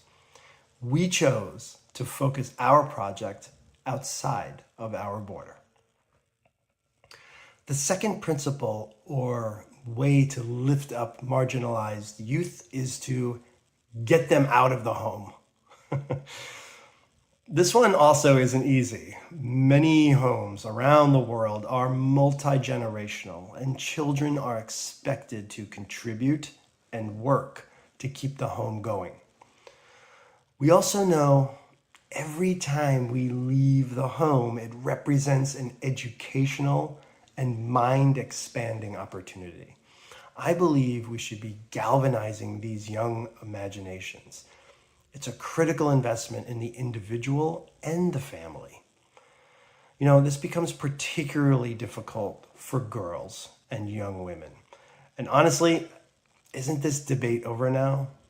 The most powerful thing we can do to lift up all of humanity is educate our girls. But education is not just about school. It's about interacting with the world outside the home. Sonrisas Felices puts this principle into action in 2 ways in Nicaragua. 1, we provide full ride university scholarships to girls of low income families. And two, we operate a business separately, a social enterprise that employs differently abled people. These are people who are deaf, hard of hearing, have autism, Down syndrome, or physical disabilities. These are also young adults who were languishing at home and just needed a shot. So get out of the house. My third and final principle on ways to lift up marginalized youth is a bit more personal, perhaps, but it's the idea that regular people are the answer, not the governments of the world or the nonprofits of the world. We collectively have the power to engage with young people and make an imprint. You know, I talk constantly about taking first steps and the magic that can and does come in the ripple of that first thought or action. And here I'm even talking about outside of potentially being a parent, right? Back to the borderless brain. Take a small step if you can to care for another child. Be a mentor. Those programs are everywhere. You know, I tell my college age kids, the world needs you and you have something to give. I am a regular person and I had no background in the areas which we focus on in Nicaragua. I'm not a dentist. I'm not an educator. I never owned a small business before in my life or raised a differently abled child. But here I am, and here we are. I took one small step, and the ripples took us along into something really special with Sonrisas Felices. So there you have it, my brief take on how to lift up marginalized youth around the world. It's the borderless brain mentality.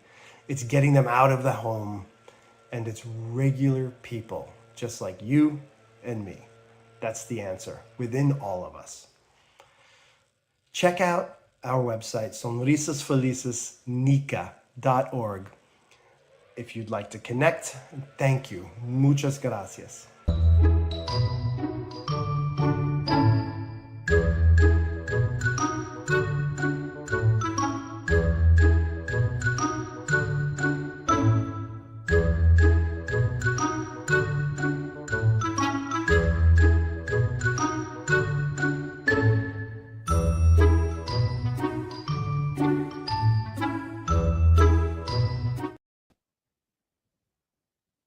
Hello, I'm Joanna Wong. I'm sharing on mental wellness that affects youth and how mindful eating can boost positive mindset.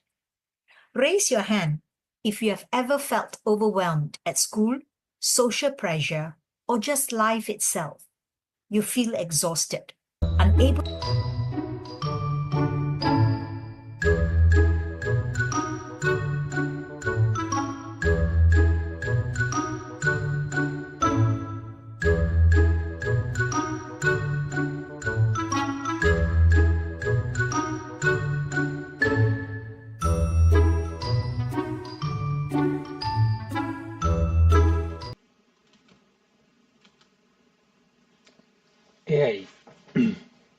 AI. AI, artificial intelligence.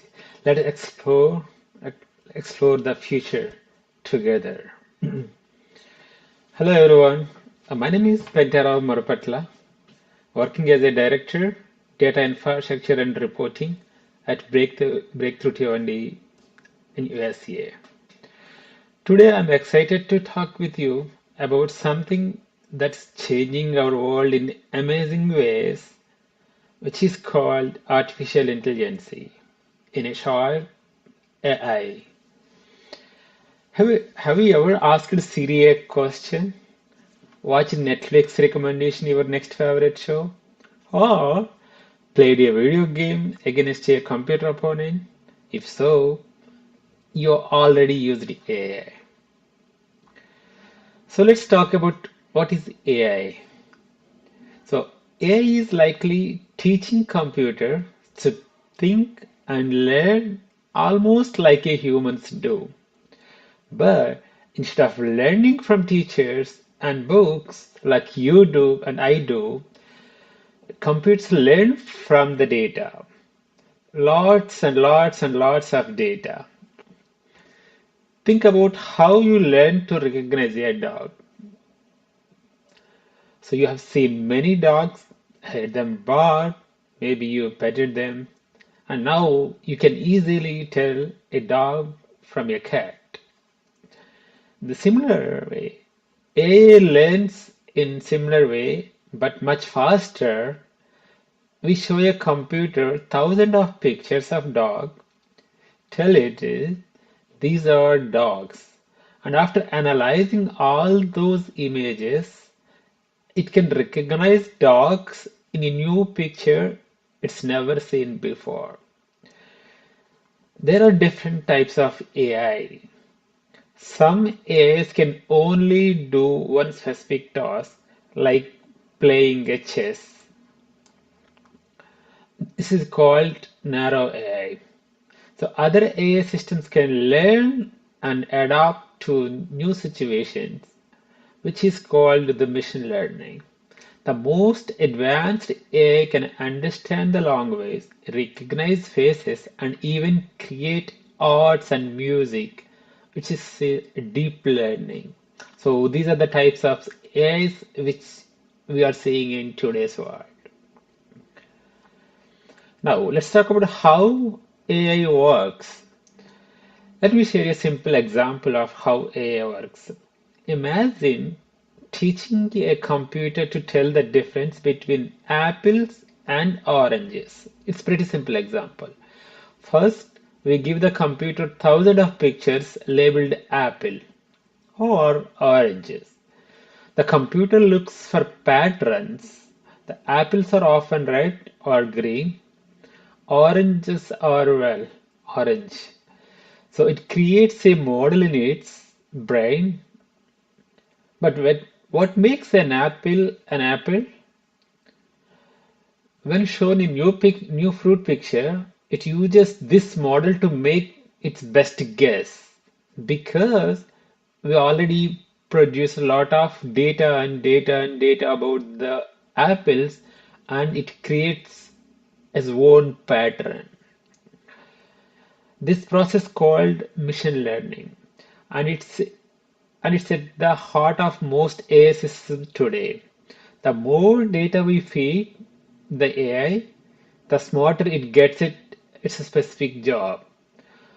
What's amazing is that AI can find patterns humans might miss. That's right. For example, AI can look at thousands of medical scans and detect teeny signs of diseases that even doctor might not notice right away. So how simple it is, yeah. Uh, Now, as I mentioned before, right, we are already in AI era, right? We are using many tools which is inherited AI already. For example, AI is already all around you, right? Here are some examples, like virtual assistants. When you ask Alexa to play music, or Siri for tomorrow's weather, or the video games, when you play against a computer opponents that adapt to your playing style, right? So that's how it will adapt, right? The way you are playing and computer think, and it will create and adapt how you are playing, and based on that it will create the next move. And social media. When TikTok or YouTube suggest videos you might like. For example, in YouTube, right, if you're watching uh, like the soccer game, right, like it will try to suggest the few more the same games, right, like school tools. When you use the translation apps or grammar checkers for homework, even healthcare, helping doctors detect diseases earlier than more accurately. Transportation, working on self-driving cars that might be common by the time you are learning to drive. Do you know that AI is even being used to help protect endangered animals? Scientists are using AI cameras that can recognize different species to track wildlife without disturbing them. And farmers are using AI to grow food more efficiently while using less water and fewer chemicals. The future of AI and you. So, what does the future hold? AI will create new types of jobs that don't even exist today. Many of you might work with AI or even help create a new AI system. Some experts predict we will all have AI teachers that can adapt lessons perfectly to have you learn best. Imagine a homework assistant that knows exactly when you need more examples or a different explanation. But remember, while AI is powerful, it also has a limitation. AI doesn't understand emotions the way humans do. It can't feel compassion or make ethical judgments on its own. This is why we all always need a smart, kind humans like you to guide how AI is used. AI systems are only as good as the data they learn from. If the data contains biases or errors, the AI will learn those too.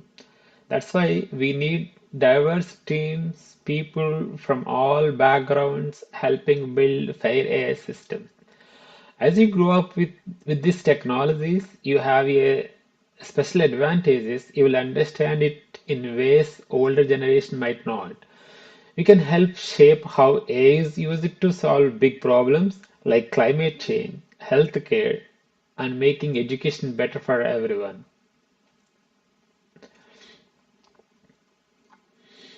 So AI that can compose music in different styles, robots are performing complicated gymnastics, AI scientists discovering new medicines, programs translating language in real time. Thank you. I hope you are as excited about AI as I am. The most important things to remember is that AI is a tool created by humans for humans. How we use it is up to us. So stay curious, learn how AI works, think about how you might use it to help others, and most importantly, remember that the most powerful computer in the world still can't match the creativity, empathy, and imagination that makes you uniquely human. Thank you for listening.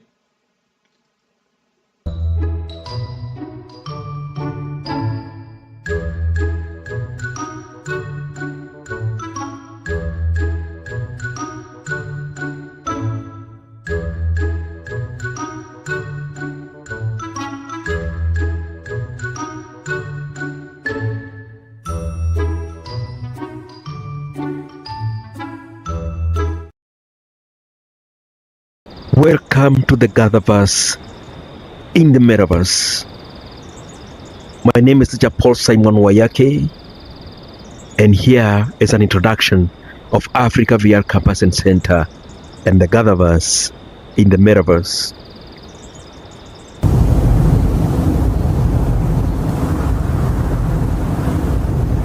Hello, my name is Diana Njeri, and I serve as the co-founder of Africa VR Campus and Center and also the director of Exact Girls Africa.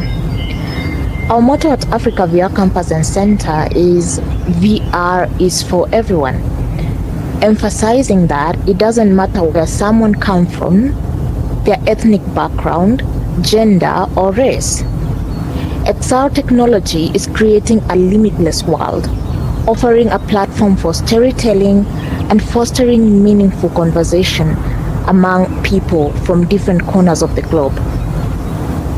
Thanks to this technology, students of Africa VR Campus and Center have gained confidence and resilience. They have been given opportunities to share their stories at summits, conferences, and metaverse events, demonstrating that their narratives truly matters. The opportunities in XR technology are boundless, and this time, Africa is at the forefront. Africa VR Campus and Center is implementing the initiative and programs to ensure that young people at the grassroots level have equal access to opportunities in technology, leadership, and entrepreneurship. With me, we have Africa VR Campus and Center students, and you will have an opportunity to listen to their story. Thank you. May our gather be well.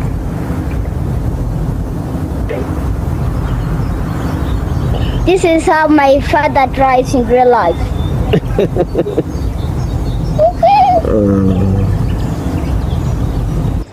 Hello, GatherVerse from Kabete, Kenya. And hello to all the youth across the world and the ones present here at the Youth Summit. Isn't it amazing how XR has transformed not just our studies, but our entire way of connecting with each other? I mean, as a student at Africa VR Campus and Center, I feel like XR isn't just a tool. It's a bridge, and I mean a bridge, linking people from across all distances and diverse cultures. Absolutely, Wanjiro. As the first Mokorino in Metaverse, I used to feel isolated in traditional settings. But stepping into this immersive environment has allowed me to engage deeply with personalities from all over the world. Our virtual meetups during project work or cultural celebration have made our lives so much richer. And the connection is so real. I remember a virtual history module where we walked through ancient kingdoms in VR. It wasn't just learning by reading. It was an emotional journey that sparked discussions about our roots and identity. XR has turned in abstract lessons into lived experiences, which helps me feel more connected to both the content and my peers. I love that perspective, Shiko. I mean, it's incredible how XR levels the playing field.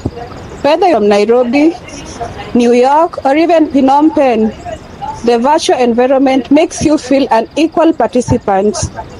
I was once part of a group design challenge last semester where we collaborated in real-time creative photogrammetry projects. The blend of different viewpoints in that space led to an idea I wouldn't have imagined on my own. Exactly, Mirao. And beyond academics, XR has redefined our social lives. I have found that virtual launches an interactive space in our metaverse campus. Let us share our personal stories and cultural tradition like never before. We are not just studying together, we are building a digital tribe where everyone's voice matters, making our community far more inclusive. And that idea of a digital tribe is so powerful. Through XR, we can safely experiment with our identities and explore new perspectives without the constraints of physical distance. It feels like we are continuously creating new social norms that are inclusive and forward-thinking. And it isn't just about socializing. The immersive experiences have helped us to develop skills like empathy and conflict resolution. And the realistic interactions made me see different viewpoints and develop a new sense of understanding. It was like a hand-on lesson in emotional intelligence. You know what, Moshai? I completely agree. Those simulations took theoretical discussions and turn them into practical lessons in real-time collaboration and compassion. They're not just teaching us subjects, they're nurturing us into empathetic individuals ready to tackle real-world challenges with a holistic approach. Plus, exception us to be creators rather than just consumers. I showcased some digital art and photogrammetry scans in our Metaverse VR exhibition, and seeing my work alongside my classmates' narrative felt so empowering. It was a reminder that our personal experiences and culture stories can be celebrated and even shared globally. Thanks to all this technology. I love that creative empowerment. SR has amplified our voices on social and cultural matter, making our Metaverse campus a vibrant hub where technology meets tradition. We are not only learning from history, but also actively shaping a future that reflects our diverse identities and shared vision. Precisely, this GatherVerse approach to communities and our XR studies at the Africa VR Campus and Center isn't just about adapting to new tech. It's pioneering a future where learning and social interactions are intertwined in innovative ways.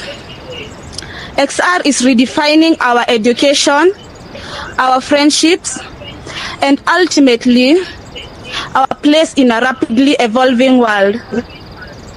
It's inspiring to think that the connection we forge here through every immersive experience, each cultural exchange, and collaborative project will echo well beyond our times as students. XR isn't merely enhancing our lives, it's actively molding the leaders of tomorrow. Every discussion, every shared experience in the virtual realm reinforces the core idea. Technology can be a profound equalizer and connector, driving social changes from it. Oh, I can't wait to see what we create next. With XR, the possibilities seem endless. Whether it's new learning modules, creative art, or simply deeper conversations like this that make our community stronger. Here's to XR, the technology that not only refines how we learn, but also how we connect, share, and empower one another. Thank you, everyone, for sharing such authentic insights today. Agreed.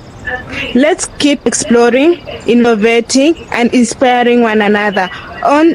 Not only here at Africa VR Campus and Center Village Campus, but also out there to the wider world. The journey has just begun.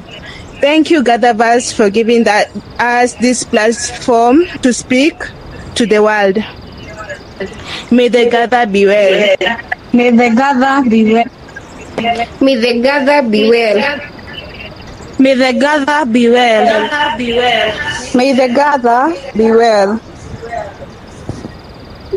May the gather be well. And may the gather be well from Kabete in Kiambu, Kenya. This is Africa VR Campus and Center to the GatherVerse. Thank you for listening to us. And may we all have convergence of conscience as we think of better ways to interact with each other with empathy, to lift the human race to a digital tribe that works in togetherness, unity, and harmony. Kwaheri.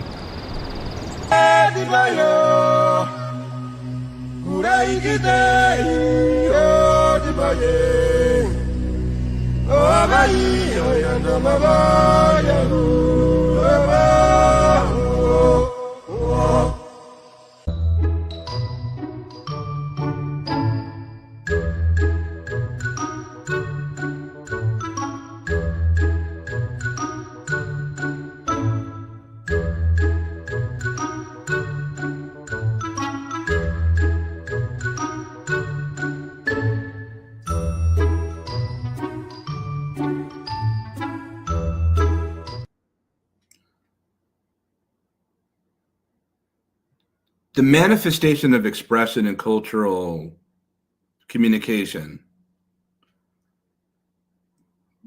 can be demonstrated in a number of different ways. From pixel to pixel, word to word, line of code to line of code, we communicate. Heart to heart, eye to eye, soul to soul.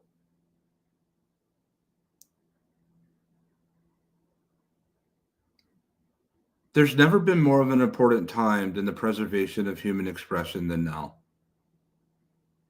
And the reality is that the further we continue to go into this frontier, the more that we'll be listening, confiding, hearing, and seeing and speaking and enjoying relationships and building relationships with machines. The world that we came into when we were younger was not the world that we're in now. Can you imagine Gen Alpha? Can you imagine the generations to arrive, the world that they'll be entering into,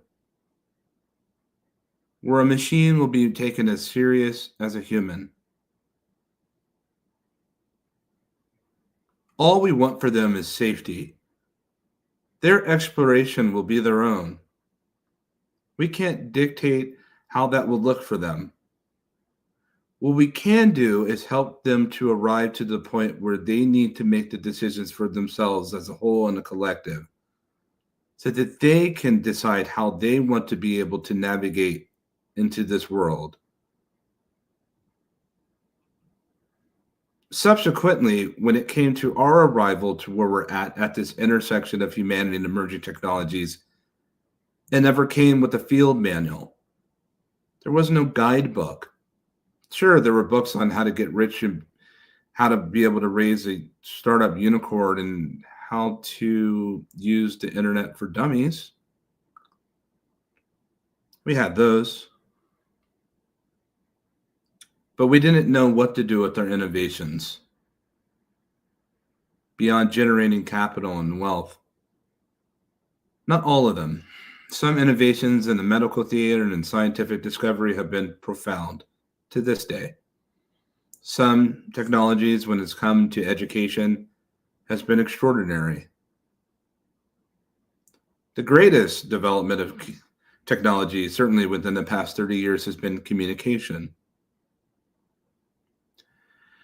It's with this global cloud consensus that we configured here together at GatherVerse Youth Summit 2025, week 2, day 5, at the ending that's arrived. There have been important questions that have arisen. There have been important sentiments that have been conveyed. The unifying front is that we want the best for the generations to come as we want for the best the generations that are now. The next step that we must take when it comes to the responsibility as innovators and people that use this technology is that whether you're an innovative technologist or not, we all must become teachers of these technologies that we interact with. It's no longer ideal to believe that any of these companies that are building these AI models will take the time to be able to teach the generations to come, perhaps even our elders or seniors, on how to use these technologies, these applied sciences. That many of you that are sitting here with us today at GatherVerse.live and our various social streams, you will undoubtedly, in many ways, use artificial intelligence in ways that not a single person in the world has. Given the ubiquity of its nature, its outcome neurologically, this is the case. The more startups that we'll see arise into the frontier and the more models and applications and protocols and platforms deployed will bring a whole bevy of new challenges to us on how to use this, what it's applicable for, and ultimately, how does it lead and address towards human betterment and sustainability? We just saw an incredible demonstration of our friends over in Kenya, Nairobi, to come together in the metaverse, and that depiction was their own. Our our heart is with them right now, this very moment, for coming together as a unit, as a tribe, if you will, to say, we're here, GatherVerse, we see you, we're aligned with your mission, with your cause. Will you be aligned with our mission and our cause? I hope that you would take time to go find them wherever they are this evening, wherever they'll be this week, to support them. And why not? Why do we continue to be remaining divided by geographic lines?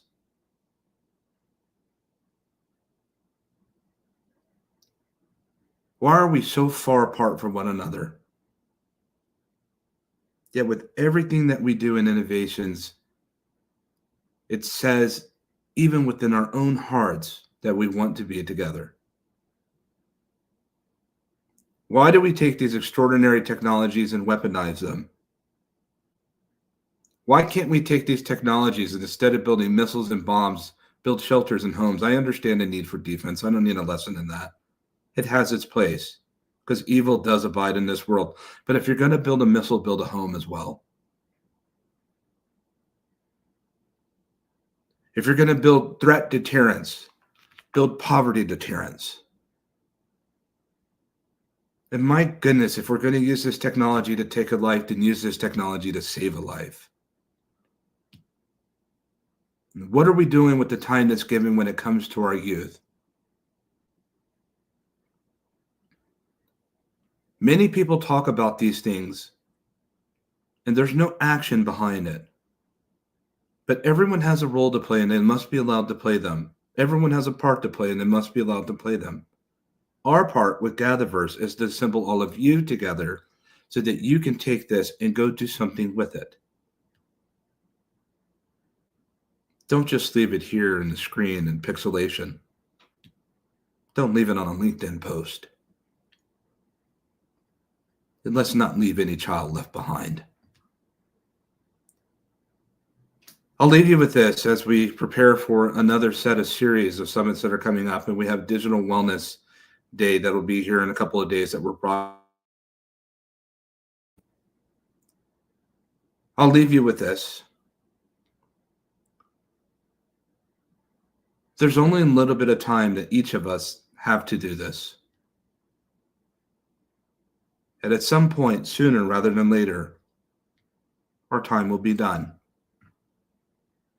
That there were whole entire populations of generations before us that are no longer here. We're standing on the shoulders of them. How would they look at what it is that we've done with the baton? And how would the generations to come look at us with what we've passed them and of what they've inherited? Some people say, Christopher, you're a very serious man. I am. I don't shy away from this. I admit it. If I have to be alone in this trek, then that's fine, but I know that I'm not. I'm appealing to your hearts tonight, today, this morning, this afternoon, to do what's right, not only for yourself, but for others that you'll never know. And know that on this occasion, in 2025, week 2, GatherVerse Youth Summit, day 5, there were strangers that met and assembled in the past 2 weeks. They came together to have a series of expressions in global community about the future of the generations to come, the things that we innovate today that will impact them tomorrow. I can surely say that our gather was well, and with the real hope of consideration that you, with the time that's given, will proactively do your part in the pursuant quest for human betterment and leaving a thing hopefully a little bit better than what you found. No matter the color, no matter the gender. And when we see each other again, if we're afforded such opportunity and the volatility of this world, My goodness, may our gather be well.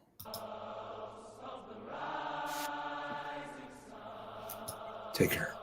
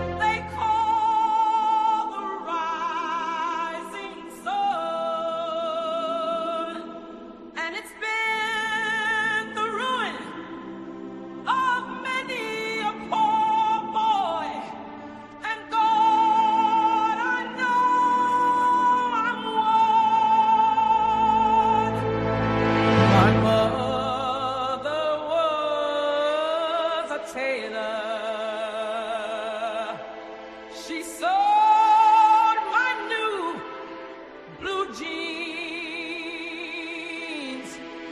My father was a gambling man down in New Orleans.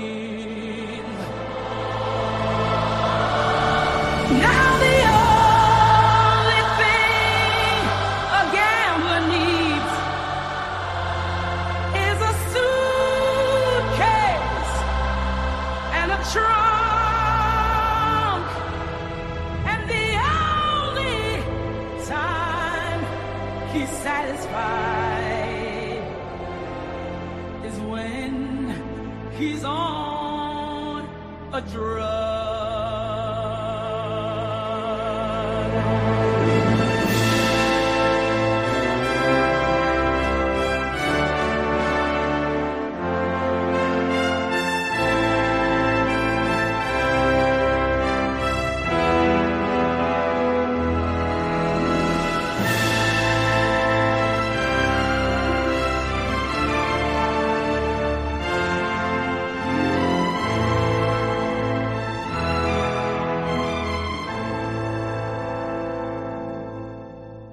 Oh, mothers, tell your children not to do what I have done.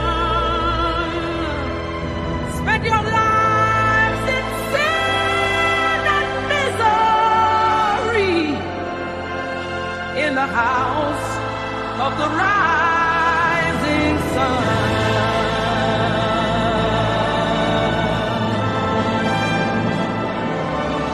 Well, I got one foot on the platform, the other foot on the trail.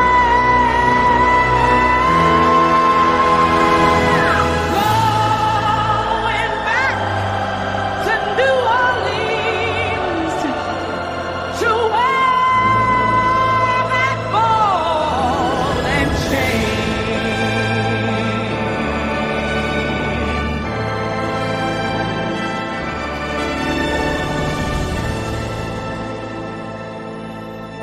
Well, there is a house in New Orleans they call the Rising Sun, and it's been the ruin of many a poor boy.